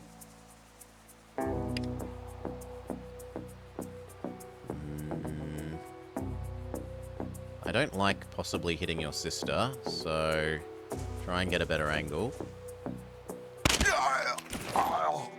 Okay. Success. What goodies do they have? A pistol, some money. Doggo has meat, and other person has a hunting rifle. And that. Now, is that better than my rifle? No, same hunting rifle. But would I like to change you over to using a rifle rather than a pistol? So we've got pistol, shotgun, sniper, rifle. No combined looting. Oh, poor Vama. We're going to have to click on each individual enemy. There's also no magic suction power to suction everything out of the room. Okay. Travel towards this place. Go.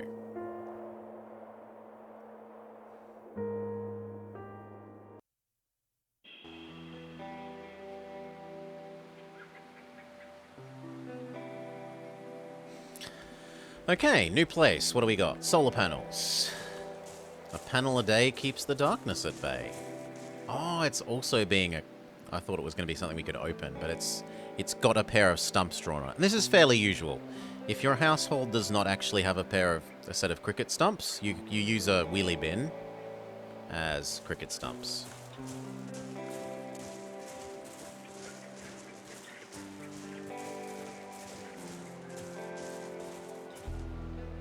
Stranger. This amicable man is tending to some carrots in the veggie patch. He stands to greet you with a hand on his hat.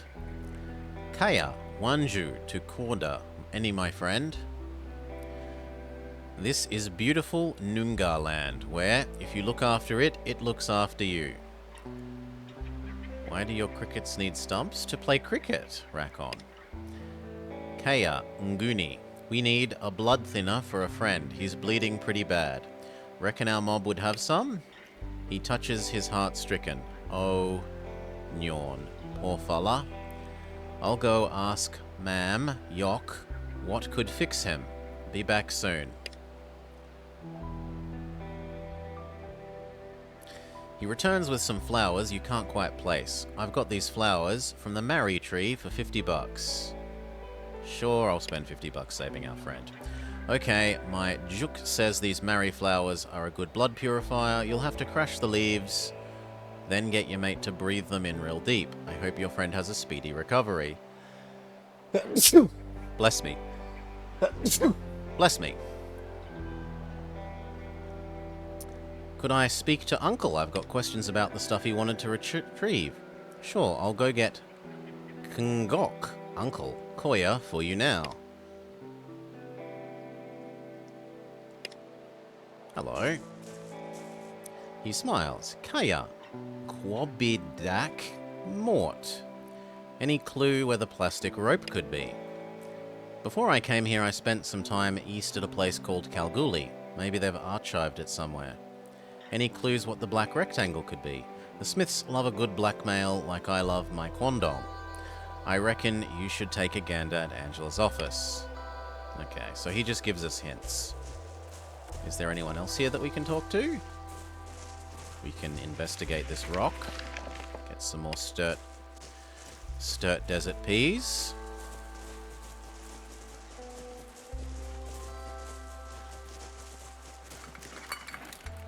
The present moment. Why then do I wish to work in the present moment? Because I should forever repent not having done so. Little wallaby.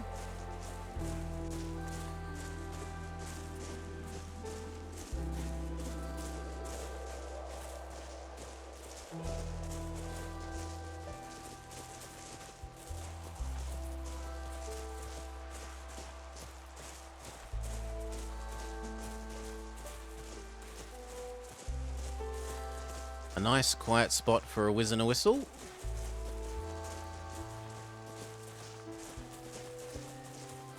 Steal these poor people's wheat. And some bars of... Oh, they're probably meant to be bricks.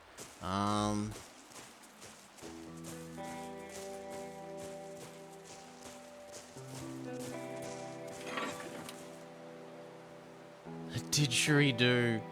Oh well. We haven't seen any indication that any of this counts as stealing, that everything in public spaces counts as you're allowed to take it. Scorching by day, freezing by night, the desert has it all. Fire-making kit.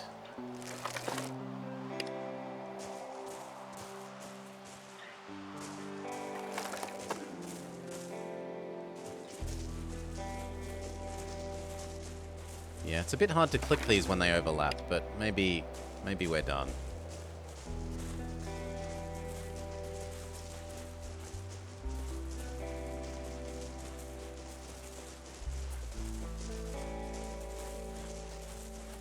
Give me a home among the gum trees, with lots of plum trees, a sheep or two and a kangaroo.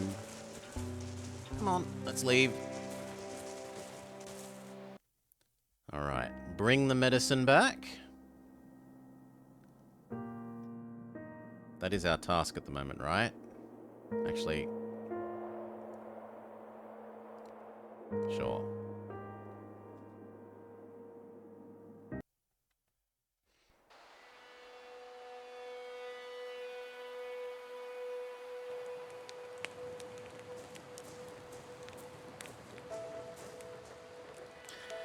Hey, Digger, a term affectionately used based as a nickname from soldiers in World War I.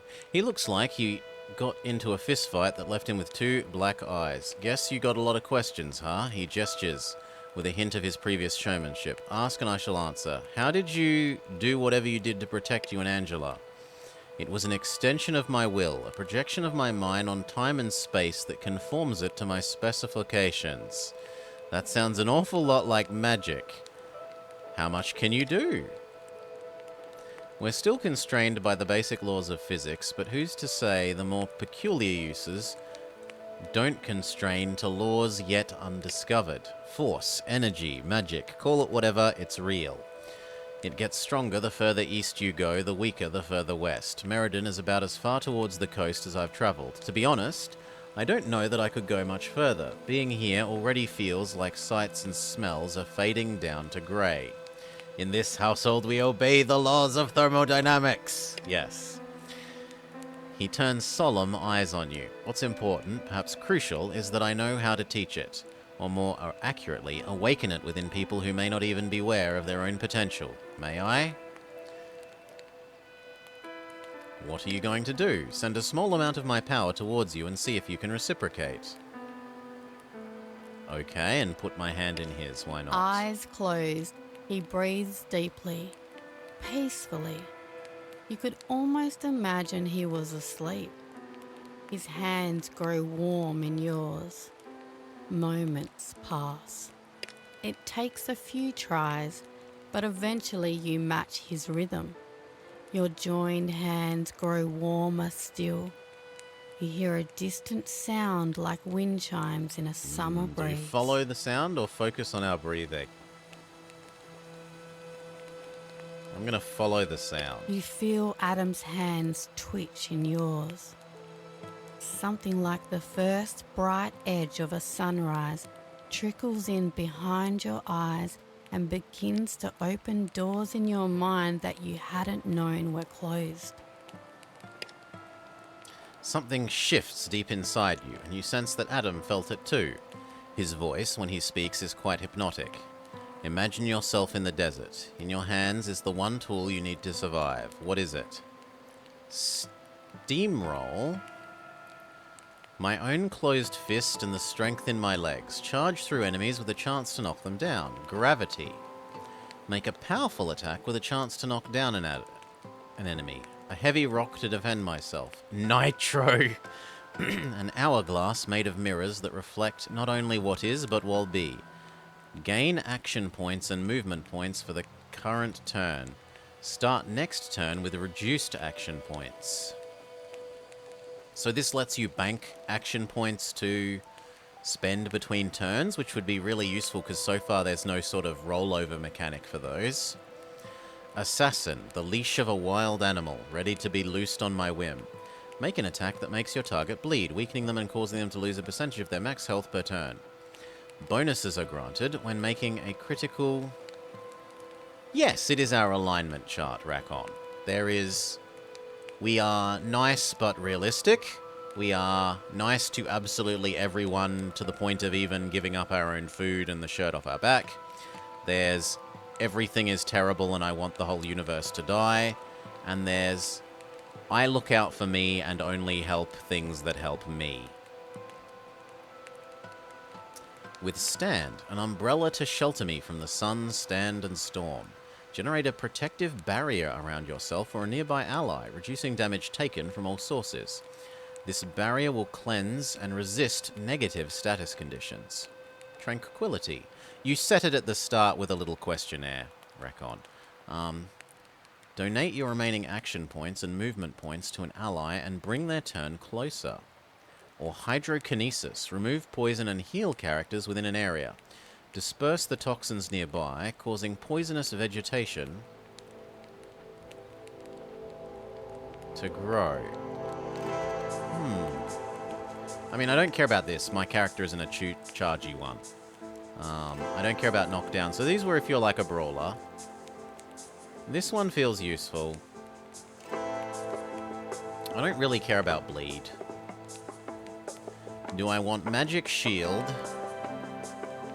Magic donate my action points? Or...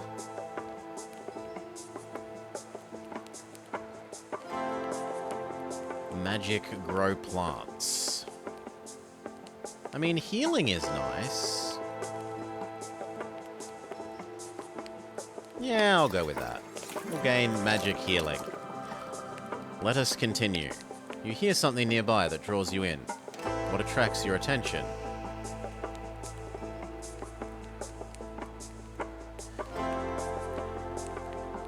Oh, and there was two more that I hadn't noticed. The crackling of a bushfire and the feeling that the flames are listening. AoE Fireball? We learned to cast Fireball? Characters within the area have a chance to have their weapons disabled and grenades detonate. Attune. A wall of sound, not a cacophony, but a symphony, coming from every direction. It's like a memory... a forgotten memory of an embrace. Attune to the power around you, increasing the effectiveness of your other magics. While attuned, casting magic causes you to overload, causing an explosion that damages... No. No, I don't want to cast Fireball on myself every time I try to cast magic.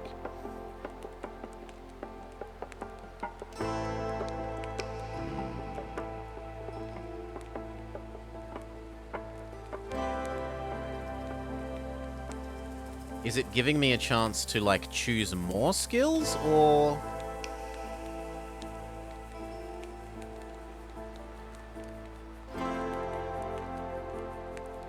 can I just be really, really, really good at healing?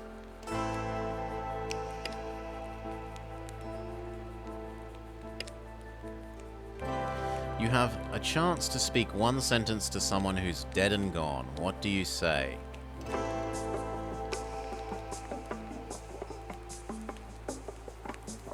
I draw them to me and let them inhabit the empty space they left behind. The coolness of their spirit nourishes the parched depths of my soul, the Fireball.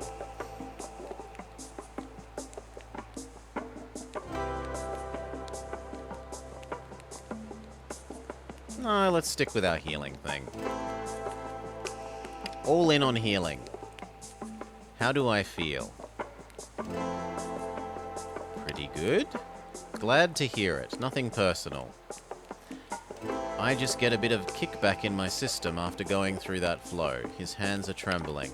Anything else you want to ask before I have a lie down? What was all that shit that came off you? You radioactive or what? Give him some space. He eyes you uneasily. I have become one with the universe. Just shrug. Modest as always, his forced joviality does nothing to diminish the rising tension. Oi, mate here just casually making a decision that the rest of us would lose sleep over. He's not fundamentally any different than he was before. He just has access to more of himself. Self-actualization with sparkles. She makes a hand gesture and laughs. I do need that lie down though. Can you help me remember or forget other skills?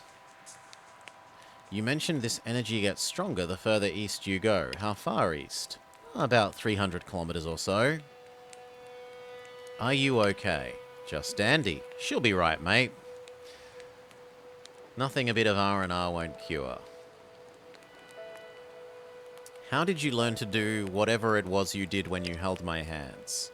Where I used to live, it was my job to guide newcomers or children through that process. I'm surprised I still remember the steps, to be honest. Bye. Well, no. How come you've passed out? I acted on instinct. I wasn't thinking about where I was, which is, well, something of a theme for me. What do you mean by that? Well, back east it's a lot easier to manipulate energy. Out here, not so much. With training, you can sense the drop-off as you move west. It's like walking through a curtain of cold water. The further you go, the colder it gets, metaphysically speaking. You used to guide children through this? What happened? It's not something I can explain. If you find yourself out east and come across a place that has a little bit stranger than most, maybe I'll be able to answer. Okay. Thank you for teaching me magic. Weird magic man. I also have one of these to spend, and some of these to spend. I wanted to push this up to 75, so that we unlocked that, and then... Do I start pushing agility so that we can get even more actions per turn?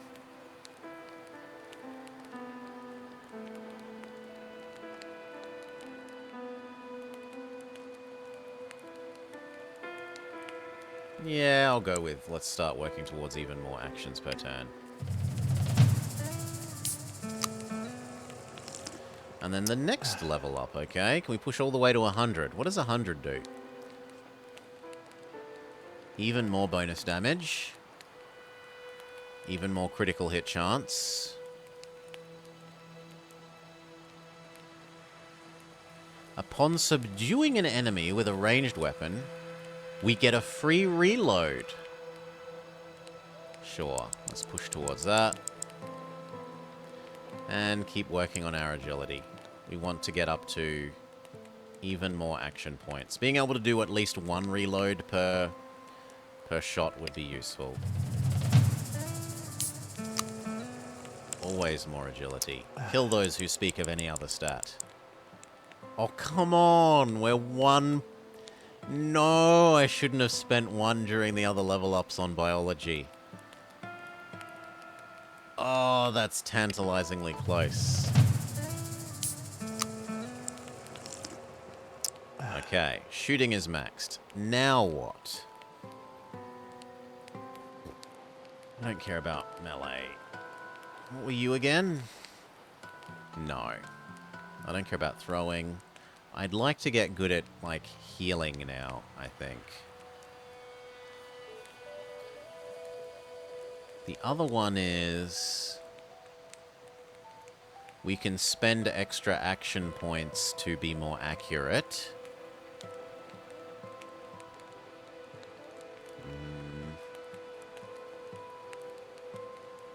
If this character starts their turn with no enemies close and has a ranged weapon, they gain Eagle Eye. It gives them a 10% bonus to effective range and a 10% bonus to accuracy until someone closes the distance.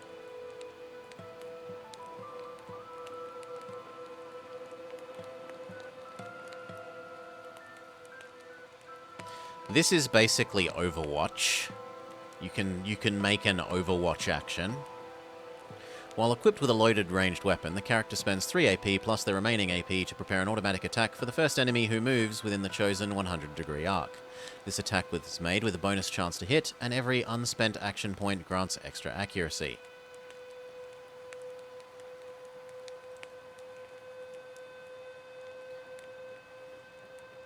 Can we go above 100? Yes, but there are no more... There are no more, like, perk things for getting to a set number. So, presumably we would keep getting the extra 0.5 accuracy per skill.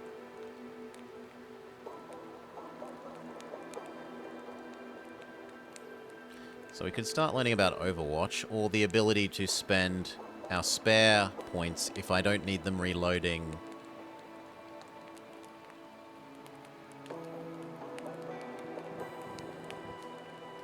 Getting this up to that is maybe tempting. The other options are work on our healing.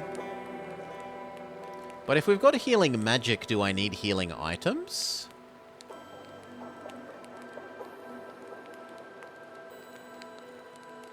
Oh.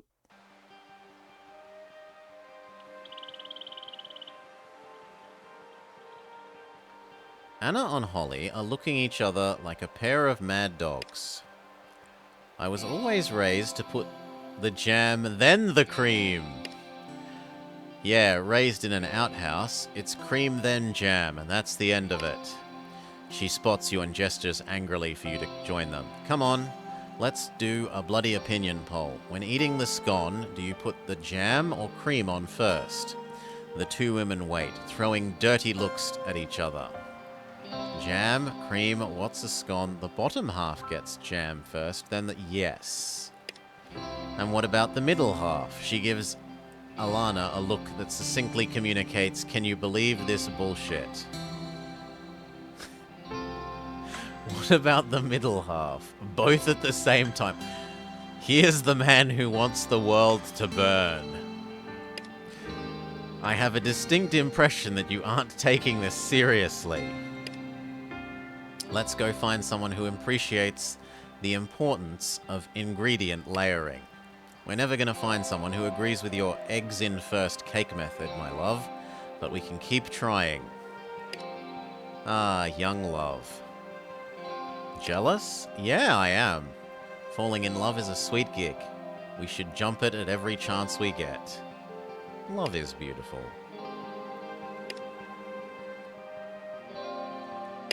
Now, I hadn't realized that this doesn't pause the game. So I want that one. I keep working towards more action points. And then what are we doing beyond this? I don't care about better throwing things. Ooh! Oh, our magic is a new skill down here. Like the adaptable platypus, command toxins and liquids, remove poison and heal characters within an area, disperse the toxins nearby, causing poisonous vegetation to grow.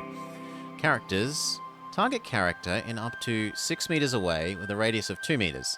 Any aligned units, including this character, within the targeted area, and choosing it multiple times has resulted in us having this skill at 2 rather than 1.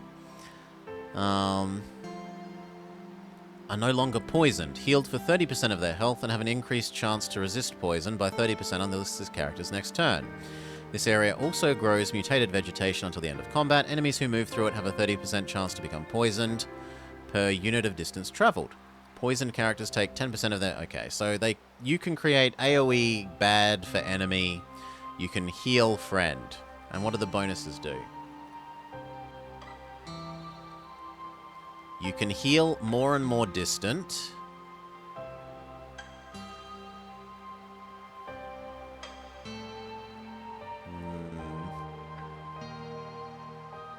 Scones are not like biscuits?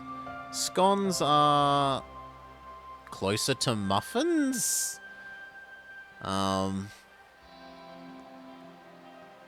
They're very buttery is the most appropriate way to describe them.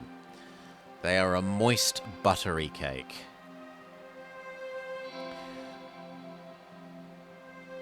Okay, so this increases the healing percent.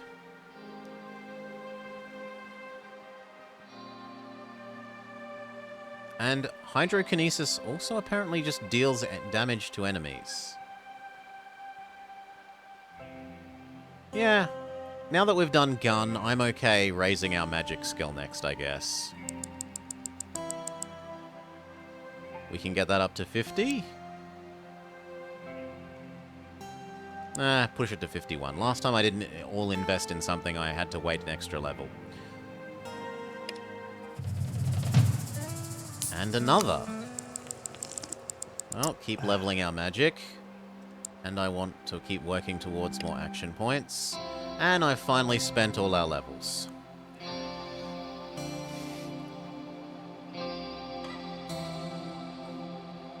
The worst thing about being Canadian is the unholy mix of Americanisms and Britishisms. No, the worst thing is the snow, Sunaj. It's too cold. Far, far too cold. And what about at 100?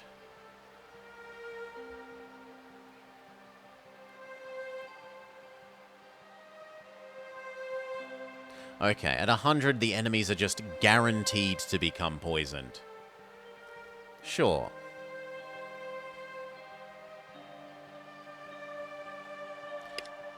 Okay.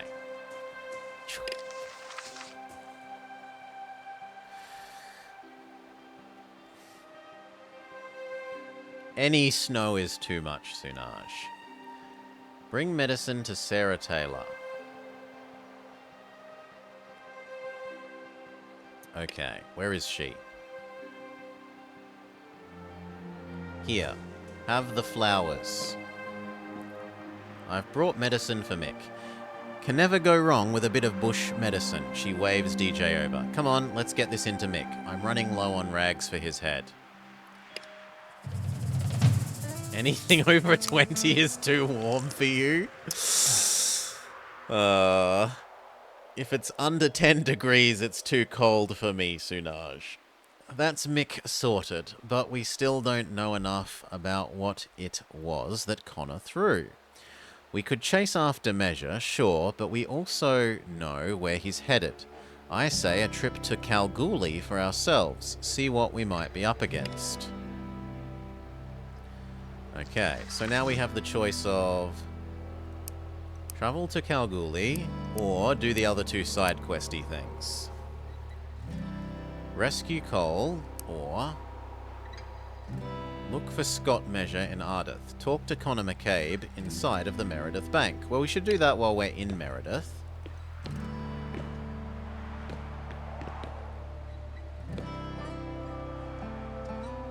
Now we're allowed inside the bank.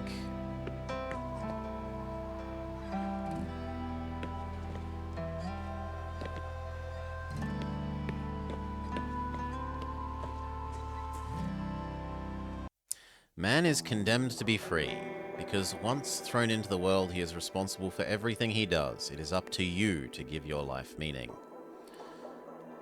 Diary of a Seducer.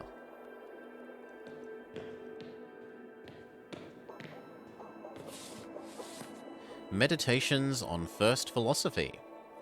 If you would be a real seeker of truth, it is necessary that at least once in your life you doubt as far as possible all things. There's you to talk to. Dawn, you've been sleeping since all that shit outside the pub went down. She rubs her eyes. I've been having these fucking awful nightmares. I keep thinking that I'm hearing someone creeping up on me in the dark. She shudders. I wake up just as that horrible noise and the pulsating lights start. Rinse and repeat. Those nightmares sound awful. Will anything help? How's everything since the attack? How is everything since the attack?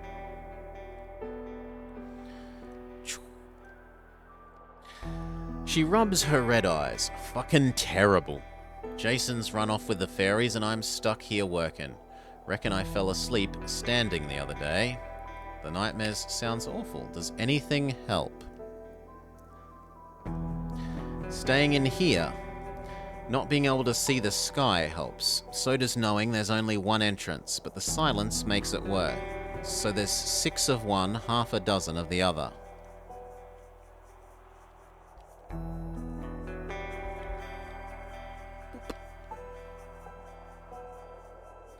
Sure.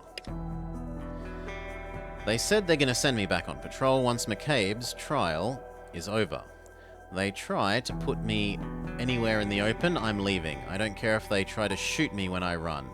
Anything is better than living like this. Okay. And we can talk to the guy.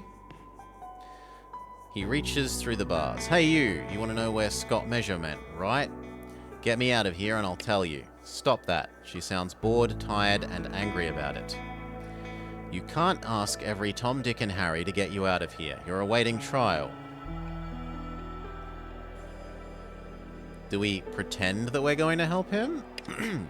He scratches flecks off the newly soldered hinges and lowers his voice to a whisper. Shitty job, eh? Measure's contraption melted this steel like butter. Reckon you could get through 'em with a little heat or pressure now. Either way, that or $500 cash for bail. Celia, my wife, she'll give you whatever you need. Just go to Westonia. And if you see my kids, tell them Daddy loves them. And I can't wait to kiss their silly little heads. Okay, we can go ask his family for enough money to ransom their man. This is when we go there and we find it's been destroyed by the raiders.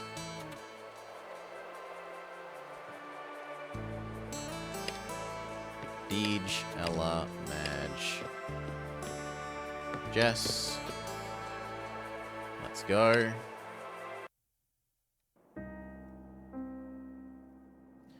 So we're supposed to go to...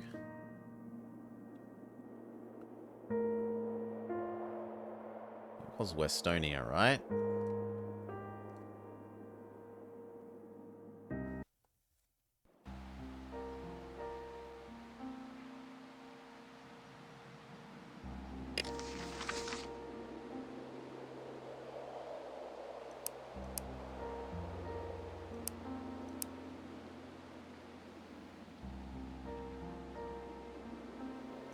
Doesn't actually note that down. Looks like whoever did this torched the vehicle so survivors would have no way to run. Oh god. Rope, knife. As horrible as it is to look at, the stench is even worse. From the ashes a song. As the train pulled away from the platform, Vivian promised to find love inside herself before she searched for it in others.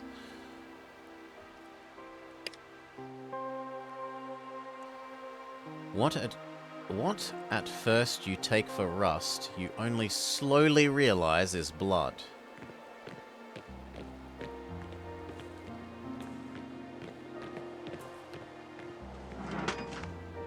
That and that. That's the exit to the real world.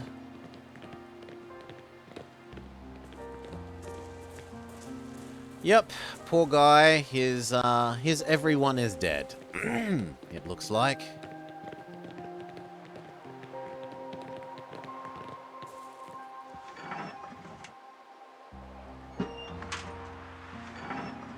Maybe there's meant to be something here, but it doesn't sound like it's...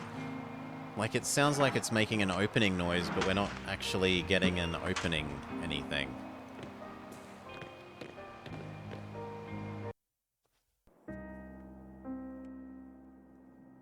Well then, back here.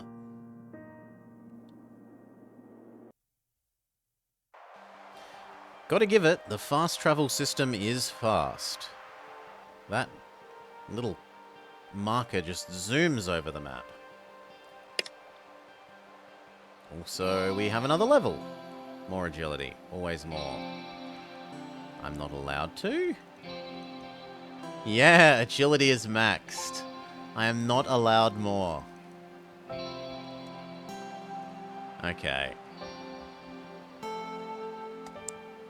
accuracy next, then. Keep leveling up our magic skill.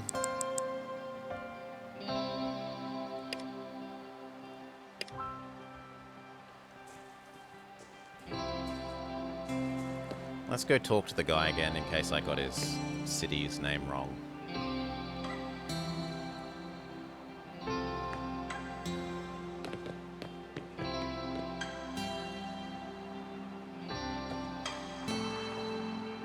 Well, town.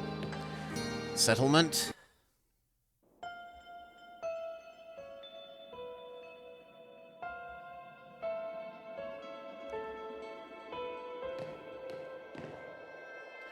Any luck? Westonia's gone, I'm sorry. Haha, yeah, not funny, mate. It takes a moment before the fear sets in. When it does, he looks at you like a drowning man.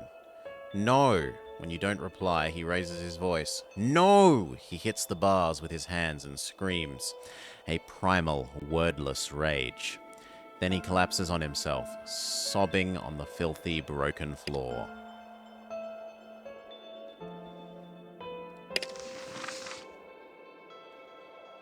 Now that I've told you that all your family is dead, will you give me the information I want?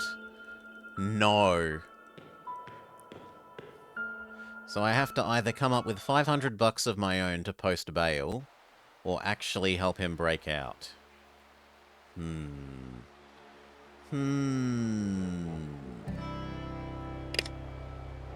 mean, we're nearly there, and I could, like, sell the car battery or something.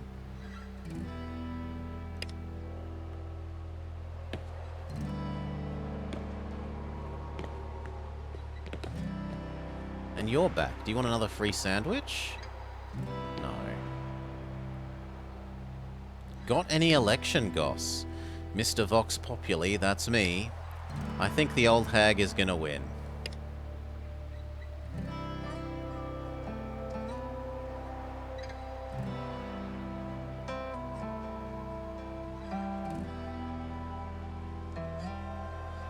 How do I get money out of you? Because, like, that looks like I'm giving him 200. Let's test it with something shittier. I will give you a small empty water bottle. Will you give me... I only want to give you one. How do I select only one?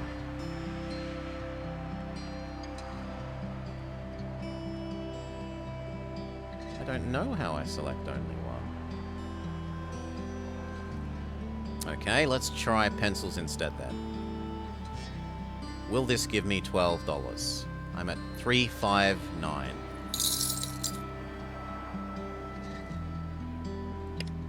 Okay, it does give me money. Then I'm happy to sell one of the car batteries. I really wish I could separate off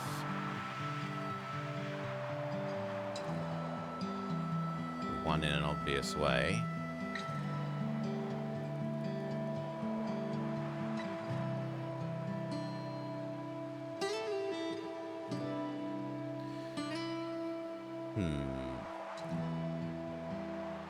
Did I know Fallout is based on the developer's visit to Australia? I did not.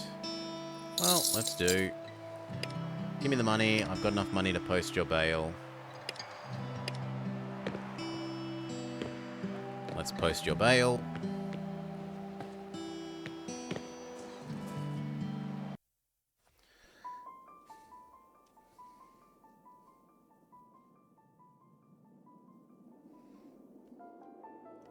I have your bail. At least he stopped crying. Can I talk to you?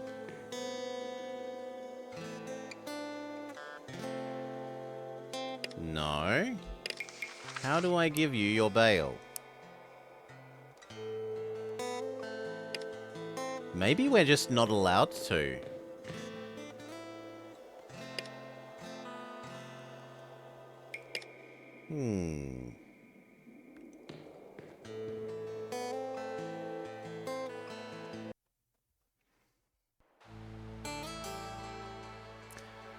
Well, then we can go do the other one that we're supposed to do. The saving coal. from Aldersnide. Yes, yes, yes, yes. Let's try Sean instead of the girl. Let's go. And to Alderschneid.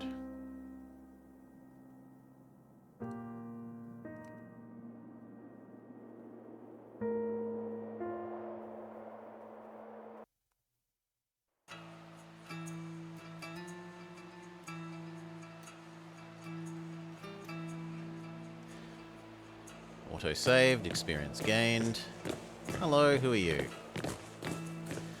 Franklin Ames. Welcome to Aldersnide. We've got sheep, flies, and barley. Anything else, you're in the wrong place. I'm Franklin Ames, the alderman of this town. An alderman, you say? Have you seen a red-haired bloke with freckles? He's a mate of ours. Yeah, nah, haven't seen a bloke like that round, sorry.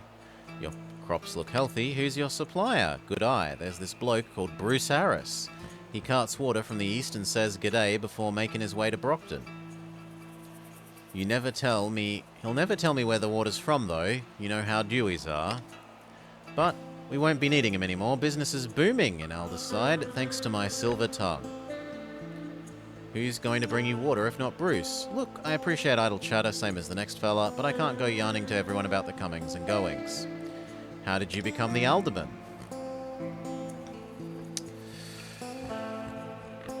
He readjusts his crumpled hat. Louise Evans roped me into it. She said she was sick of hearing the complaints about how she was running things and that the role needed someone who could smile with a stomach full of shit and ask for seconds. He gives a thin smile. That was me, in her estimation. What do you do? I keep everyone happy and busy, as a leader should. I'm the one with a big picture in mind. Goodbye.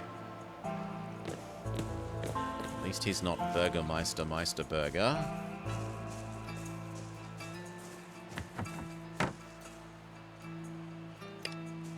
Not often you hear alderman.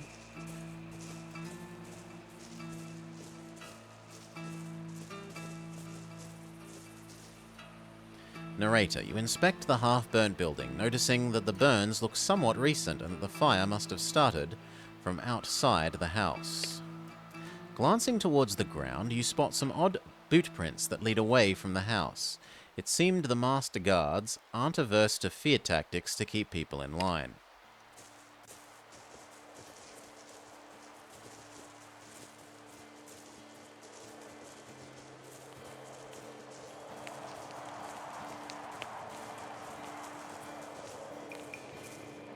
A nice, quiet spot away from the hustle and bustle of, well, just about anywhere.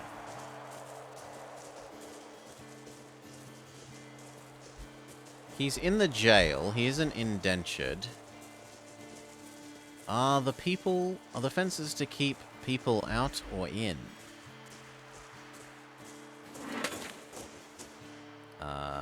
Sure, I'll steal your medicine and lockpick/scrap.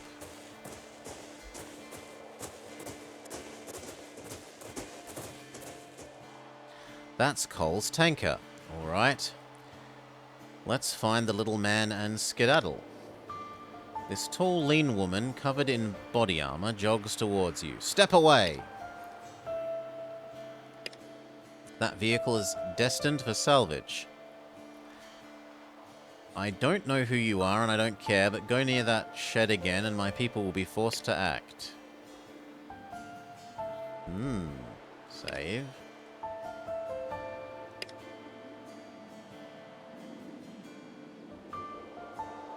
I told you to stay away. She lets out a piercing whistle and armed soldiers pour out from the buildings around you, hemming you in. Well, I guess we're less friendly. What do we got? 1, 2, 3, 4, 5, 6. There's a lot of people. She's shotgun girl, so if you could...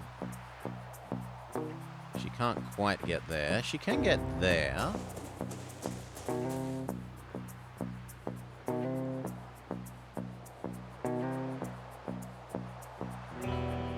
apparently these people are blocked aside from... Oh, maybe they're too far away for her. Okay.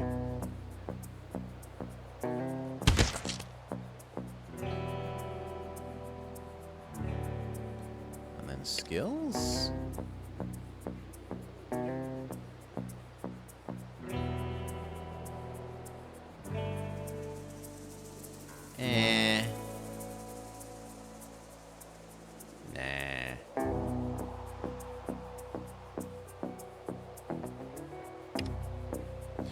Okay, reload and you're done, because you can't shoot again with what you have.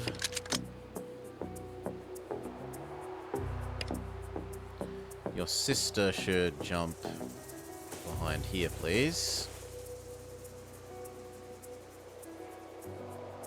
Seriously? There's so much blocked line of sight. Ugh.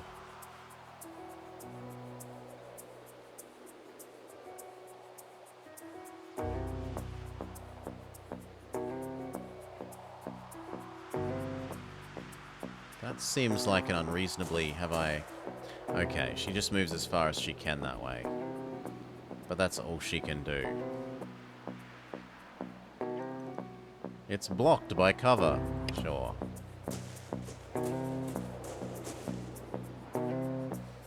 Me... I actually have movement ability. Okay, 83... 85, 83, 85, 86, 87. 83 is going to have to do. And then can I use our new...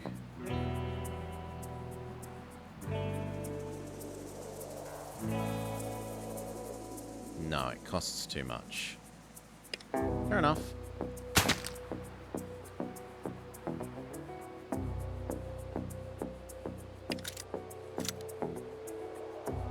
Done.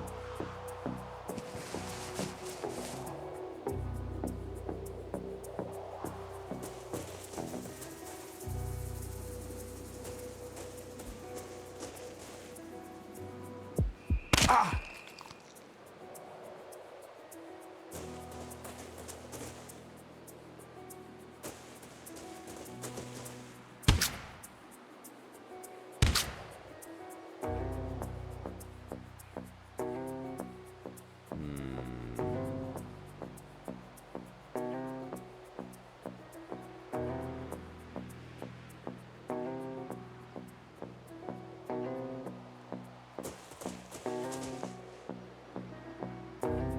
Seriously, the target is out of range.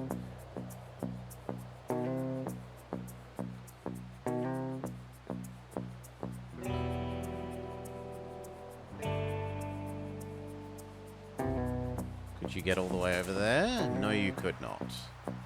But that has brought you into range of this. Better than nothing.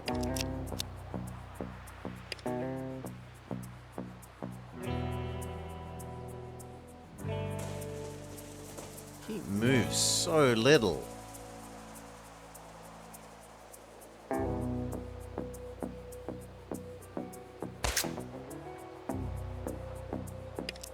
That's all he can do.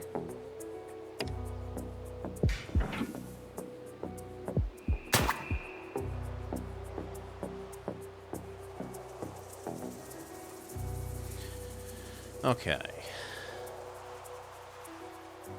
Boom. Boom. Reload. Your turn is done. Shotgun her in the face.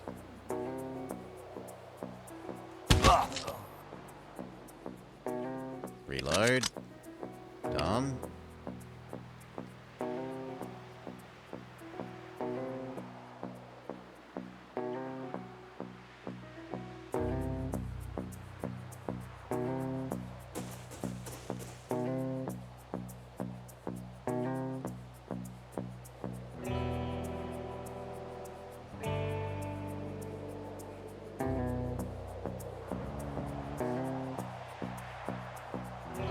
I mean, you're the best chance to hit, so...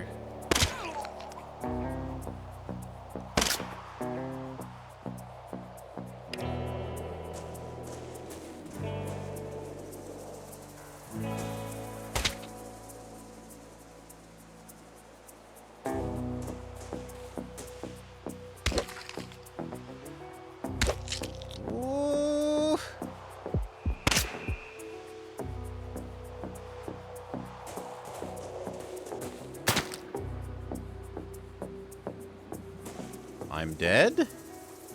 I am dead. No! Well, this is why we have saves.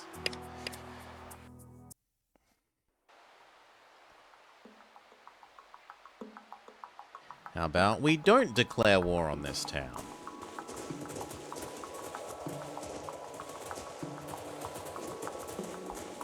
Do you know about our friend and his car here?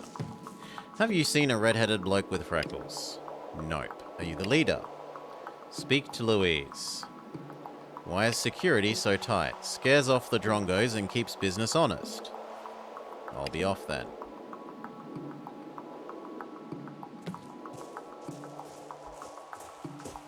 Here's Louise.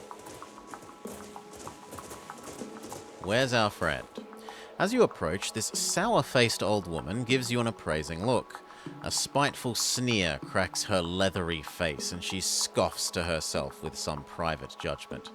She looks away and doesn't meet your gaze. What do you want? Have you seen a redhead bloke? Ooh. No way you're getting me involved in that. Who's in charge? Her name's Julianne. She's a dickhead if you ask me. Acts like the red carpet's rolled out for her no matter where she goes. I've dreamed of throwing cow dung in her face from day dot. If you don't like her, maybe you should take your business elsewhere. I've built my whole life here. I'm too old to piss it away in search of greener pastures. Why do you live here if you hate it so much? You think I choose to live in a shithole like this? When Charlie's snivelling father disappeared into the night, we had to settle here or else we would have been dingo food.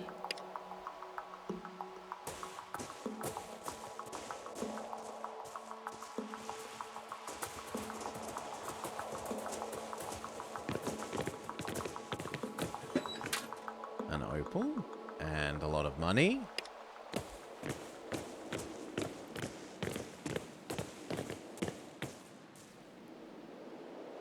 No, you're trying to sell me stuff. Not interested.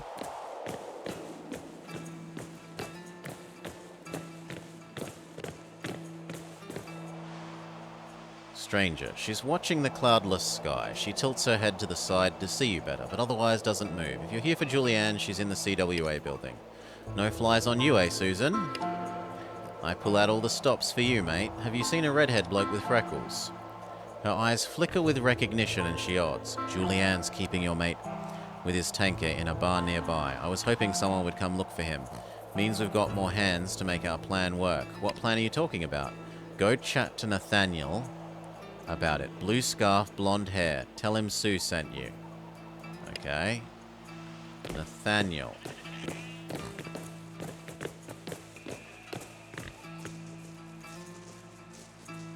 Outside the church.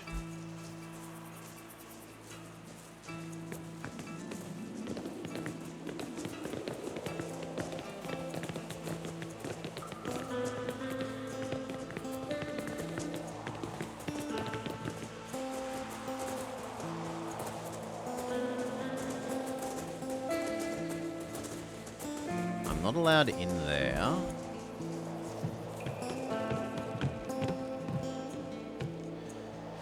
There's a time and a place for gallows humor, and it's neither here nor now.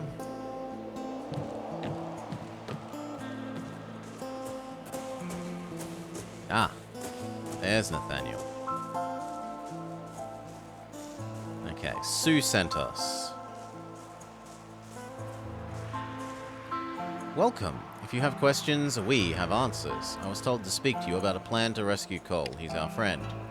If Julianne were otherwise occupied by, say, a riveting conversation, it would be trivial to open the northern gate and usher Cole to safety. I have devised just the topic to keep her engaged. Okay. Let me know when you're prepared. I'm ready.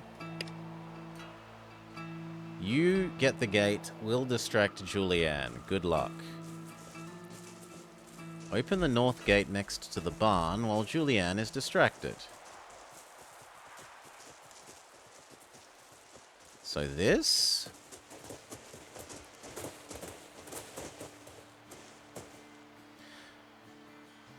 Push it open as quickly as you can. The gate lets out a long, loud groan that echoes off the nearby buildings. Cole, he shuffles out from behind his tanker. Face gaunt, he attempts an easy smile. Hooroo, you lot. You getting me out of here?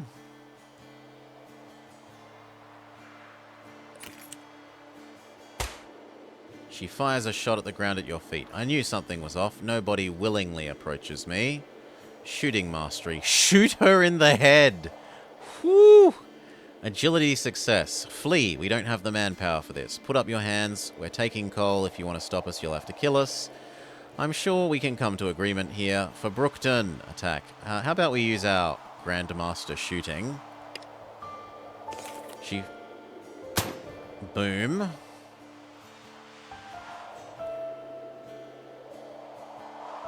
You treasure the flicker of faint surprise that registers on her face as she slumps bonelessly into the dirt. The soldiers she once commanded prepare to fight. Now we make a break for it. You bolt through the open gate to the sounds of shots and a sharp retort of rifles. Cole guns the engine on his tanker and peels away, kicking up enough dust to obscure your view of Alderside. You hear a single piercing scream. So presumably that's the guy that was helping us with the escape getting shot. Thank you for your service, strange man who may or may not have been running a cult.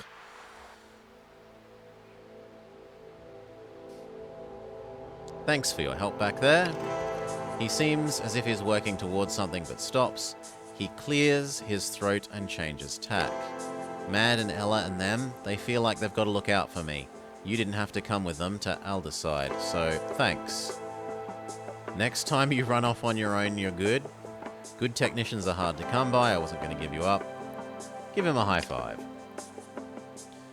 Can you improve my weapons? What do you think makes a good leader? Oh goodness, keeping everyone's needs in mind and finding a balance that suits as many people as possible. Seems like you're doing that already, but... How are you holding up? Doing alright, I reckon. I could stand for a bit more of a long view on things, but that's just me though. Can you improve my weapons? What would you like to upgrade? My hunting rifle. This hunting rifle. 5 scrap and 90 bucks? I will do it once. He has upgraded our hunting rifle to a hunting rifle of +1. Can you do it again? He can, but it will be even more expensive. Sure. How much more money do I have? 400 bucks. And what is this actually increasing when we increase it? 12 to 18. Range 1 to 14.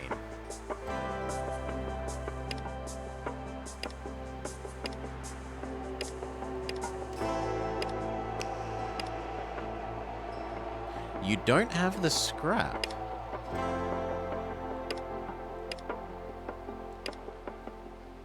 $15 scrap. Okay.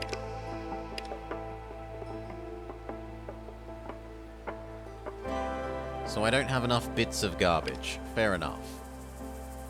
So I won't get to know what my stat-ups were actually doing. Cole has designed his mobile workshop so the components fold away or slide into specially designed compartments when the tanker needs to move. Okay, and now we've only got travel to Kalgoorlie, or help him get out of the bank. I guess we think about going to Kalgoorlie.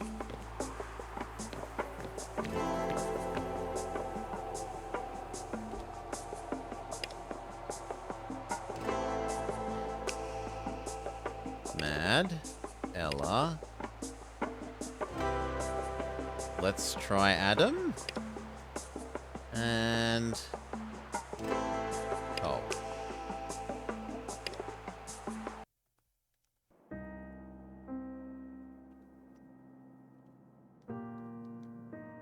That's a fair way away, but let's go. Waylaid by bandits.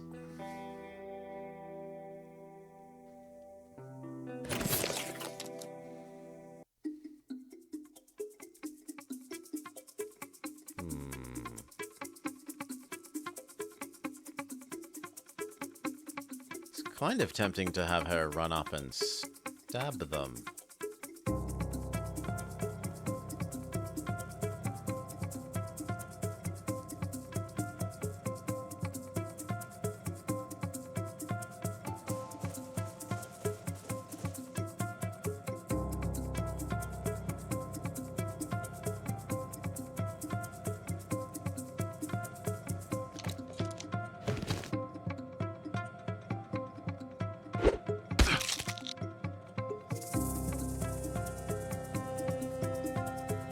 Pity she doesn't have one more action point, but swapping weapons was costly.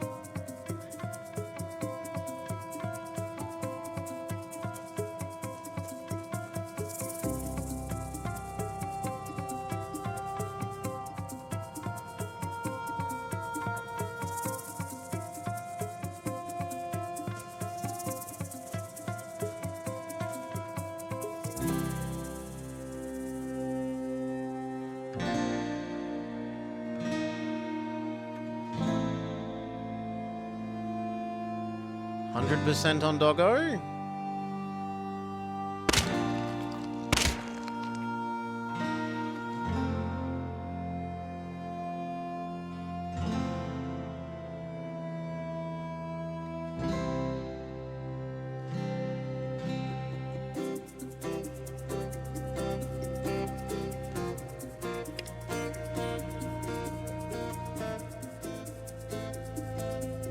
Also Doggo. And Doggo finished. Reload.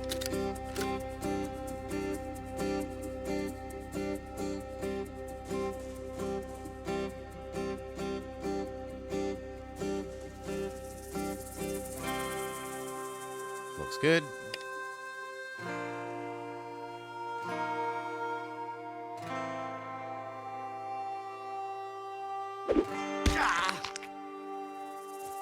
Oh, he tried to run away and so gets stabbed for his trouble. Oh, Magic Man joins us.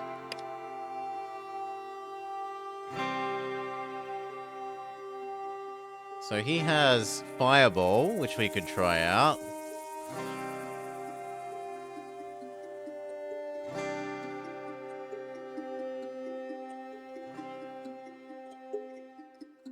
Or he could cast Protection on Girl in Melee.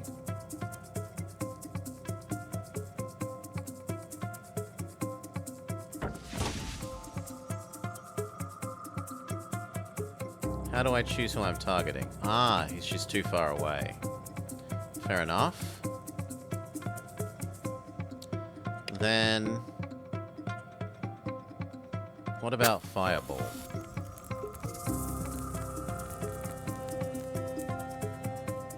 Also too far away. That works, and it catches Dingo. How about you move first, then? Move here. Now see what you can do to those two.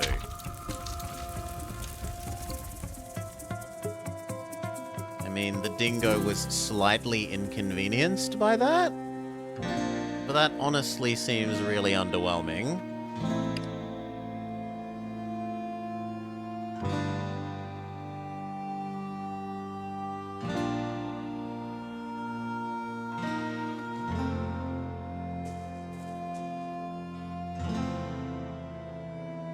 And maybe I should have given you a gun?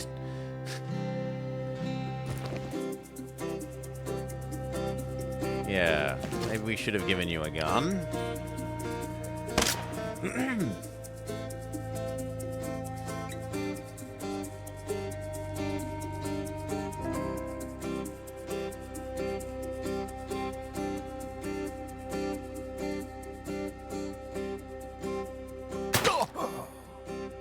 Okay.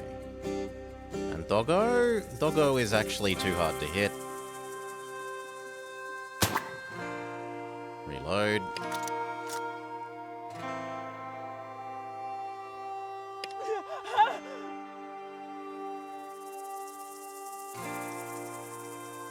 Smack doggo. Smack doggo.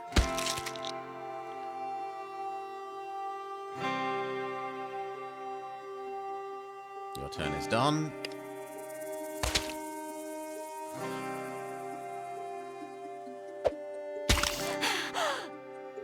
Knockdown. Please only get one.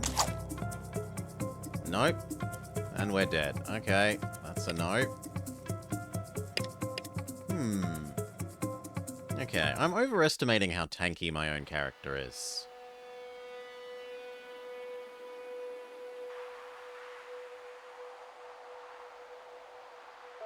And we don't want Cole. He's useless. I guess the other thing we've learned. So definitely Mad and Ella. Deej is at least slightly useful. And I don't like the Magic Man, I'd rather Jess. Let's try that again.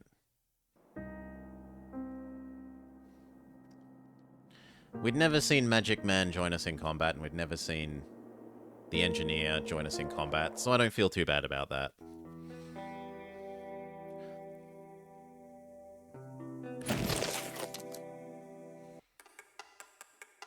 Okay.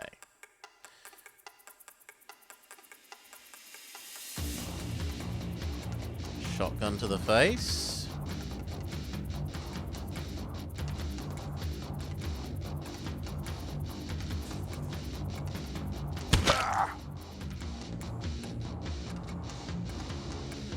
Reload.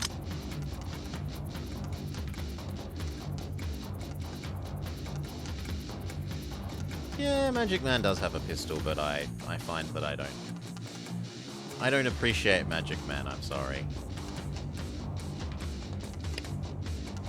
Okay, sister.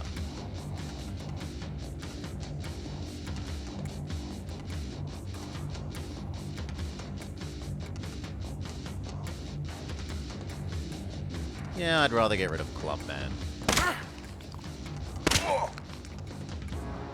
That's your go. Me. Finish Clubman.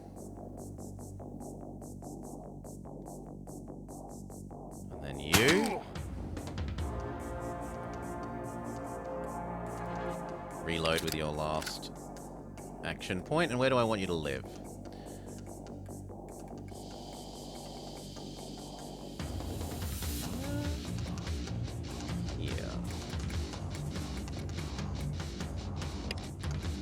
Heal a lady. Become using of your pistol. It's so annoying that you don't move where I want you to. Like, I want to move for her to move there. And then... But there's, like, some invisible barrier preventing her from walking around that little bit there. So I guess...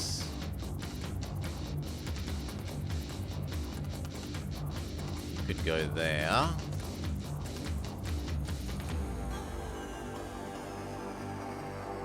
Shoot. Change back to your spear and hope that he tries to run away.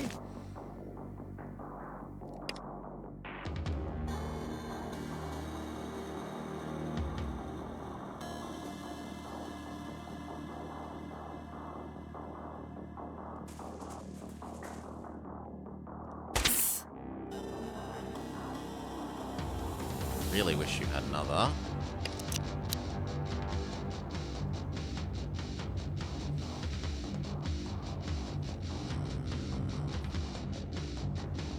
No, I don't think we assume another enemy closes.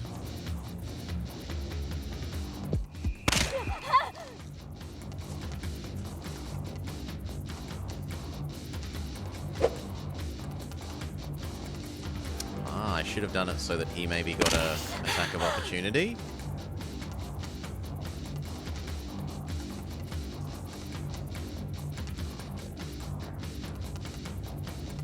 I'm not wasting your shot on him. too far away, but this guy isn't. 1, 2. Reload. Your turn is done. Change into smacking mode. Smack. Very good. Close ground to that guy. Good.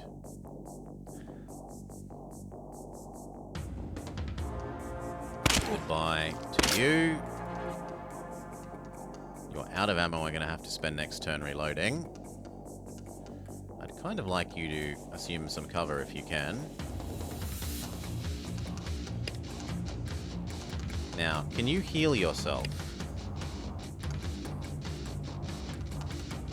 No.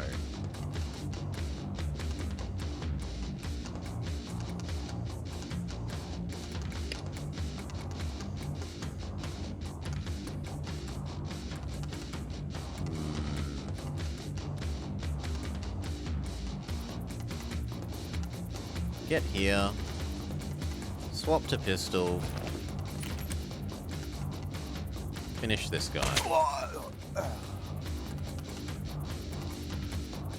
Reload. That's your go. Pretty good odds. Can you move any closer? Excellent.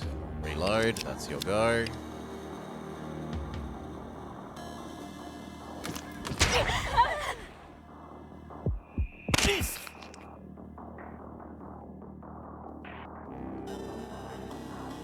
%.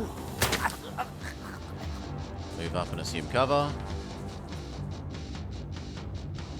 Still too far away? What about there?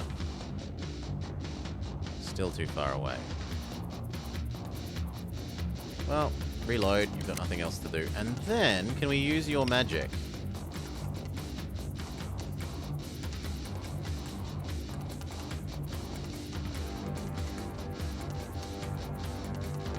No?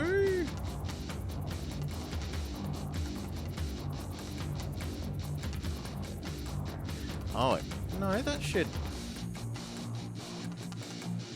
I have 4. Why can't I... Whatever. That's weird. You sprint up. Actually, I should have used sprint, very probably. Yes. There we go. Close ground. Maximum speed. Threaten to smack her in the face. You're healthy enough that you could realistically do the same, and that means that you wouldn't have to change or reload.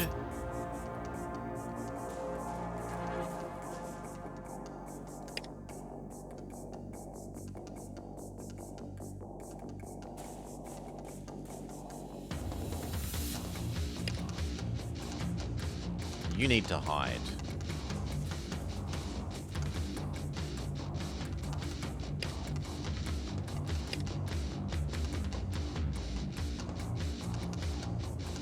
And this supposedly grants you some sort of defense.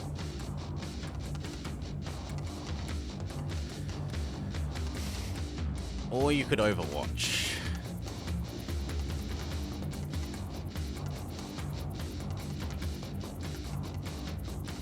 Yeah, we'll give you the defense thing. He also needs to hide. Because he's damaged.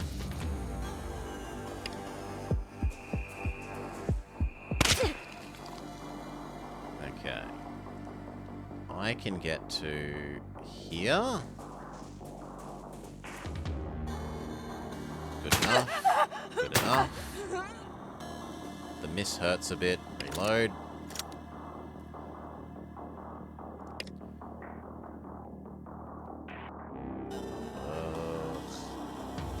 Seriously? Fine.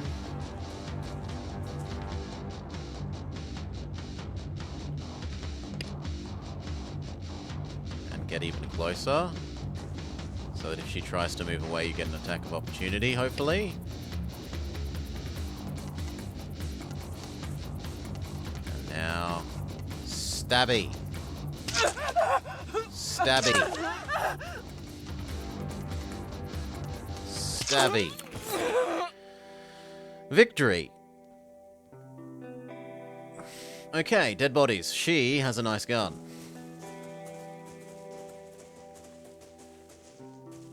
A standard Australian Army SR-98 sniper rifle. Incredibly effective at long range.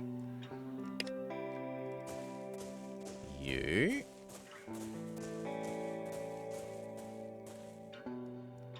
have another one. You... have a pointy stick. You... have a pistol. And last but not least, you... have a pointy stick. Now, would I prefer to be using this than our hunting rifle? 2 to 10 versus 8 to 12. So the sniper rifle only has slightly more range.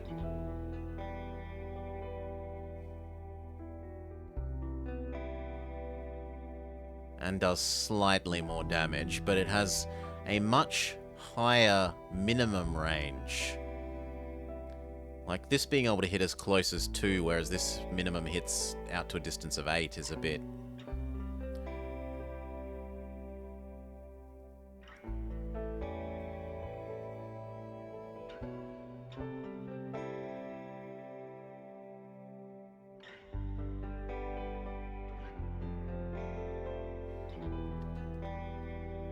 Sally's leg is a weapon? You could use it to kick a footy or use it to bash someone's skull in. Ay, ay, ay. Is it better than the other club? It is?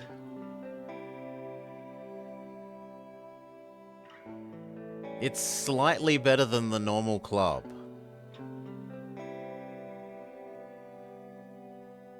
In terms of base damage. And it has a chance of knockdown. That's a bit bleak, using the dead woman's leg as our...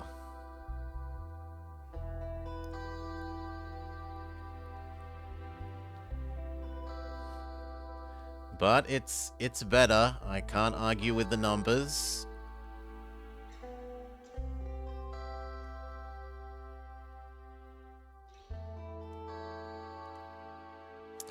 So do I change you over to a normal rifle as well?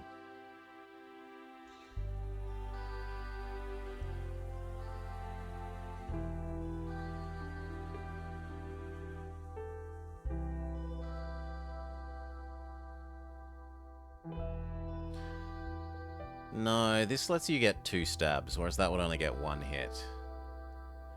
So that is better. Should I be using that as well, then? Should I be using knife on the grounds that I'd get 3 hits? 2 hits of this versus 3 hits of that. Yeah, knife is better.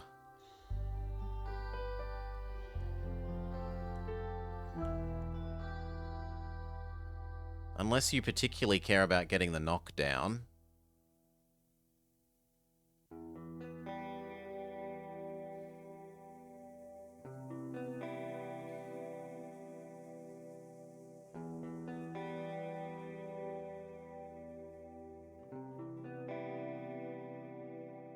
Hers is extra good, so she can keep hers.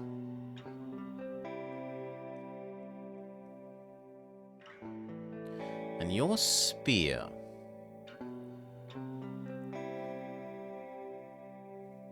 %20 chance of poisoning.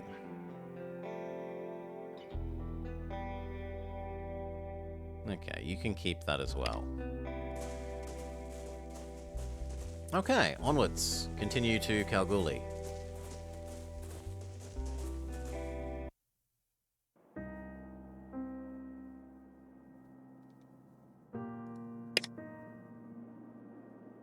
Or do we use some rest? No, we'll keep heading this way. Question is, do we heal as we move? It doesn't look like we do, so I'm going to actually... Rusty the Wandering Trader. Sure, let's investigate. I was going to say we should stop and rest then.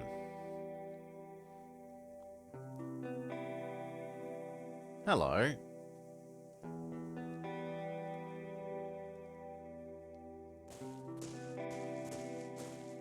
G'day, g'day. Lucky for you, you've stumbled upon Rusty's Wandering Wares, the best little merchant in the Never Never. The young boy looks weathered beyond his years, but carries a chipper smile and greets you with the warmth of a seasoned salesman. Let's see what you got, Rusty. He has some very expensive hats. He has some safety vests.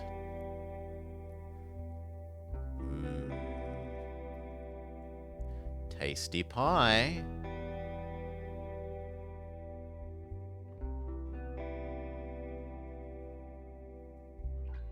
It seems this hasn't triggered. Maybe I have to talk to someone else? Or talk to him some more or something?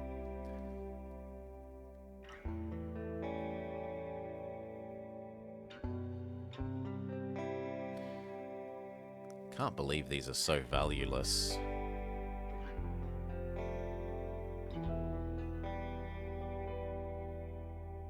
And yet he values copper wiring. He two sniper rifles to the copper wiring.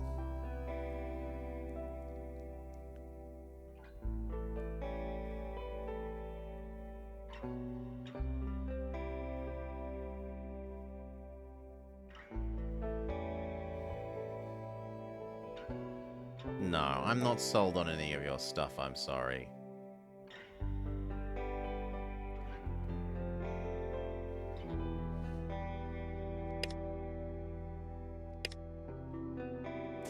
Is there anything else in this scene?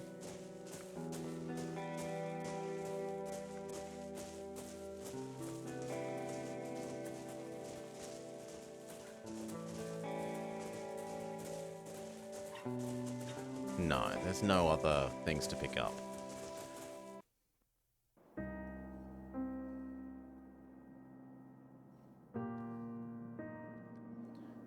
We will rest.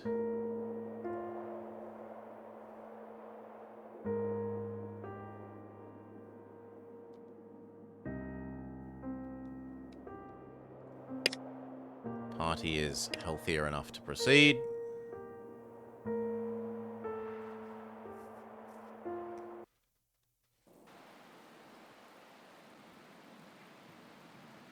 Okay. Welcome to Kalgoorlie.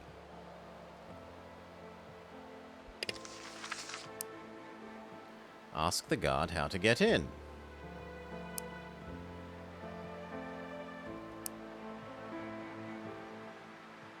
I got him out as fast as I could. Yeah, there's something... like we got him out, but anyway.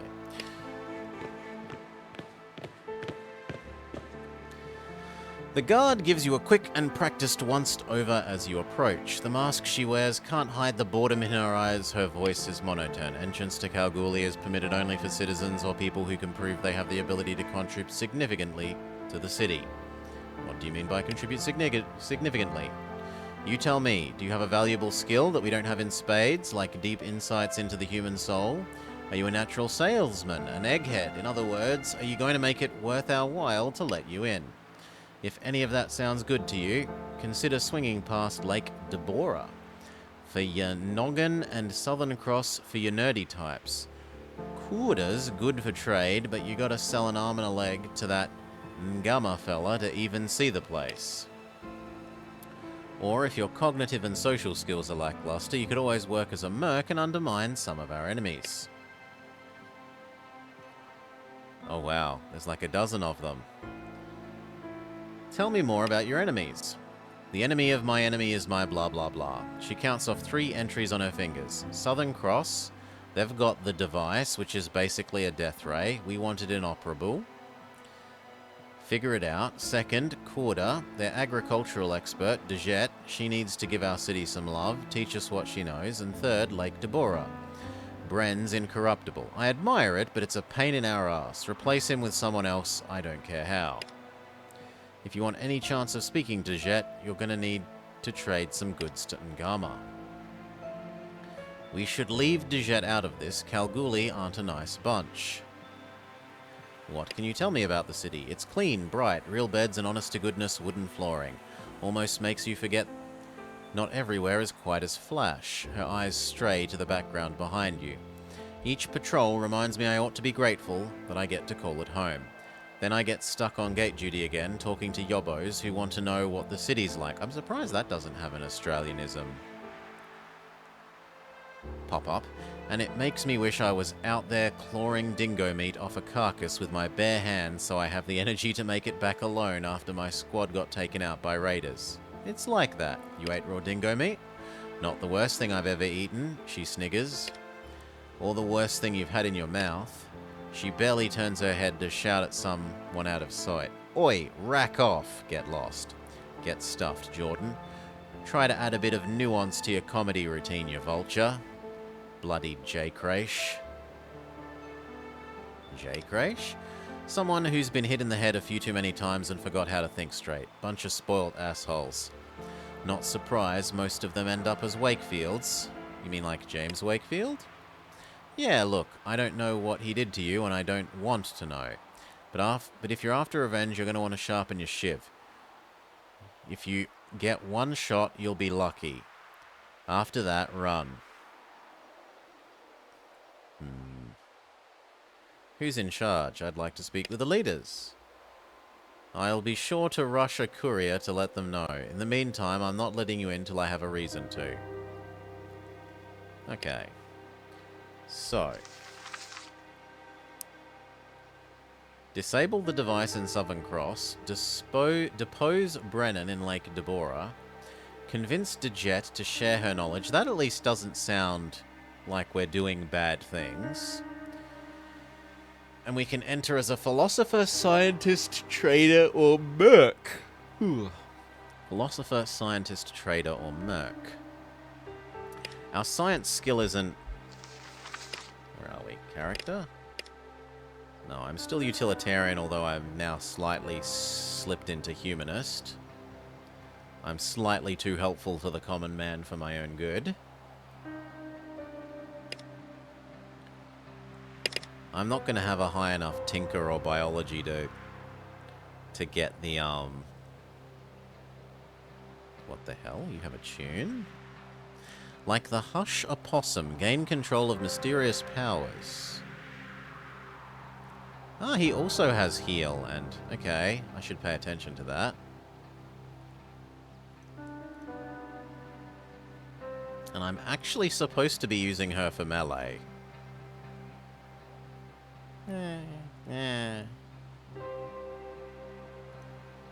You're I'm supposed to be using for shooting and possibly for overwatching.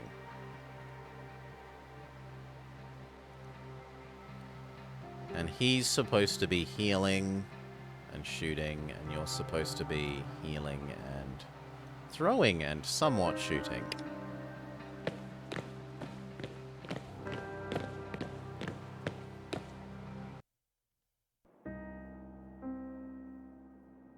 Okay, so... I don't want to kill the person at Lake Deborah.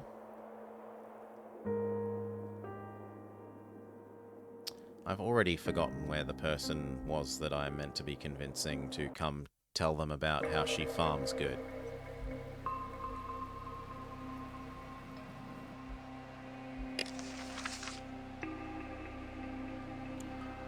Corda de Jet.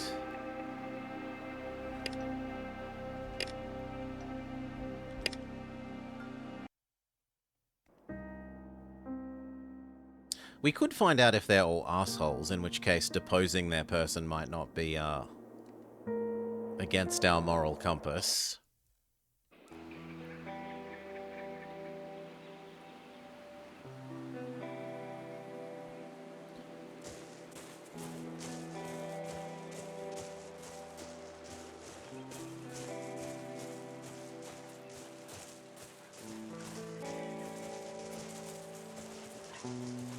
I don't actually see another person, so it looks like they're going to make me talk to you in order to get the other person to show up.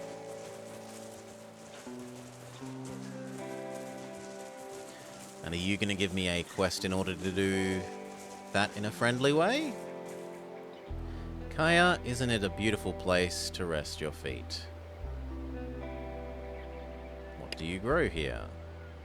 Who taught you how to tend the land? My mum, rest in peace, always kept our food supply steady, and I followed her footsteps in doing the same. Makes me feel like she's around me. And plus, I love how people react when I give them food. Food makes people happy. Maybe they are here and I just missed them.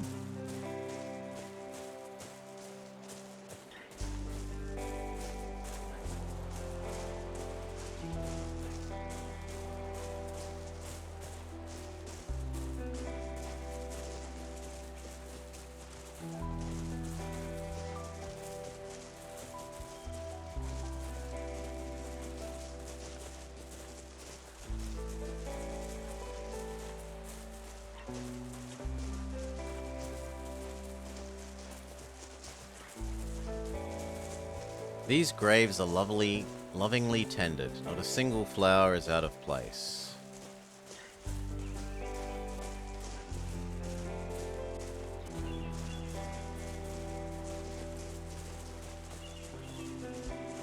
I don't want to leave.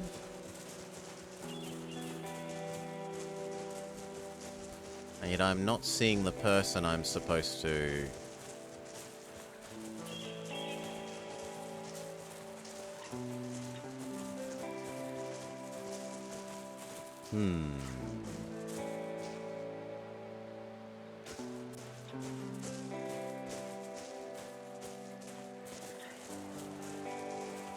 It's not like we can go inside the building.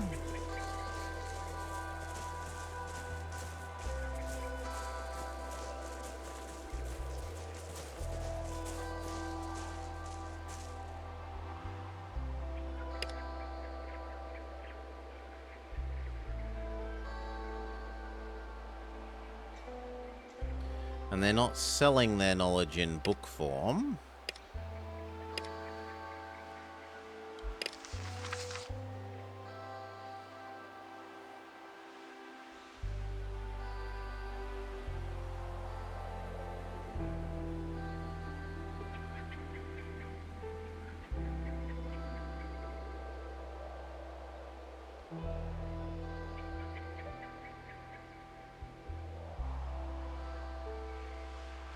Okay, Kendra mentioned Korda as a great place for trade. I need to sell Ngama a lot of goods before I can get in, though.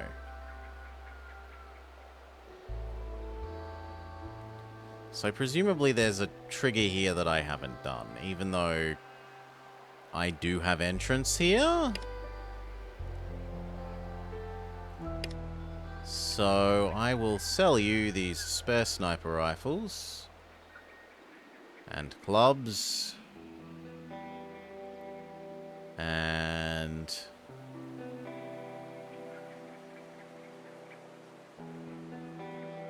I don't really like... I'm not going to sell you your own didgeridoo back. That would be a little rude.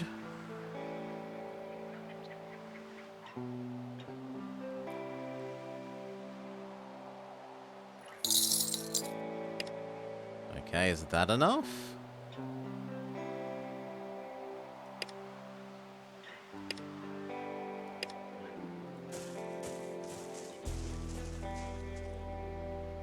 No.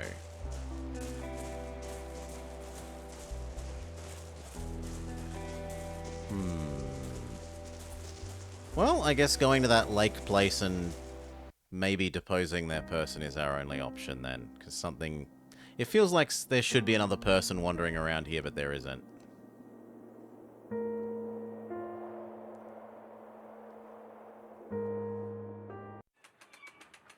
And it might just be that I need to sell that man more stuff. Hold it! The voice is loud from an imposing and heavily armed figure just inside the ark. Slow it down there. The man is staring at you, tense and ready, his weapon also trained on your party. What do you want? There's no need for weapons. We're not looking for a fight. You kind of look like you are, mate.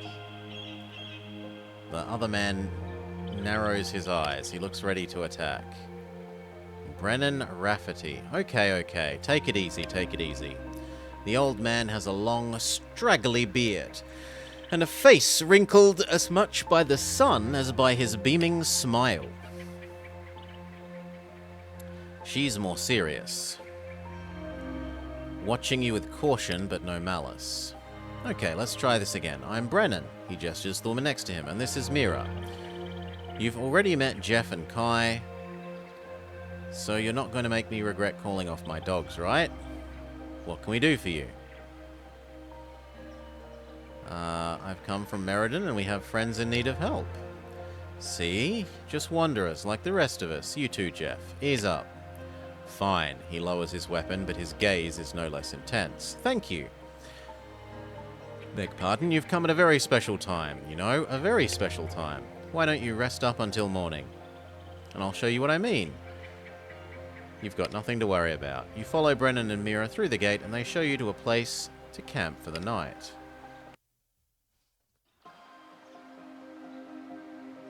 Sure. Why not? Right, he closes his eyes for a few seconds and that lets out a long, loud breath. Let's begin. You see an intense focus come over her as she stares at the dry mound. All five are quiet now as they stand entranced and gather round.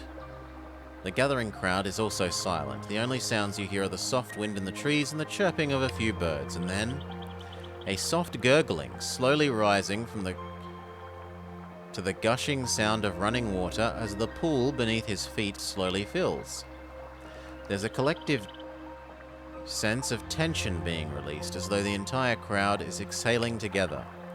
You can see the relief on his face as he looks at the water soaking the hem of his robe. There we go. He pauses and takes a few breaths, exhausted but clearly happy. Good work. Good work. Huh, I'm buggered. The stranger reaches over to adjust a small metal valve. Water bursts from the sprinklers, dousing the crops completely. Welcome to Lake Deborah. Quite the show you walked in on, eh? What do you reckon? It was like I was feeling someone else's hunger and then satisfied, full. It strikes each of us differently, but I've felt that way sometimes too. Catharsis, you know, it's powerful shit. You pull the water up from the ground? That's amazing!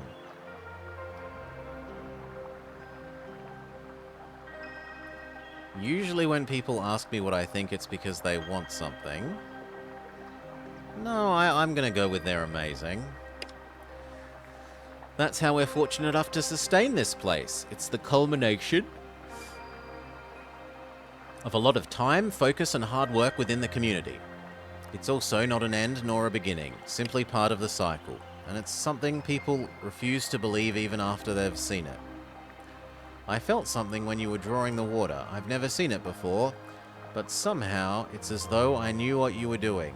Does this mean you have unlimited water? Haha, unlimited, not quite. There's quite a lot underground. In this part of the world, old aquifers have kept the country alive despite all the shit that's been flung at them. But it's far from unlimited. It's getting harder to reach. The drought means we need to pull more often than we used to, and it's getting tougher all the time. Well, I knew it. I could sense that the moment we met at the gates. You're walking the path of water. It's a rare find out in the wilds. Affinity to water. I'm looking forward to talking more about this, but not right now. He tries to suppress a cough, takes a deep rasping breath, and clears his throat. You're going to have to excuse me. I'm utterly knackered. I'll get to the point. We've got a good thing going with this community. We grow slowly, as we should and as we need. Right now, I need to rest. I'd love you to take time to get to know what we're about, what we value, and how everyone contributes to the community. I'd say start with Mira, who can point you to the others. She's upstairs, middle level, in the library. I've got more questions. They'll have to wait. I'm so exhausted. We can chat later after you've met the others. Once you're done, let's see if there's a place for you and yours here. Oh, we could stay? Well, let's find out. I'm gonna go take it easy. Catch you after a while.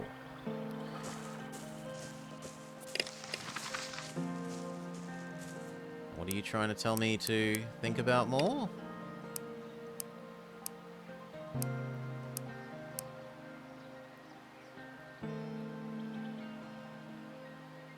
Oh, I could have paid his bail at the governor's HQ, not in the...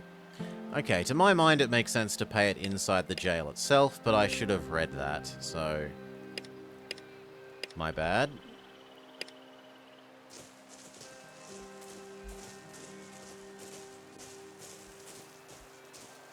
I mean, do I still have 500 bucks? I do. The sprinkler system is ingenious, but likely impossible anywhere else.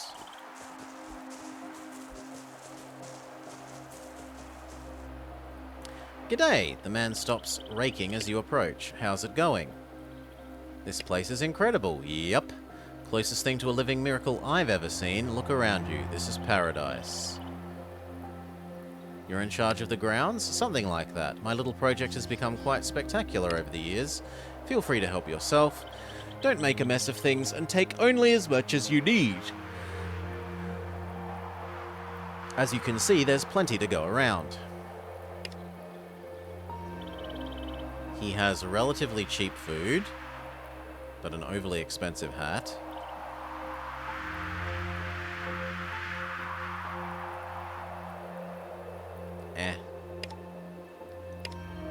You believe in miracles? Not exactly. More a turn of a phrase, like sunsets, rainbows, first light, that kind of thing. They're not what people understand as miracles, but they give you a sense of something greater, and that's what appeals to me about this place.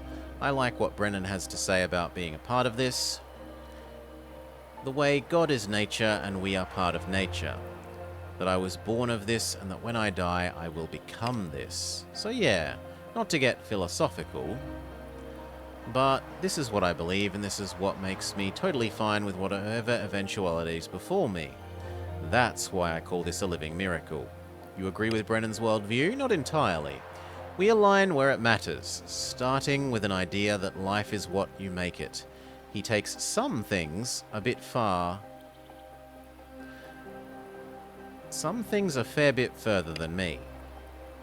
And we don't see eye to eye with some of his ideas, but it seems to work for most people here.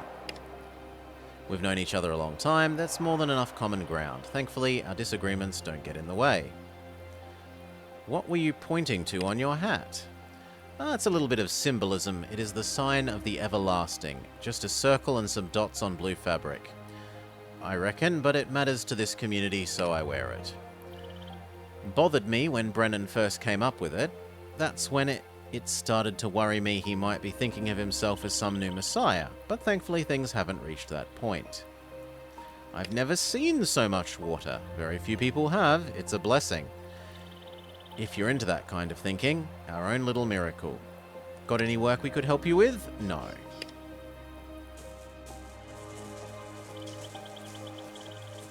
And what, we could take food from here? Sure, we'll eat your potatoes, why not?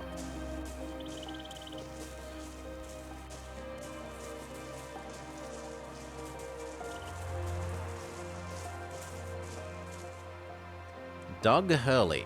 This heavy-set man looks up from the machine and calls as you approach. Hey Doug. Hurley. Wanted to personally welcome you to Lake Deborah and our little community here. His gruff tone and less than friendly glare are at odds with what he is saying.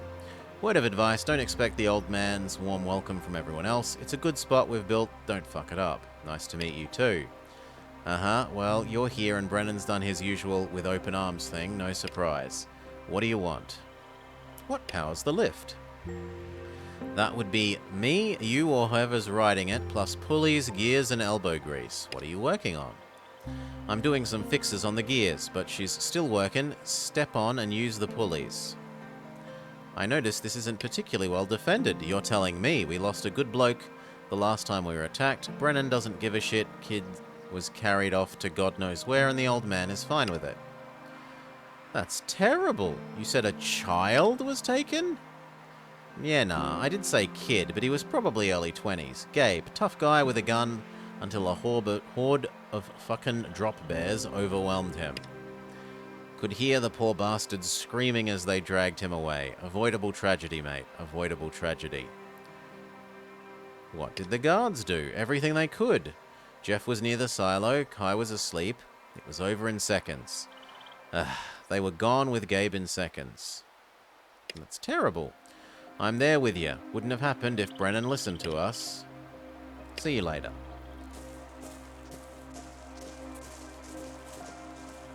What do you want to do? Let's go to the top.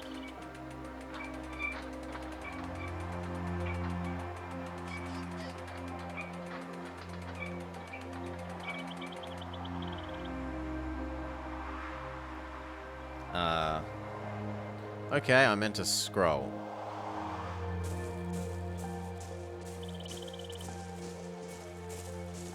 Healthy, tended to with patience and love.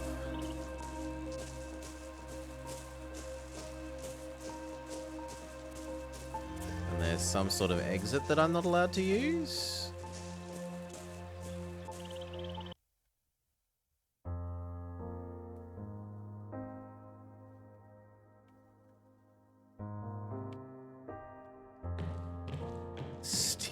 Break into their house and take their stuff. Sure.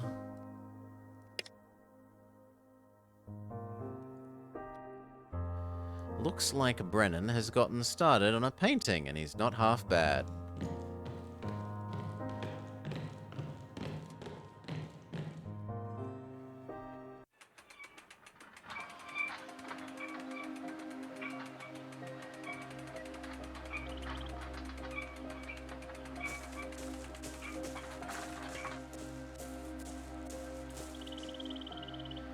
Okay, let's try the middle. So it looks like there's potentially some disagreements that we could exploit to get nice spiritual man overthrown, if we were going to be evil like that.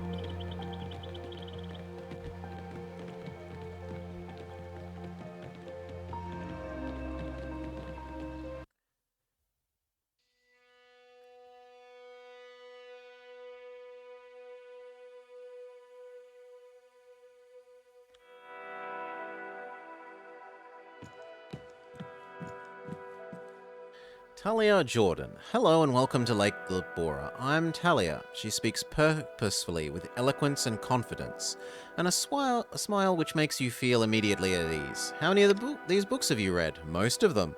Don't forget, we've been here for years, collected them for years, and had just as long to read them. Mira too. You see what this place is like. I don't know of anywhere else in the world that affords people as much idle time.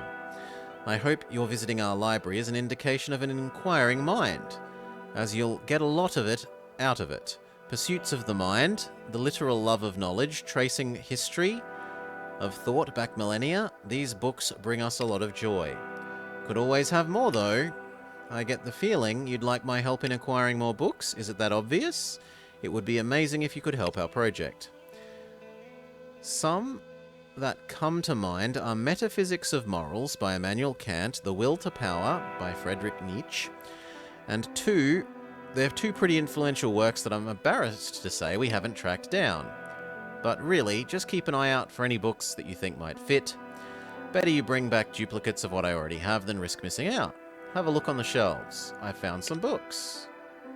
We have The Present Moment and Meditations on First Philosophy. Excellent, they will make great additions to the library. Thank you. If you find any more, let us know.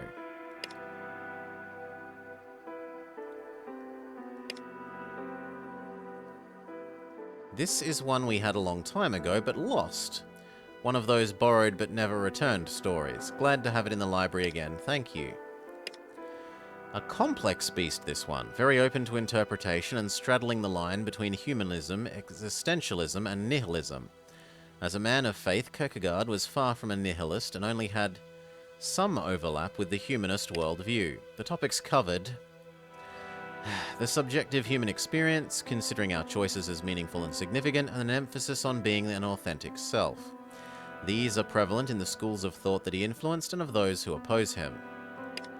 Depending on who you ask, it could simply be a summary of how people saw the world centuries ago, or a treatise on living as an authentic individual through the lens of Christian existentialism. You ask someone else and it's about accepting responsibility for one's actions, being definitive with your choices and focusing on your place in the here and now. Remind me what books I want. She does. Goodbye. You flip through essays on Wittgenstein by University of Woolloomooloo Press. Whereof one cannot speak, whereof one must be silent. Philosophy is like trying to open a safe with a combination lock. Each little adjustment of the dials seems to achieve nothing. Only when everything is in place do the doors open.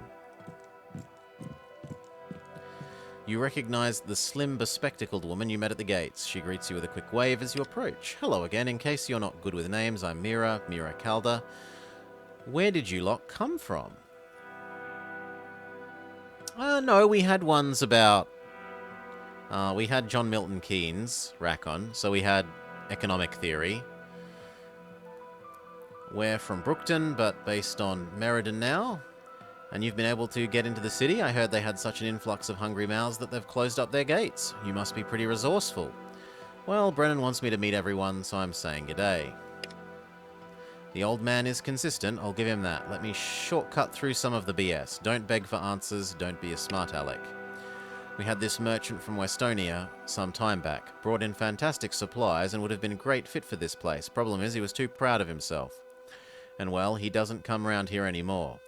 What can you tell me about work? Just that it's a big deal to the old man, and pretty much everyone here is giving it their all. How long have you been here? 10 years, give or take. Long time for a small place, but we're happy here. We've been to Westonia. I'm sorry, but it's been destroyed. She stands still and quiet as you recount the horror of the dead bodies, just strewn in a pile, abandoned and undignified. Those poor people, those poor people. She shakes her head slowly and sadly. She clears her throat before carrying on. This world is not what it used to be. We thought it had already gone completely to shit, and still it finds ways to get worse. She turns to Talia. This is what I'm talking about. We've only got Kai and Jeff. No way. Well, thanks for letting us know. We do need more. We all need to do more to secure this place. Got time to talk, Descartes? Definitely. What did you think of First Meditations? The evil demon part was kind of cool. Yes, that's often what stands out on first reading. It's a good thought experiment. It's pretty convincing. Too right, there's a reason we suggest people start there if they're going down this path. It gets the gears turning. I reckon for most people, they've been turning all along, but just ignored. I can't tell you how many people I've seen this book be that first spark of a fire that never goes out. But did it make you question something? It made me question everything! I don't think I can ever be certain about anything again.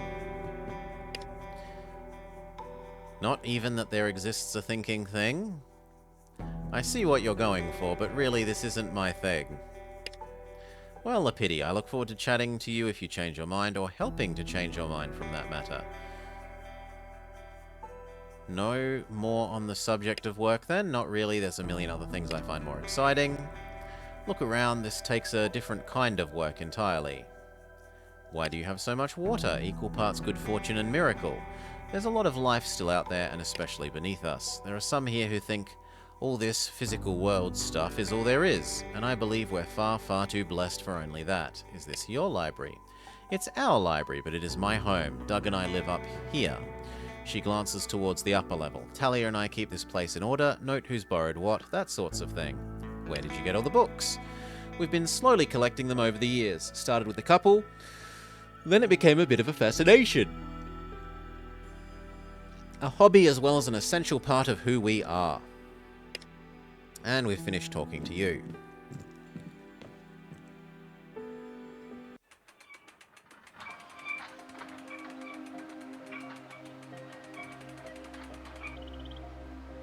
Okay.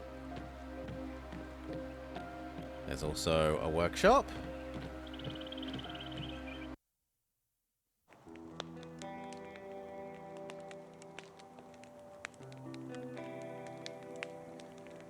No, it's not about driving cars, de Broglie. Very little vehicle involved. G'day, mate. Let me guess. Brennan got you meeting all the crew. Wish everything ran as clockwork as he does. The man has a beaming smile. His tone is conveying a good-natured sarcasm. I'm Lockie. That's Brooke. If you're good people, we'll be good people too. And that's really about it. Can you improve my weapon? Ah, so you're like if we don't rescue Cole, how we do this. Are you able to make me new weapons? A pipe wrench?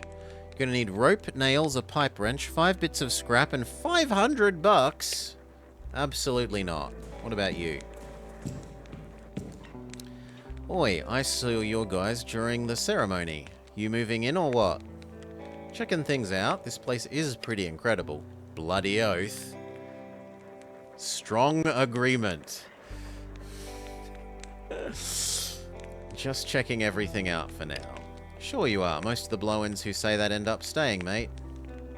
We're trying to find one of our friends. Yeah, you probably couldn't find your friend in here. There's a little touch of friendly mockery. Lockie, you see any lost friends?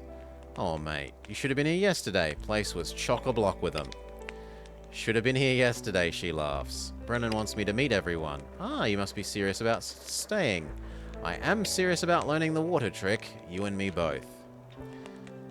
You know where I might be able to find books? Let me guess. Mira or Talia have got you hunting? Those two, eh? All your friends that were here yesterday must have took 'em. They both burst into laughter. What do you do around here? What do I do? I'm usually doing whatever I tell her to. Yeah, fuck that noise, Lockie. I'm his apprentice, 'cause he was here first, and 'cause that's what he calls someone who does all the shit he doesn't want to do. Wait, let me... What's this? This is... Yes, this is my workshop.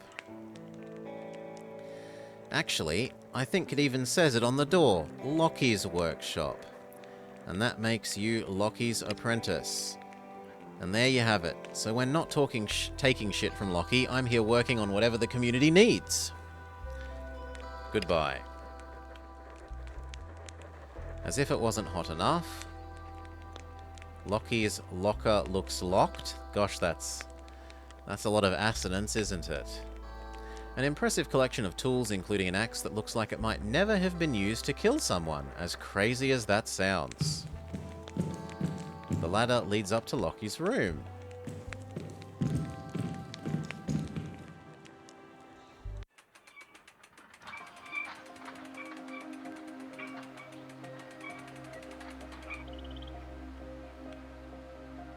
Okay, and what about the lowest level?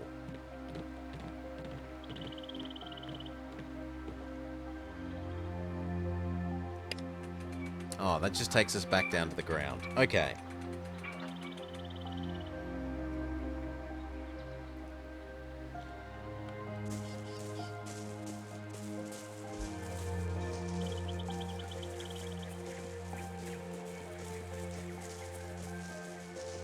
Nope.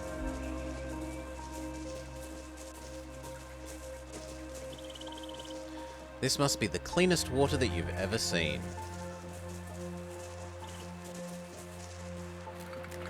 Some wheat.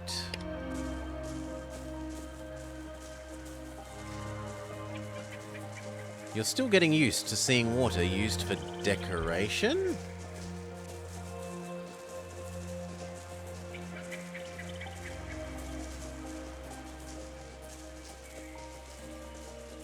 Chookums?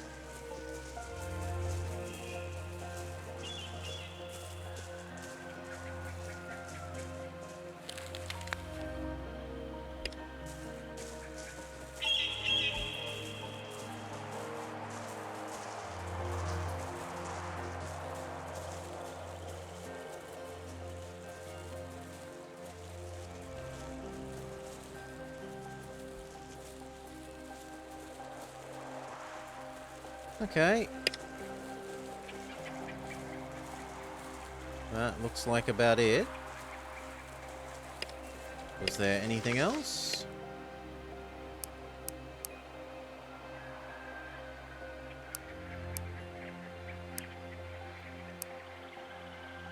Bring her 5 philosophy books. Well, we've brought her 2.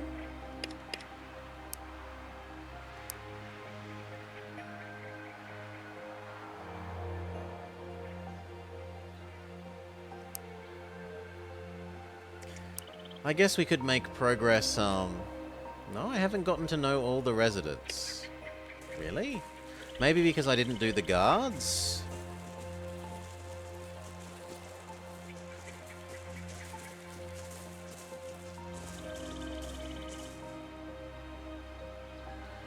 G'day.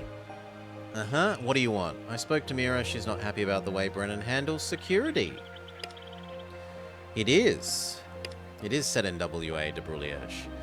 You're looking at our army of 2, mate. Can I help? Can you? I'm not afraid of killing. Is that right? Spent my life doing that sort of thing. Sounds like you reckon you can take care of yourself. And there's not much that these 2 can't handle. Fine, you're on. This should be good. We don't get approached from the north because of the great big silos, and most people aren't dumb enough to walk straight through the front door. We'll be doing the usual, just staying within the perimeter and keeping our eyes and ears open. Okay. What do you want me to do?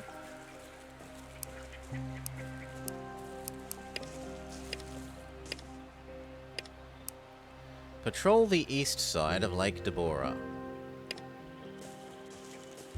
Alright.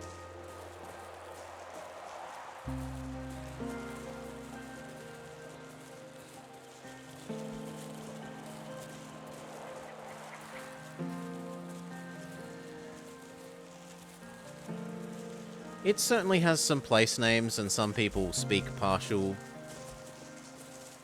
in some Aboriginal languages, de Brulliage, but concepts, I don't know about that.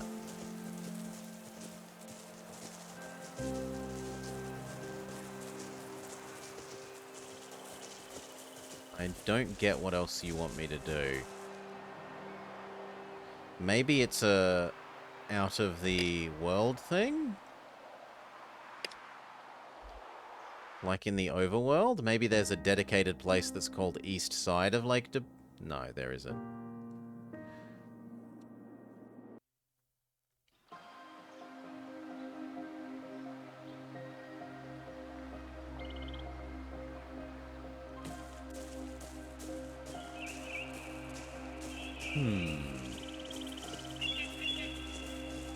Well, aside from doing circles around the whole place...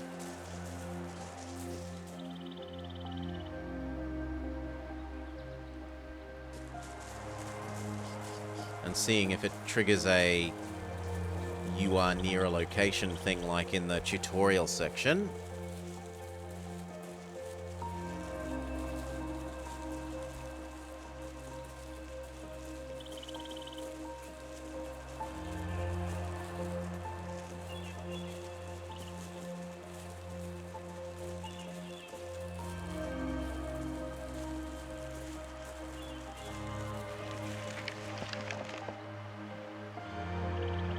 Fired bullets, cash, bottle.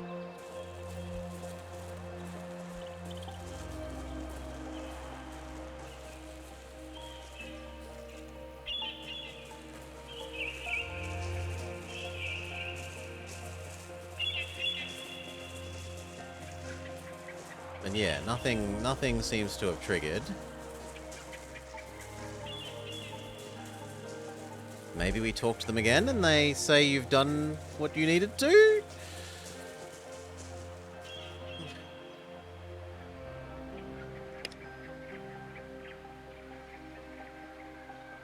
Oh, come back at night. Okay. Rest. Yes.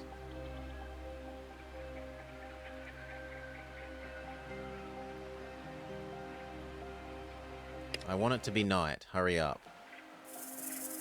Now we talk to you. Start patrol. You walk with him through Denny's crops.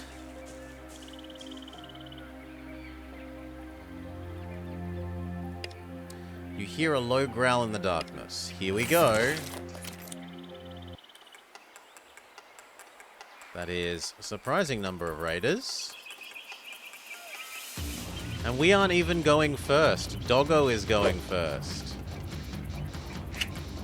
Doggo is not very good at hitting.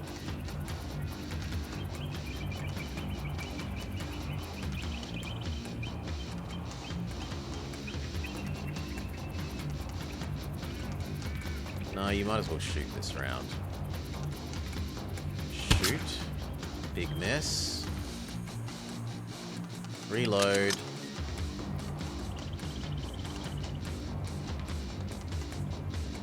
And stand next to Doggo. Sure. Next turn you can maybe flip weapons. Ah!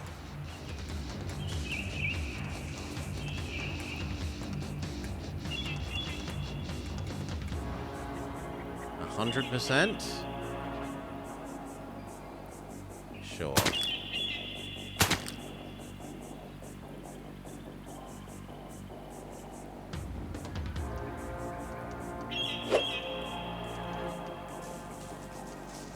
Doggo got an opportunity attack, but it did nothing for them.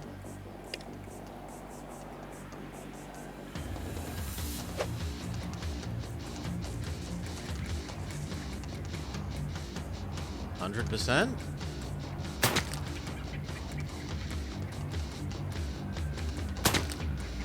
Okay, Doggo won.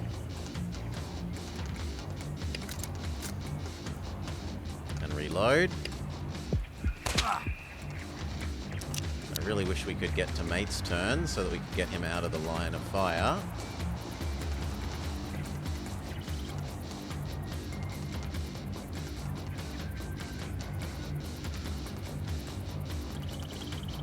Get into range of Doggo and commence stabbing Doggo.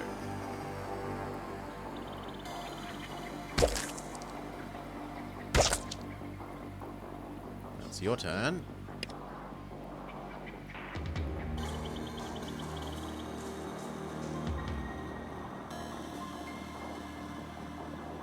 Well, you can shoot and then make space.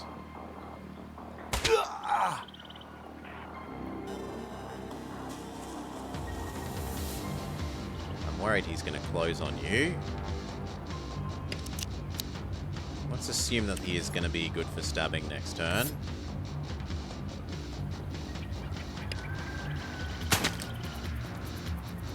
Ah, he's friendly, but I don't get to control him.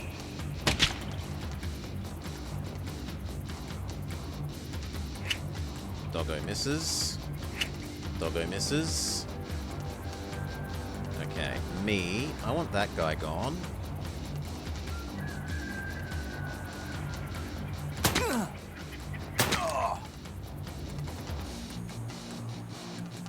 And reload.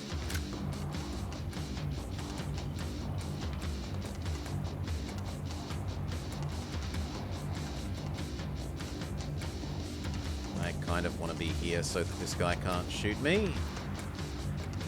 Or at least maybe has cover. Okay, change weapon. Stabby. And knocked down.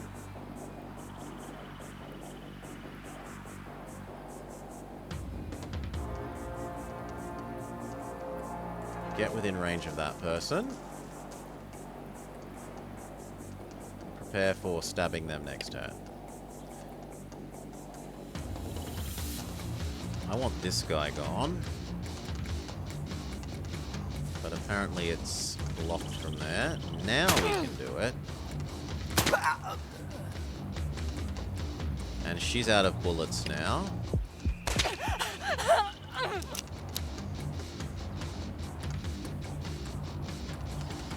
Does she have to spend part of her turn getting up? It looks like she had to spend almost all of her turn getting up. I'd rather finish off Doggo.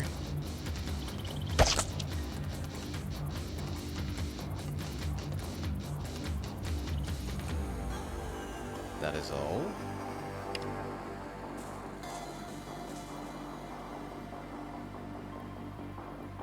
You close and stab him.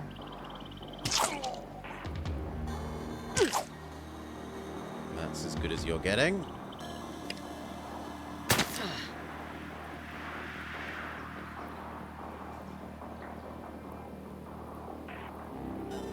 Okay. I kind of want to use my healing spell on myself.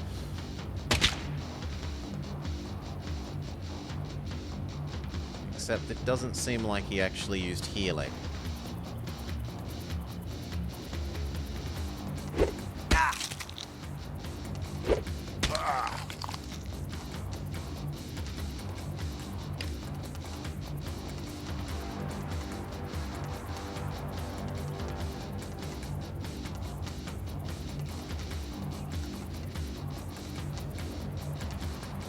What if you got to there?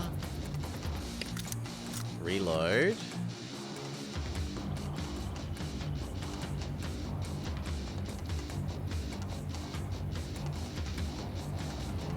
No, get rid of this guy.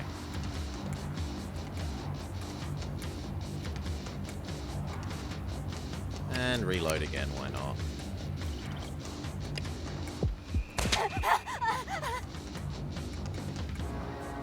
You finish this guy. Or miss. Okay. I'm happy with that. You help finish this person. Or fail. Now, how do we use...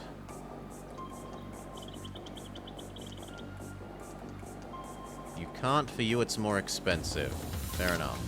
Stab then.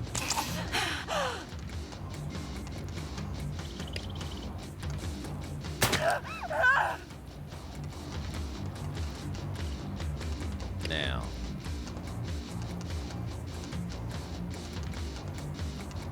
Okay, I was meant to use the scroll wheel to change what skills are available. Cast, heal yourself.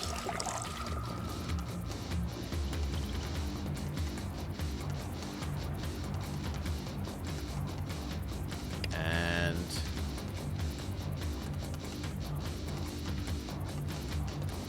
I don't know. Probably just run up towards her? Like, there's only one person left, so we should start meleeing.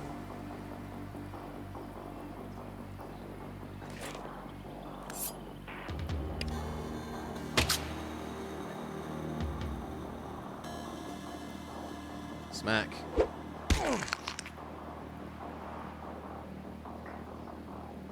That's all for you. Help your sister out. Can you change into stabby mode and stab them?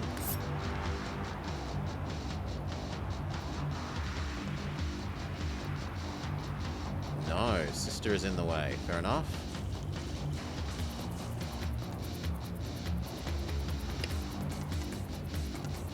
Make sure you count as right next to that person, so if they move, they get stabbed.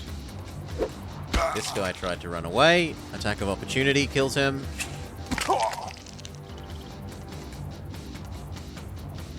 Stabby miss.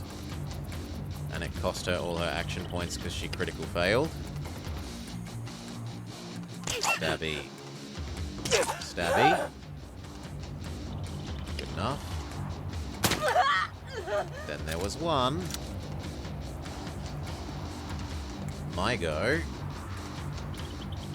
Get into stabbing range. And commence the stabbing.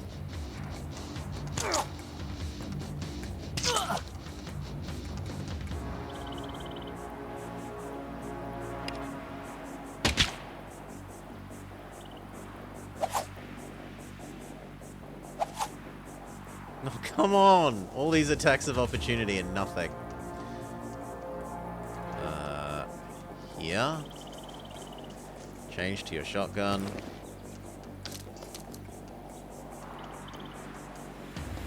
But you apparently can't shotgun his face, so... Overwatch. That direction.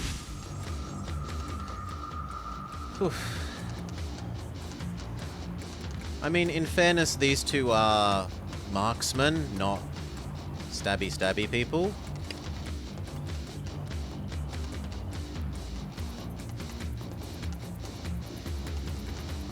Wait, why don't I have my... Do you only get it once per fight?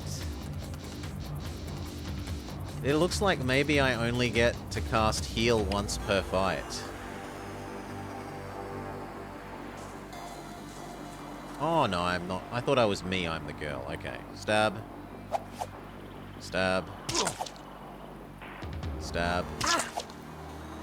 Done. Do you have any useful skills? Not really. You can at least start closing. Use sprint. Not intimidate. Intimidate won't work. Well, how do I pick a different skill then? Right click and I'm allowed to select sprint. Good. Surround him.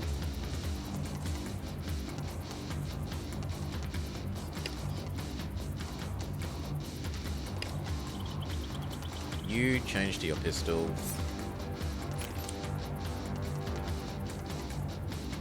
Oh. Reload. And the helper finishes them off. Fucking hell. That gets the blood flowing. You did good, mate. Not bad at all. Glad we were around. Whole place, no doubt, heard the commotion as well. What are you going to do with the bodies? We get rid of them outside. He nods his head towards the wasteland. Once we've cleared them out of anything useful. Do you know who these people were? A bunch of dead bastards. He seems indifferent and only shrugs. Glad that's over. Catch you later. We raid their bodies?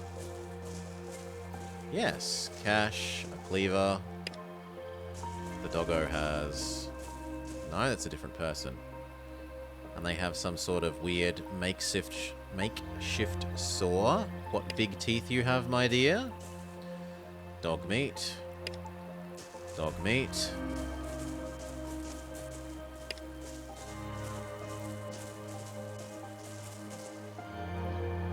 Money, a revolver. 2 more people. This.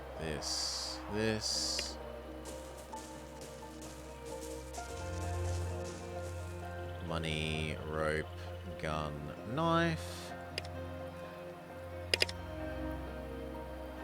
Ah, some of the people that aren't me have leveled up, you say? Maybe?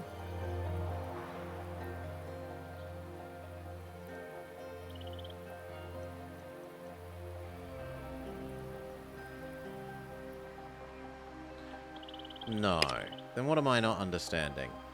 That she needs new equipment things. Okay. Well, here, have a bit of dog meat. Why eat roo when you can eat mush roo? Ugh. Sure, why not?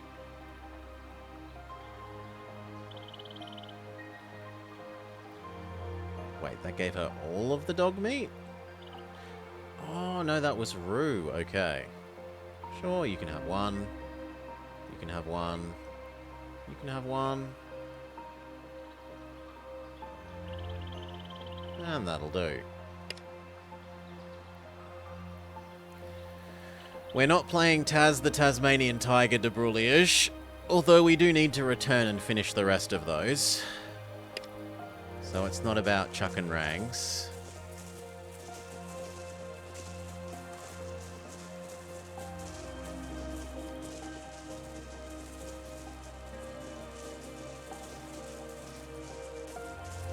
Talk to Kai about our next job. You did a lot of good work with those raiders, thanks. Yep, get some rest, we'll catch up tomorrow. So you're actually saying... wait until morning. And now talk to you again. Okay, you really want me to rest.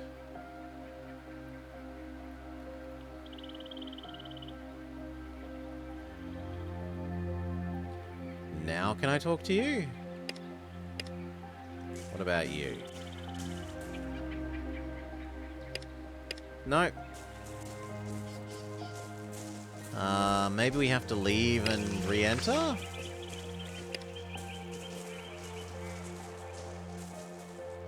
So let's do that. That might trigger them to be sensible.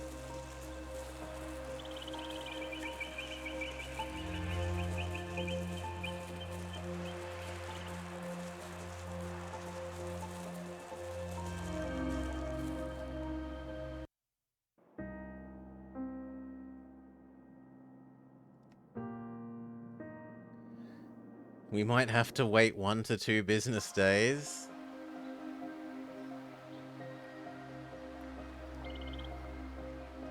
Okay, let's try talking to them again now.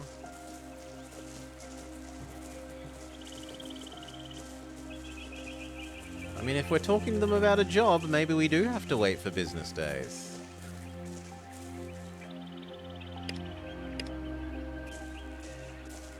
Nah, I don't get it.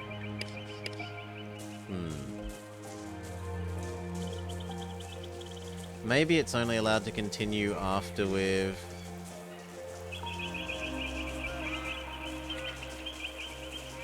done the, like, rest of the introduce yourself to these people quests?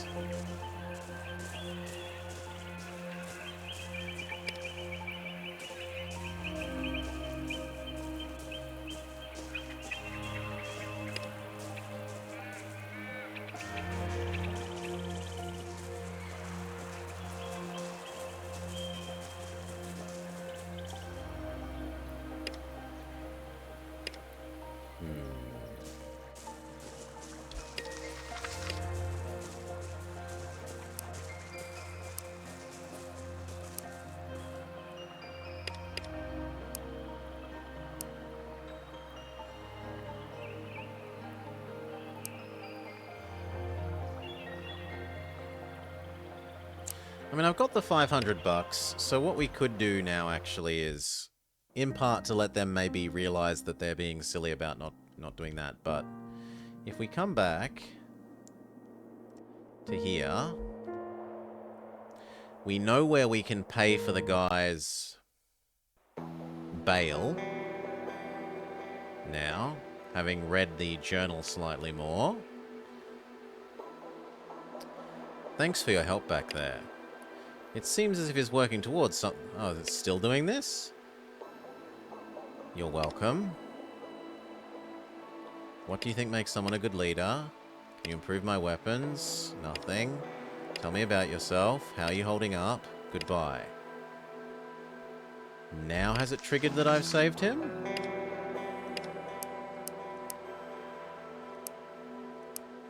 Yes, it looks like the saving him thing was tied to one of those other talks that I maybe didn't do before. Yeah. Okay. So that's a bit weird, but now that's okay. And then we want to go to Town Hall.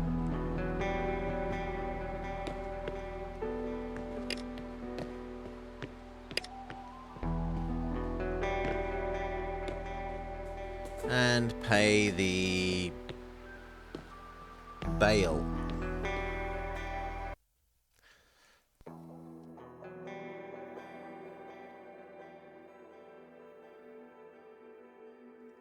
Hello, I want to pay the bail.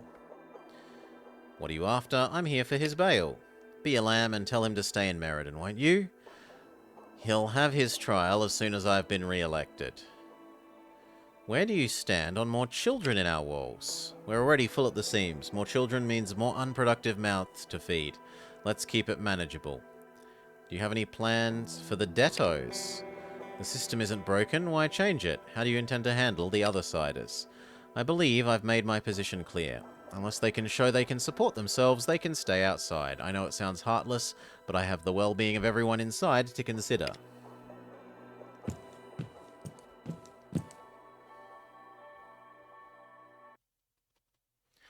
Okay, now that he's out of the jail, will he tell us about the main quest line person from Kalgoorlie where they're hiding. Ooh, but first, Mick, hey mate, for someone who's been in a coma, he looks decidedly unrested. Have you got a second to chat? Sure. While I was out of it, I had a strange dream. I don't know what else they could be called. They felt real, but... Anyway, what it comes down to is this. What do you think is the difference between a good person with bad impulses and a bad person with the impulse to do good? That is a false equivalent. You're saying good impulses don't exist while bad impulses do.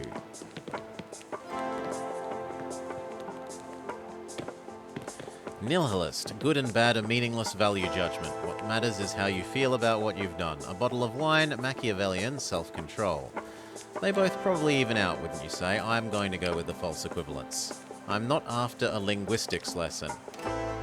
I want to know whether a person's natural character outweighs the moments where they behave differently, or whether enough different moments will fundamentally change who a person is. You're not going to find an answer, it's a chicken and an egg problem. Did you act the way you did because of past experience, or was it railing against your nature that caused problems at first? Humanist. How someone chooses to act or react is the only thing that can change who they are. If you don't like yourself, change your behaviour. Machiavellian. A leader who's acting like a follower doesn't stop being a leader, but they're not befitting anyone by playing a role not suited to them. Utilitarian. What does it matter if you change so long as you change in a way that benefits us all?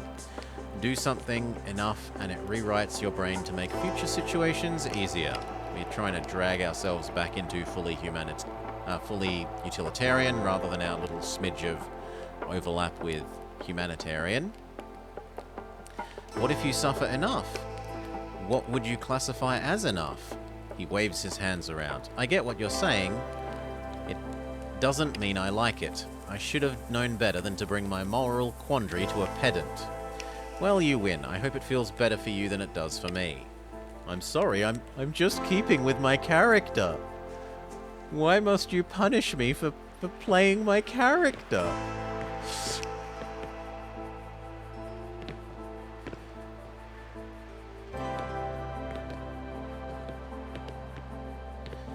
Guard the chicken coop on the west side of the settlement. Talk to Kai at the gates of Lake Deborah about your next job.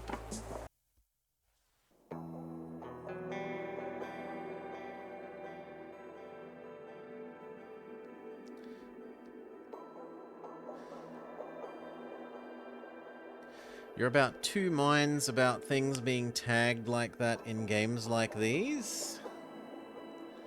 Okay, we can talk to you and free you. I've paid your bail. You've gone above and beyond, mate. Scott Measure said he had a few things to collect from the plane before he could head back to Kalgoorlie. As for me, I'm going home. But we were asked to make him stay.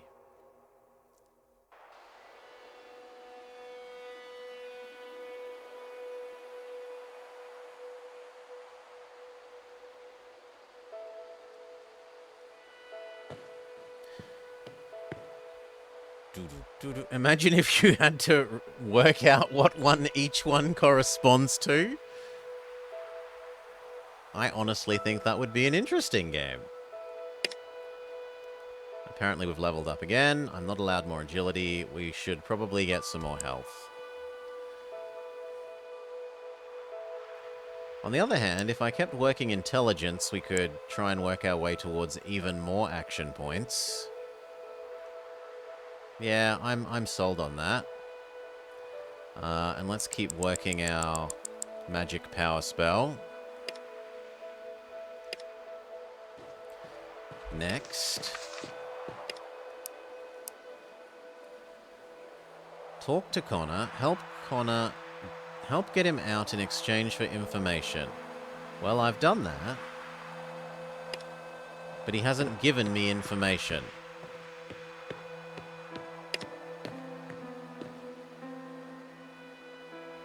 He said he's going home. And home means the city that is destroyed, right?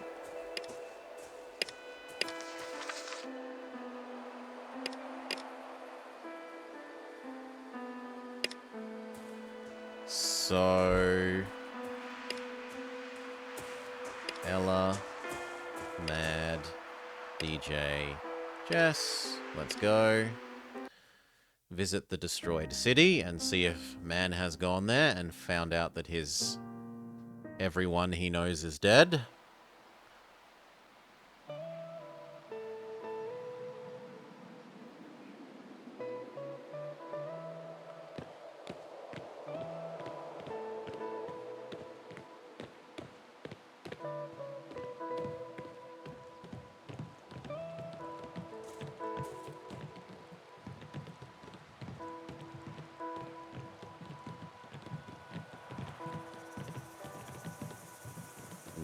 He doesn't seem to be here.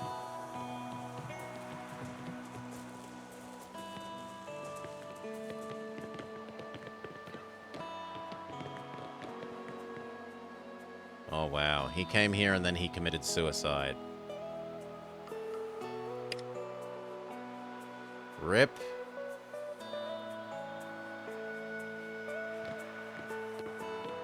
That's depressing.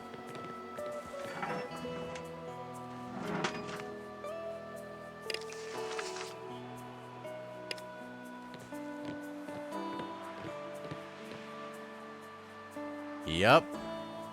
That's him. So I paid $500 for him to go commit suicide.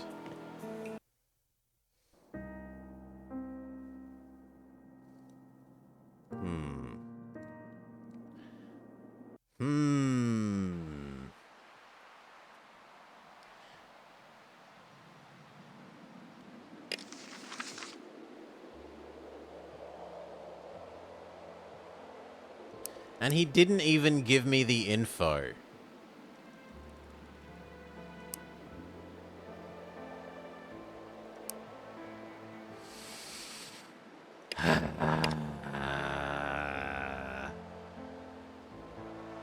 He did say something about the plane.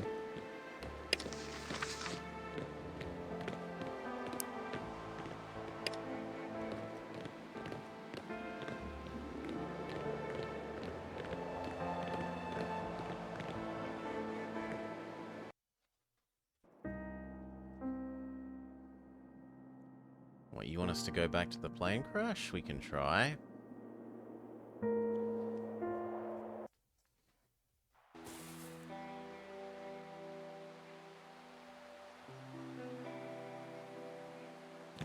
But I don't know that it's going to be any different.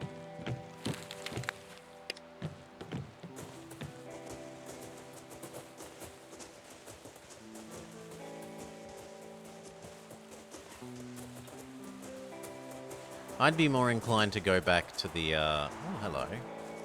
To go back to the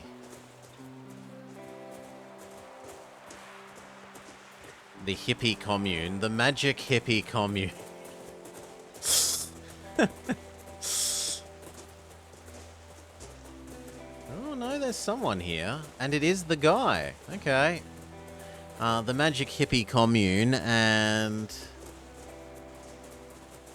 see if we can either finish the talk to everyone quest or now the two guards accept that we're useful. He's rummaging through something in the wreckage, but he looks up cautiously as you approach. Hello, I finally tracked you down. I fear you have me at a disadvantage. He stands, dusting off his fingers with a gentle grace. Are you here to take me prisoner? Or does Governor Smith have some harsher punishment? Angela wants you brought back to resolve this misunderstanding. What exactly was it that you gave Connor? Something he called a gating ball. Why? What did he do with it? How many of them does Kalgoorlie have? A couple of hundred. They get passed around so much, someone must have a number somewhere, one of the clerks. It almost killed Angela and wounded a man called Mick. That's not its primary purpose, it stores energy, that's all. We would never destroy such a valuable object by subjecting it to such pressure. Did you plan to attack us? Attack? Not unless it was absolutely necessary. We were here to gather info. I should be going. Thank you for the conversation. It has been illuminating.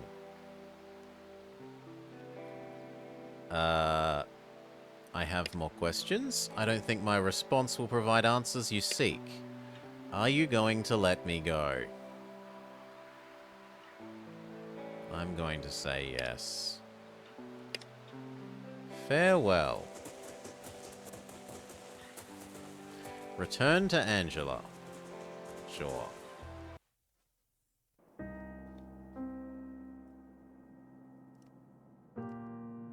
I'm not imprisoning him.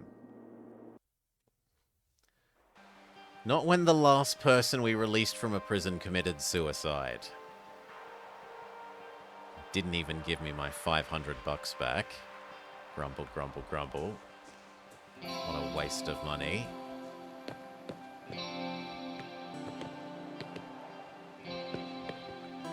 Hail Sundays, Sundays. Yeah, for the most part. There are times when the Australianness is too much for me, and it makes me embarrassed, but otherwise good.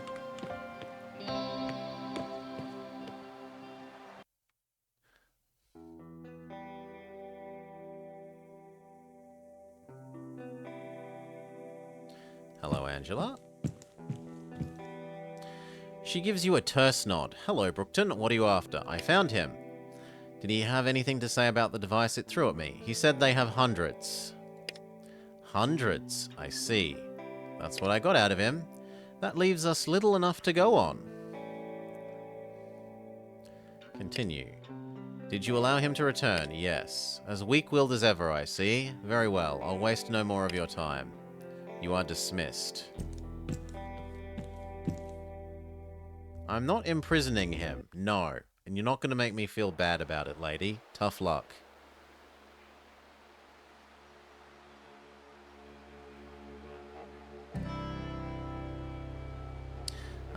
In terms of audio design, the only comment that's been noticeably passed around Sundays is that maybe there's a little too much windy noise. Otherwise, I've quite liked it. Okay. Well then, back to Lake Deborah. Now that lady here is angry with me. Mad. Ella. DJ.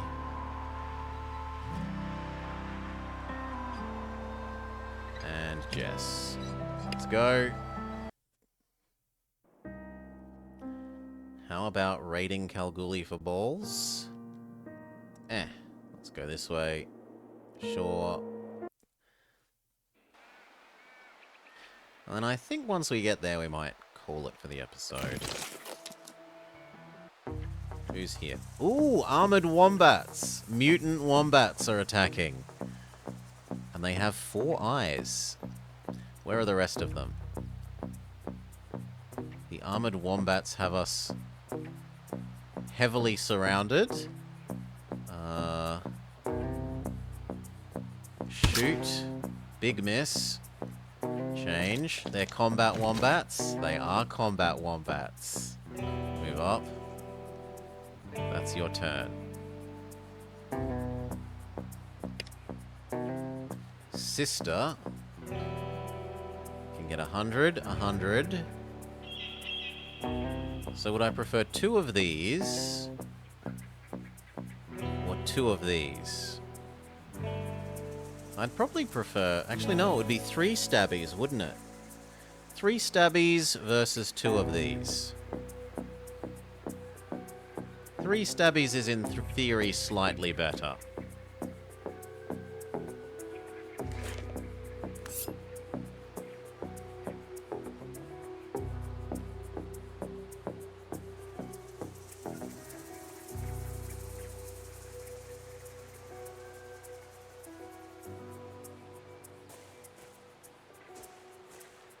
Stabby. Stabby. Stabby. Yeah, be proud of yourself, Sunday. Be proud of the work you've done. No more stabbing actions. Main character man, me.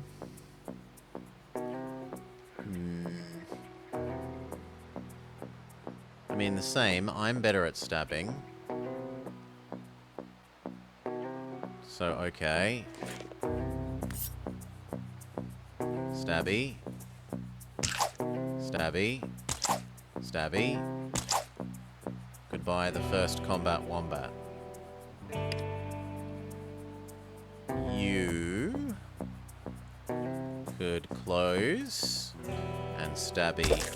Stabby. Okay, and finally him.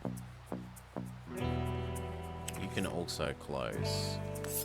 But you might actually have trouble reaching there, because he's not very good at running.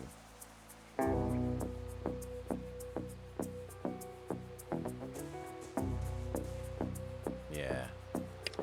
So, you spend the rest of your turn sprinting, friend. So that if the wombat decides to run away, you get some more attacks of opportunity. Oh. The wombats don't make a noise?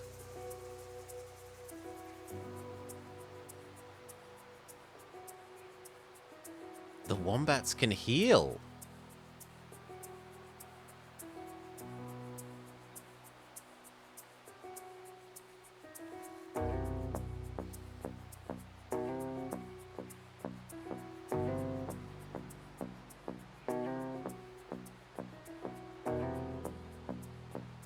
Okay.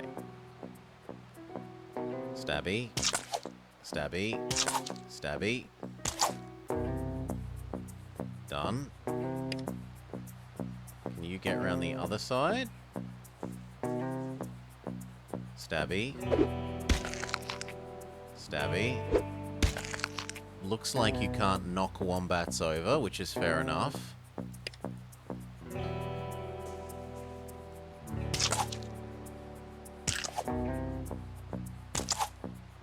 Excellent. Maybe start making your way over towards helping here.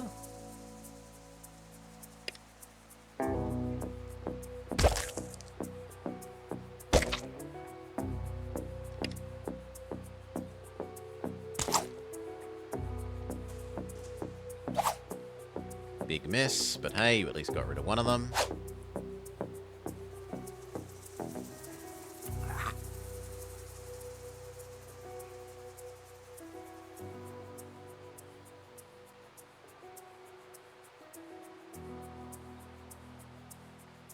Ow. Ow. Okay, magic spell yourself. No, because why not? That should work.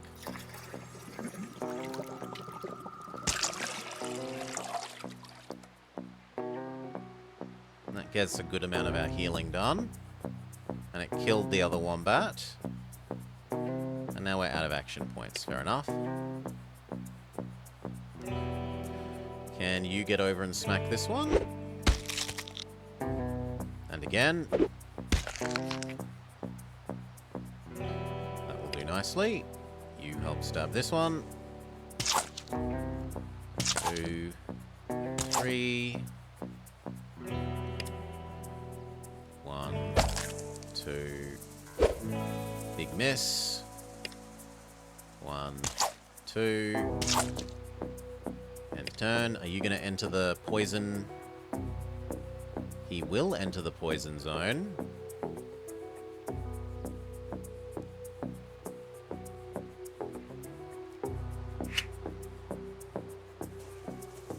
No, I wanted you to stab the wombat.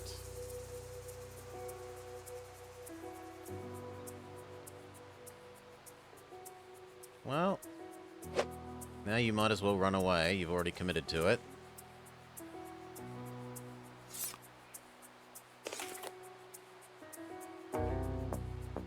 I can't manage to get it to shoot the wombat?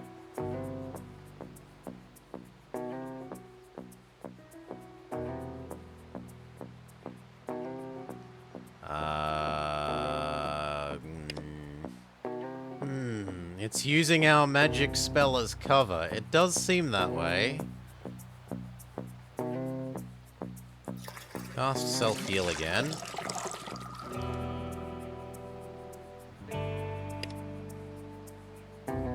Yeah.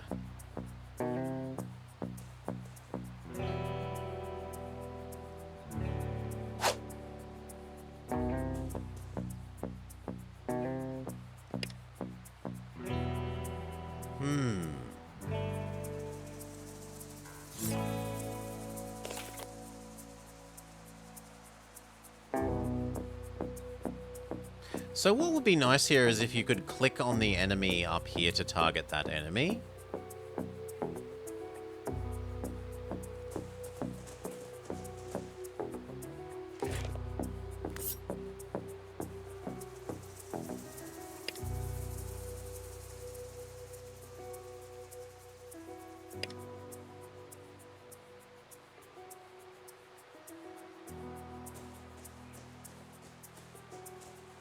Try and surround our wombatty friend.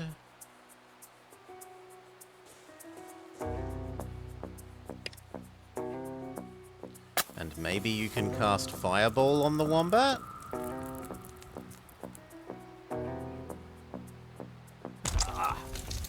Yes. We can kill the wombat this way.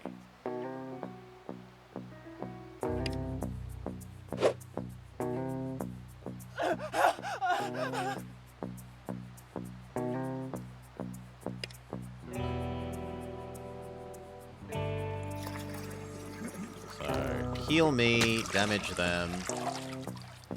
That'll do. You do precisely nothing. You do precisely nothing. You do precisely nothing. You move up and try and do your fire spell again. Or you could help with healing. Yeah, help with healing.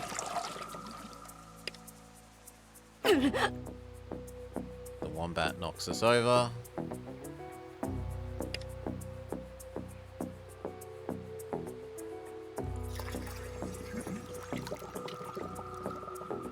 Oh yeah, and we end the fight with full health as well. No, the killing happens before the healing, so I don't get to go to full health. Boo! Boo!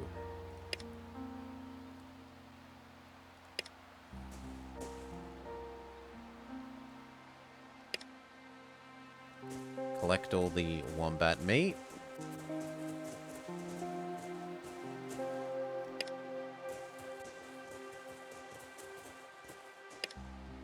Good enough, and let's be on our way.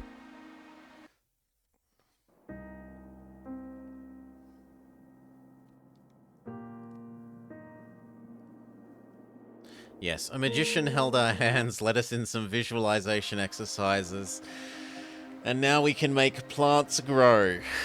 / depoison the land, / manipulate water, / heal.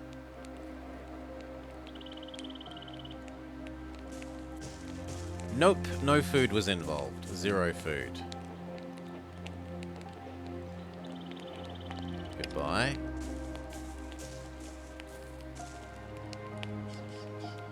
Goodbye. Goodbye. So who don't I know, supposedly? I feel like I've gotten to know everyone.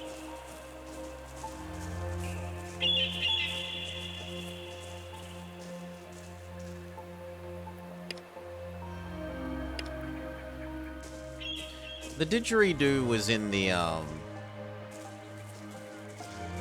native town. We stole it from them and then almost sold it back to them, which was a bit rude.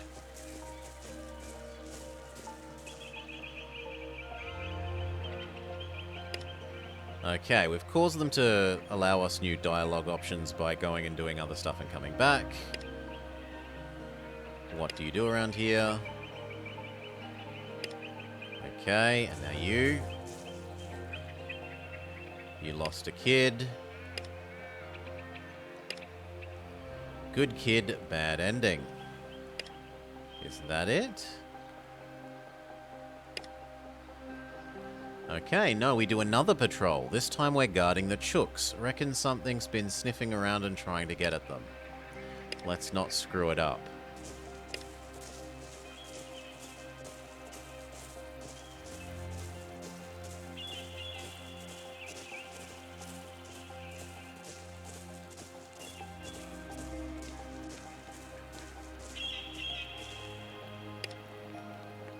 Combat wombats or dingoes? Drop bears! A whole bunch of them. Come on. No way. Wow.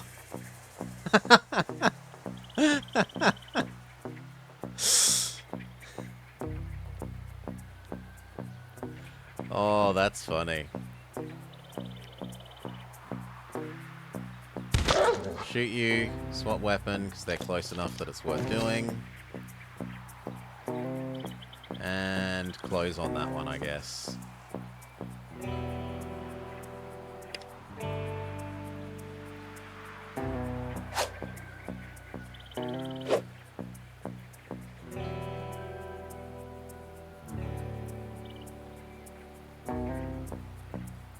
It moves in a very frog-like way.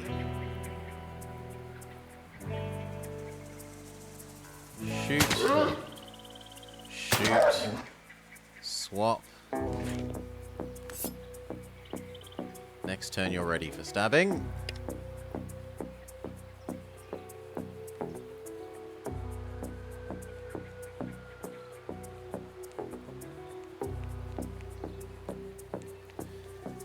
I kind of want to just cast the magic spell on ourselves,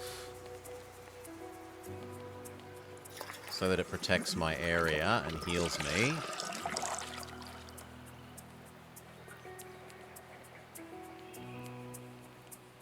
And then shoot that guy and give them marked.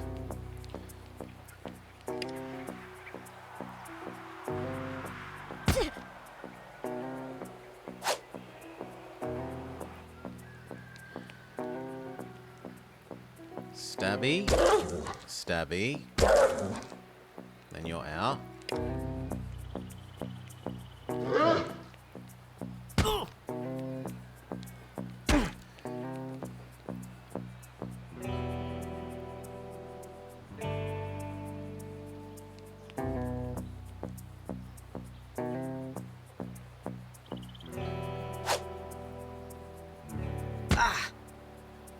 Okay, you cast healing / defensive spell on... I wish we could make it... Can it... No, I can't make it do both, so just do us. And then beyond that, change to stabbing. The next turn.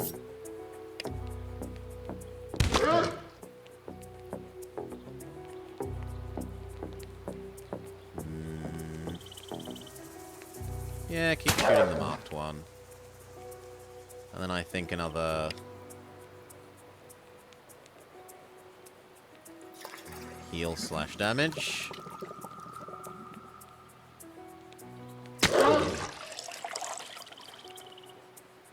And then I would like to get over by a friendo over here, so that I can heal her next turn.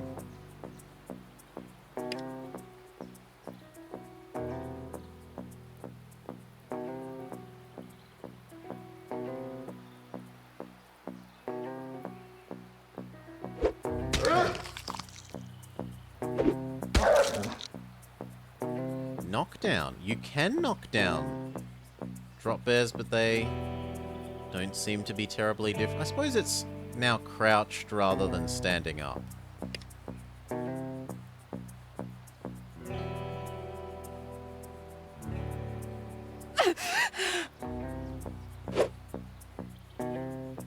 Yeah, she definitely needs healing next turn.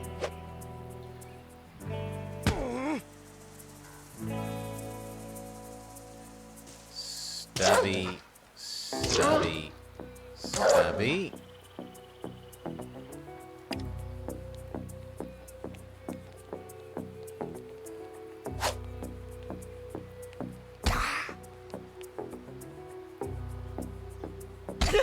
Oh, I need them to miss. No! No! No. No. Not having death. No. No.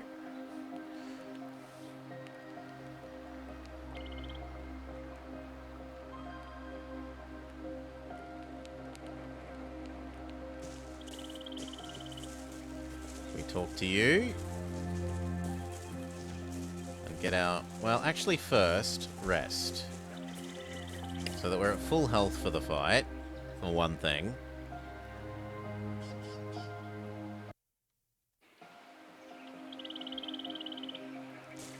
Talk to you again.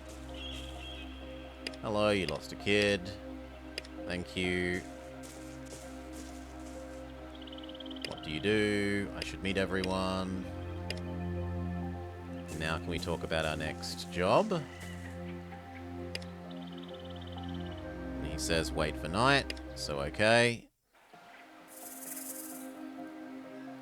And can we change people around to the way that I want them? So you are primarily this and secondarily that. You can be primary that.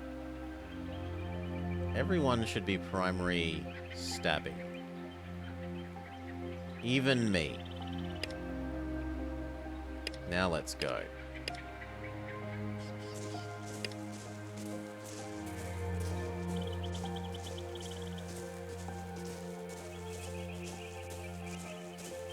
This time we are fully healed and with the correct weapons out, so we get slightly more actions on the first round. Let's go.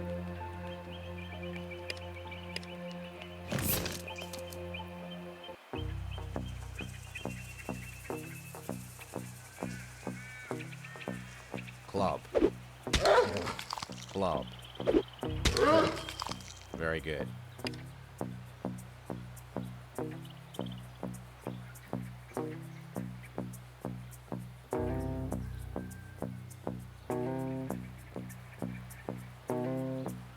Stabby. Stabby. Stabby. Your job is done.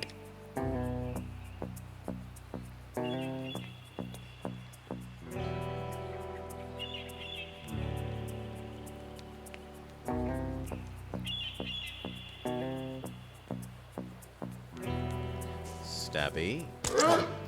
Stabby. Stabby. Done. Ow. Ow. Stabby. Stabby.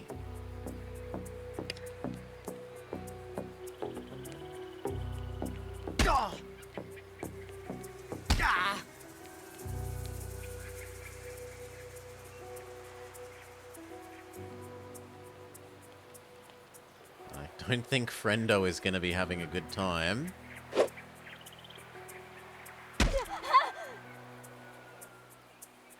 You kind of need to run over here and heal these guys. You... This... Heal.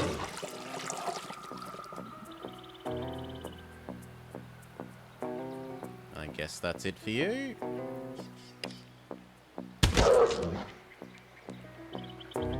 Terrible shot.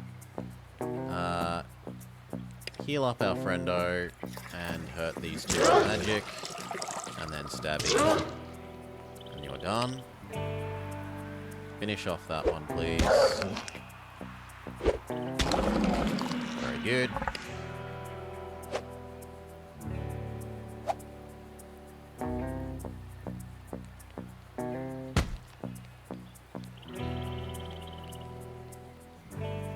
Like they flipped places for a second. Stab. Stab. Stab. That one's running away. Oh, no, that maybe counts as a reach weapon. And so you get like, it moved from a square that you have reach into a square that you can still attack. Finish off that one. Now start this one. And you're done.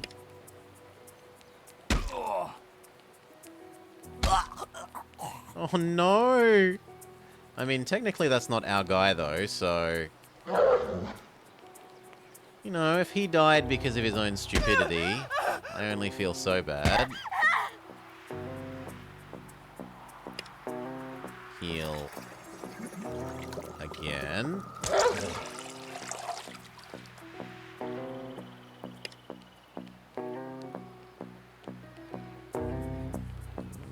That one. Stabby. But then I should probably do spell.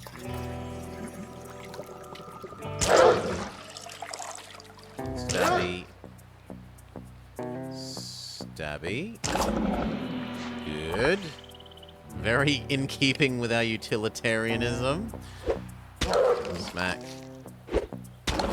Smack. It was knocked down, so we got a free critical. Go help your sister.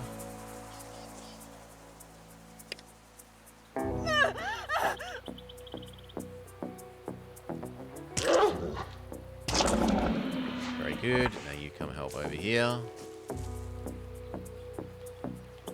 Team members, but I want to target the drop bag. Yeah, there we go.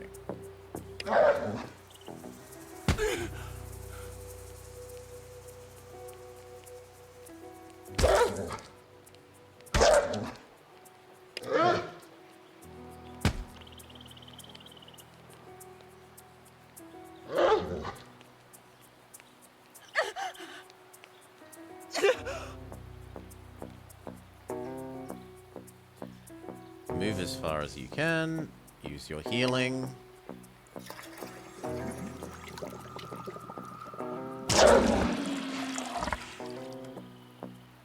Pretty good. Stabby. Stabby. Stabby. Smack. Cannot be. Come on, get over there. Smack it. And then that one. Okay. Oh, and then Friendo gets back up. Struth! He shakes his head as he watches the rest of them retreat. Nasty bastards. They can keep coming, and we can keep scaring them away. I reckon Brennan's gonna have to hear about this loudly. Is that so? More security, eh? Do you want to allow someone else to suffer the way Gabe did? Hey now, that was a tragedy. A terrible, terrible tragedy. That's also a joke. But once again, a once-off that everyone keeps pointing to. A once-off? You're calling that kid suffering his gruesome death a once-off? Brennan, have you lost your mind? Yeah, Brennan. You put me in charge of security, and I've been trying to get this place secure. And even after all of this, you're still umming and ahhing? Bloody oath. You want this place to be a paradise, but you're afraid of having watchtowers. Like the rest of the fucking world. You think paradise means constantly worrying about when the next surprise attack is gonna come? No. We're not prepared to lose more people because we were taken by surprise again. You hearing this? At least Mira wants to build some towers. Uh-huh, loud and clear. At least one of them is talking some sense. She catches your eye, silently acknowledging that more people are siding with her. Okay, fair enough. We'll get Lockie to help you build some towers, Doug. At last. He exhales loudly, relief on his face as he looks at Mira. Let Lockie know, will ya? I'm heading back upstairs. This place could have been done for if we weren't around. Good stuff. And yet, somehow I still need to get to know them all. That just seems wrong.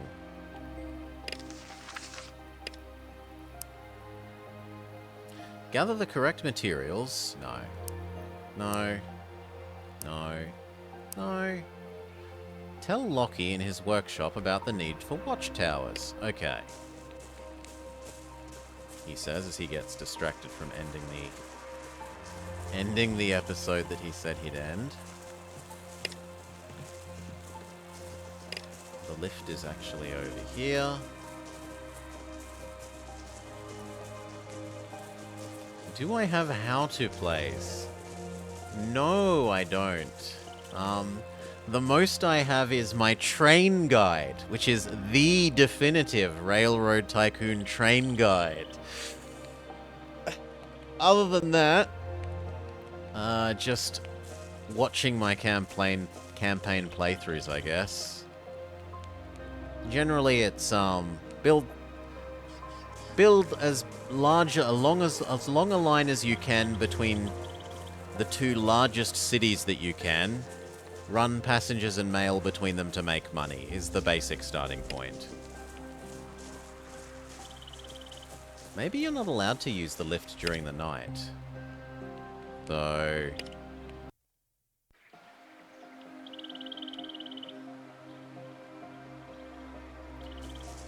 there we are.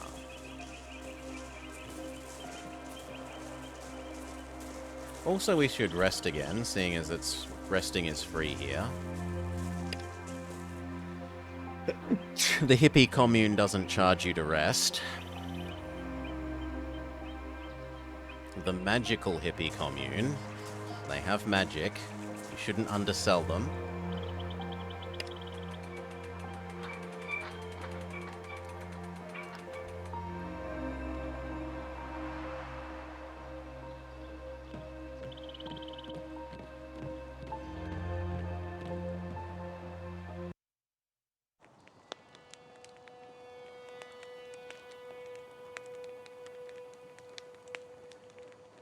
We need to build watchtowers.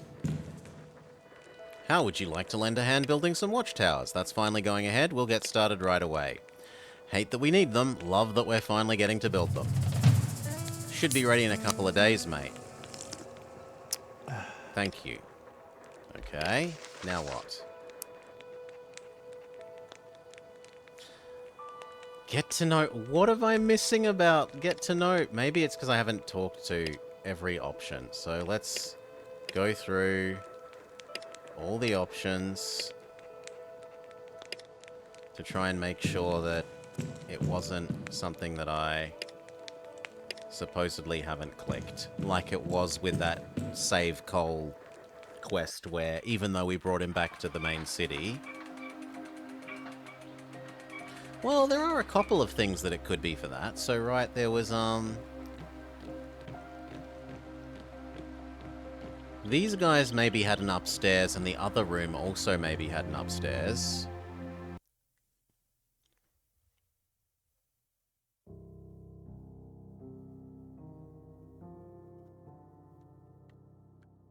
But there isn't actually anything upstairs.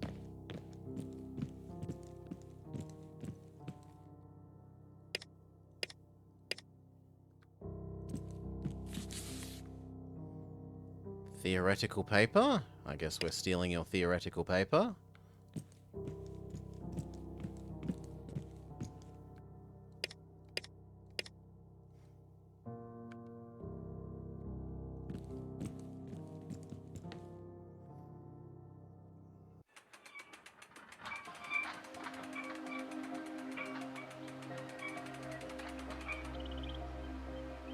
This place also had a potential upstairs.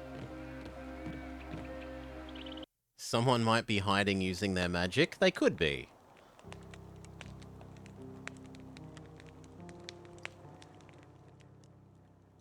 No, it doesn't look like there's anything upstairs there either. But I didn't look up here earlier, so it was worth checking.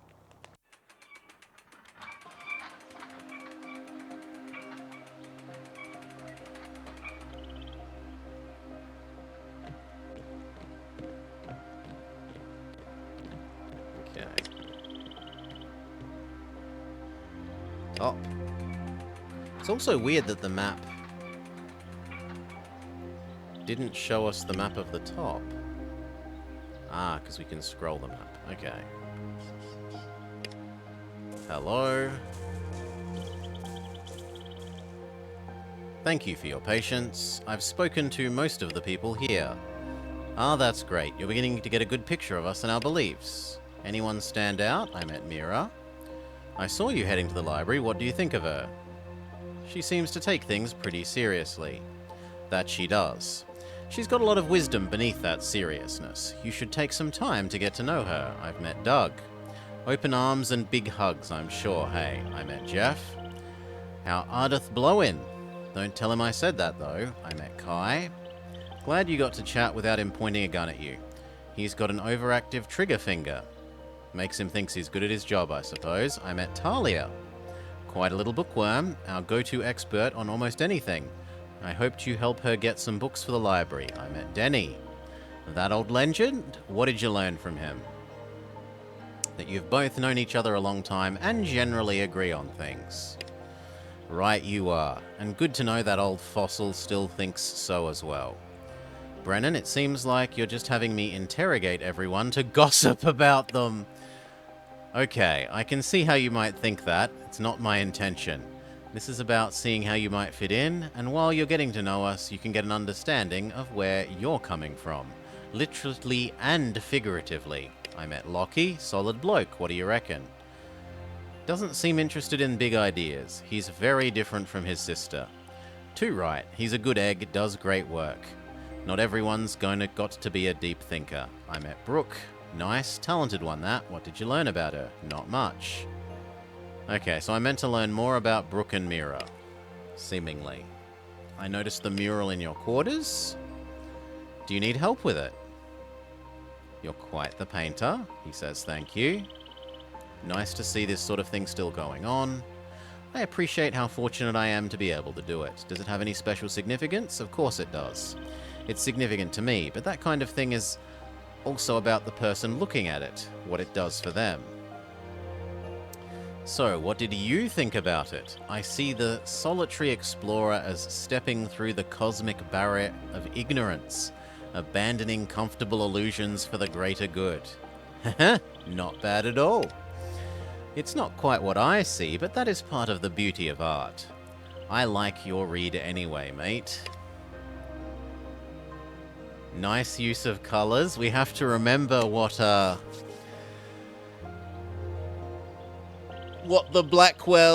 third Blackwell game taught us. We're meant to say what we think the colours mean. We are meant to ask what it means to them. And what was the third thing? Oh, ask them why they chose the colours. I don't want to use the humanist thing, so... It ties together the room, I guess? Okay, fair enough. Nice use of colours, thank you. Good, we're not forced to become slightly more humanist. Do you have information on nearby settlements? I don't know much. It's a long time since I ventured away from these silos. Jeff, one of the boys who greeted you, he's a pretty recent arrival and might know more. How long have you all been here? About 20 years. Well, I first arrived around that time. The others have been pulled in over the years in dribs and drabs. Jeff just got here recently. He's still finding his feet. Sorry again for the unhappy welcome. Okay, discuss belief with him. I want to talk about belief. What do you think about this community? Danny has told me about your beliefs. He's a good bloke to talk you through these things. Really, he lives it. See, Denny and I have different takes. He doesn't think that there's any grand purpose and that that's cool. But for me, even without a divine plan, life is full of possibilities. I believe in making our own purpose by being good to each other and enjoying the ride. What do you believe? That despite everyone else's ideas of right and wrong, we should do what we can to minimize harm and maximize the well-being of as many people as possible. He nods along as you speak and regards you for a second before he responds. That's some good utilitarian thinking there, and in line with how we do things mostly. Good to hear you share a concern for human well-being. It's good to know that there are people out there who can come to the same conclusions even in this fucked up world. It's very easy to look around and go, fuck this, it's all gone to shit, none of it means anything, why even try? He coughs, then wipes his mouth with one hand. So I focus on all this around me, on enjoying life and helping others because that's what makes our human experience richer. What do you believe? That some people need to believe in the divine? I believe in a predetermined fate. Nothing is going to make a difference. Machiavellian. What? I don't want these. According to Denny, you believe in nothing, but have also come up with the everlasting. How does that work? It's easier than you might think. And just so to get it straight, he's the one who believes in nothing. I just don't believe this existence is for nothing. Makes sense? So in a way, this existence isn't for nothing. It's what we make of it together. He pauses and catches his breath. And yeah, it might seem a bit paradoxical, but here's the deal. I don't believe in some big cosmic plan or divine rules, but I think we humans can create our own meaning. So I focus on all this around me, on enjoying life and helping others, because that's what makes our human experience richer. What do you believe? I don't want the Machiavellian ones. But some people need to believe in the divine. There's no doubt about that, mate, but that's not part of what we're going for here. We don't have some kind of prayer for granting wishes. We're not gods. We can't wish the world a better place. We have to work for that. We're all part of it. And that's a responsibility most of the people who end up looking for something won't accept. What's wrong with an idea of the divine giving them hope? This is true to Brouillage, but there are also achievements for playing through and only doing each kind of idea, for like being 100% sticking to one concept.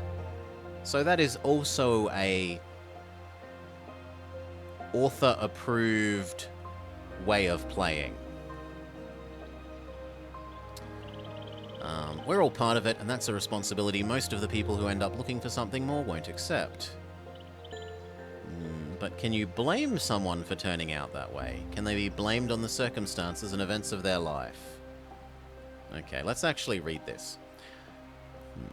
We don't have some kind of prayer for granting wishes. We're not gods. We can't wish the world a better place. We have to work for it. I agree. That fits with utilitarianism. I'm glad to hear it, and honestly not all that surprised. You seemed like that sort.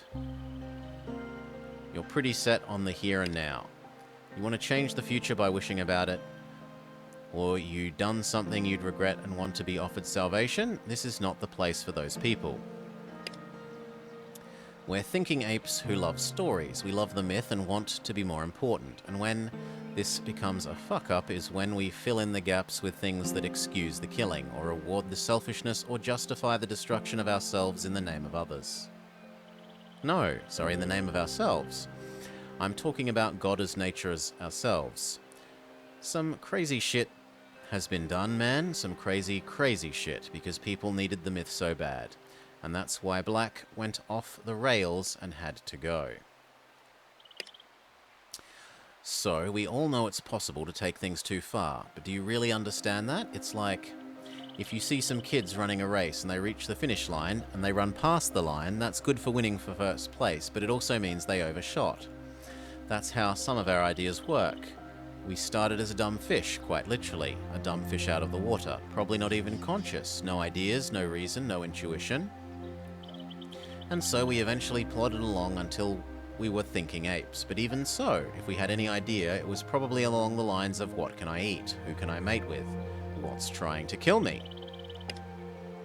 And then we proceeded becoming smarter and figuring out the world around us and what makes us tick, and built big cities and flew to the moon, and all of that shit that ended up in some big fucking dickheads deciding the best way to move forward was to bomb the world. Maybe that was a step too far. So yeah, maybe somewhere along the way, all these ideas about God and life and death, about purpose and meaning, and where we go when we die, and those are the ideas that went too far. The bummer is that this wasn't some pendulum that was going to swing back. Enough of human history proved that. This was a kid who won the race and just fucking kept on running, you know?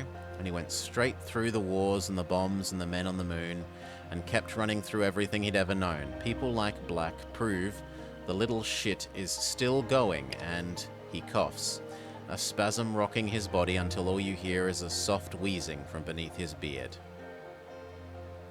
And that's why you don't get me started. The old man blinks a few times, then smiles at you. Sorry, I get carried a bit away. carried away a bit sometimes. You think? I'll take that as a joke, mate. He doesn't sound impressed. The old man clears his throat. Anyway, thanks. Good to get an understanding of who wanders on in here from the Never Never, and that they know what we're on about too. So about the people I meant to still talk to two more, maybe? Tell me more about the history. It's a hell of a story. What about specifically? How do you get supplies here? The barter crew from Westonia were perhaps the only true merchants of quality. They supplied necessities, not luxuries. When we first arrived at Lake Deborah, it became apparent that we would have a great need of supplies and equipment. He pauses and then continues with his tale. A small crew from Westonia chose to become the providers of such items, initially in exchange for shelter and food. It looks like you're pretty self-sufficient now, though. We certainly think so. I know there are some who grumble about not having more barter crews passing through, though. When did you first set up here? Over 20 years ago. Long enough for this beard to go grey. He laughs. A few of us founded this place and started putting in the work. And I think then we are done with talking to you. Oh, bye for now. Oh, and at night I'm usually in my quarters. Doors always open.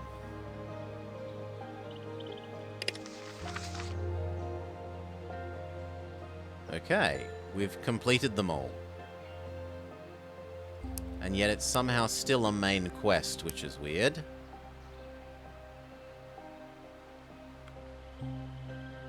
So unless we're going to depose him, somehow that I don't know...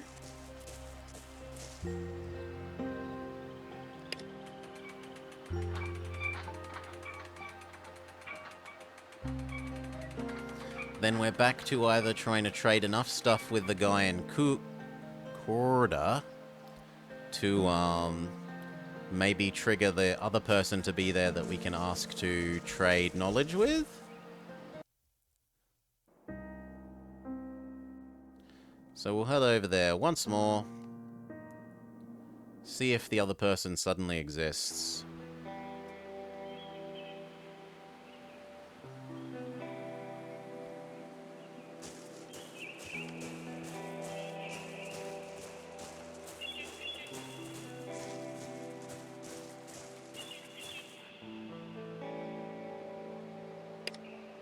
That's a no.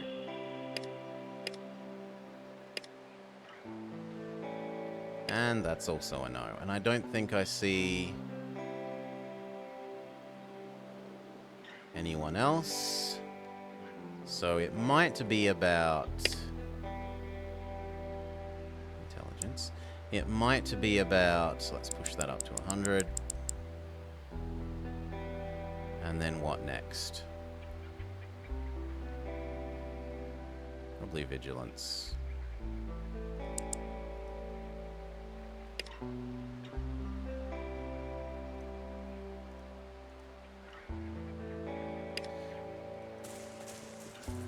It might be about selling him stuff, like they said.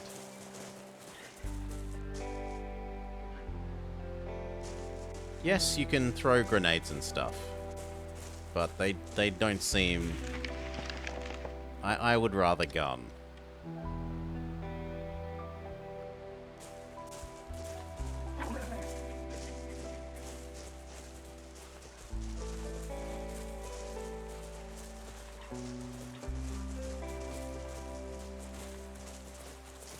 No, that's just the same.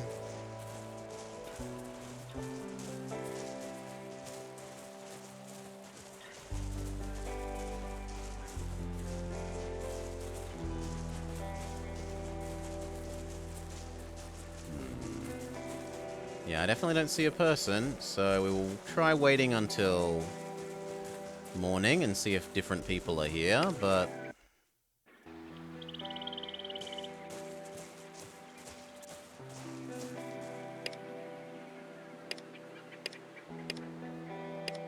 Nope. Have a look around the map.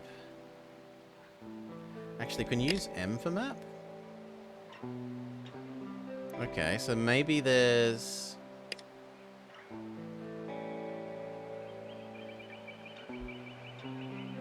No, but neither of these are talkable. So unless it really is selling him enough stuff, in which case... What are we willing to sell? Revolver. Revolver.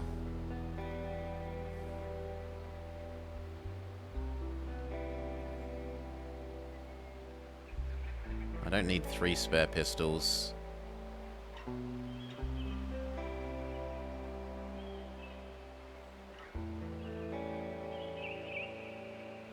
And a cleaver?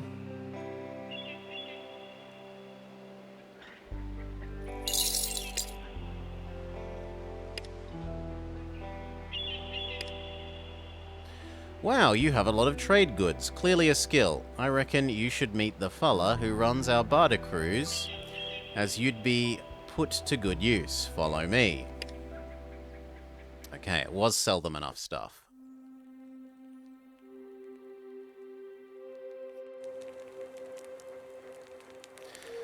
Uncle smiles and opens his arms. Kaya Wanju, Tukurda. I know Koya asked you to come. You are safe with us. Auntie gives you a small wave and smiles warmly. Kaya Nganye, Quel Mam Yok Acacia. Just so you know, we are Mort from the Noongar Nation, which has 14 different clan groups. Right now we are on Ngaji Buja. Anyway, make sure you respect Buja as you move around on it. Now, tell us why you're here. I was hoping to give Uncle Koya what he asked for, but I had no luck.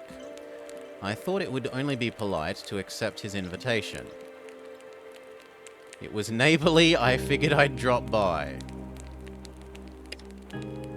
Good for you to try. I reckon keep going and come back when you find something. Nah, what's wrong with you? Sending a stranger to do this? Chew?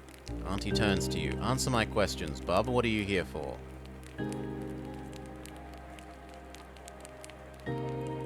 I thought it would only be polite.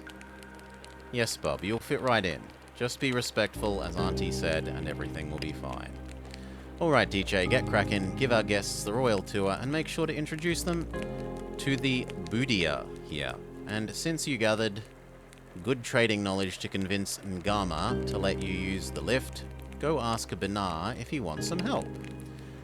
Auntie holds a hand to stall you before you walk away, and you make your way around. As you make your way around, don't forget about me. Drop in. I love to have a yarn, a chat, with you, and I'm always up for new company. Auntie gives you another small wave as she departs. DJ turns to you thoughtfully. Okay, so a few mob will need to see, including elders and other Mort people in the community. We'll start with Kong Norn, since he didn't come meet us. Probably busy with the library. Let's check there first. And with that, having tantalizingly discovered that this is actually a whole city hidden behind, well, city in the same sort of way that Silo City was a city, hidden behind trading enough with these people, we will call that an episode. Once again, evil cliffhanger blobber. Mwah-ah-ah-ah-ah. And even more so than that, that has been a good session, and I will be calling that for the day. So, final takes. There are a couple of points where you need to have made very specific dialogue, like you need to have talked through specific dialogue things to trigger some of the quests to end or complete. But other than that, it's been really quite good, and I have very much liked it, even if I'm occasionally withering inside with shame and embarrassment at the overly Australianness of it. You don't like it? You think it's shitty? Well, you're welcome to not play it then. Who can I throw you along to? Tarkus is up. Boop. And I am happy to throw people along to Tarkus.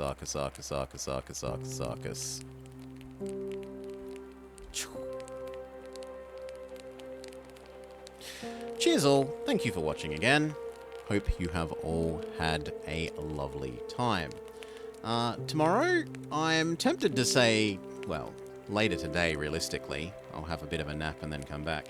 Possibly more of this, or possibly finishing Fire Emblem. Either way, have a great time all. Peace.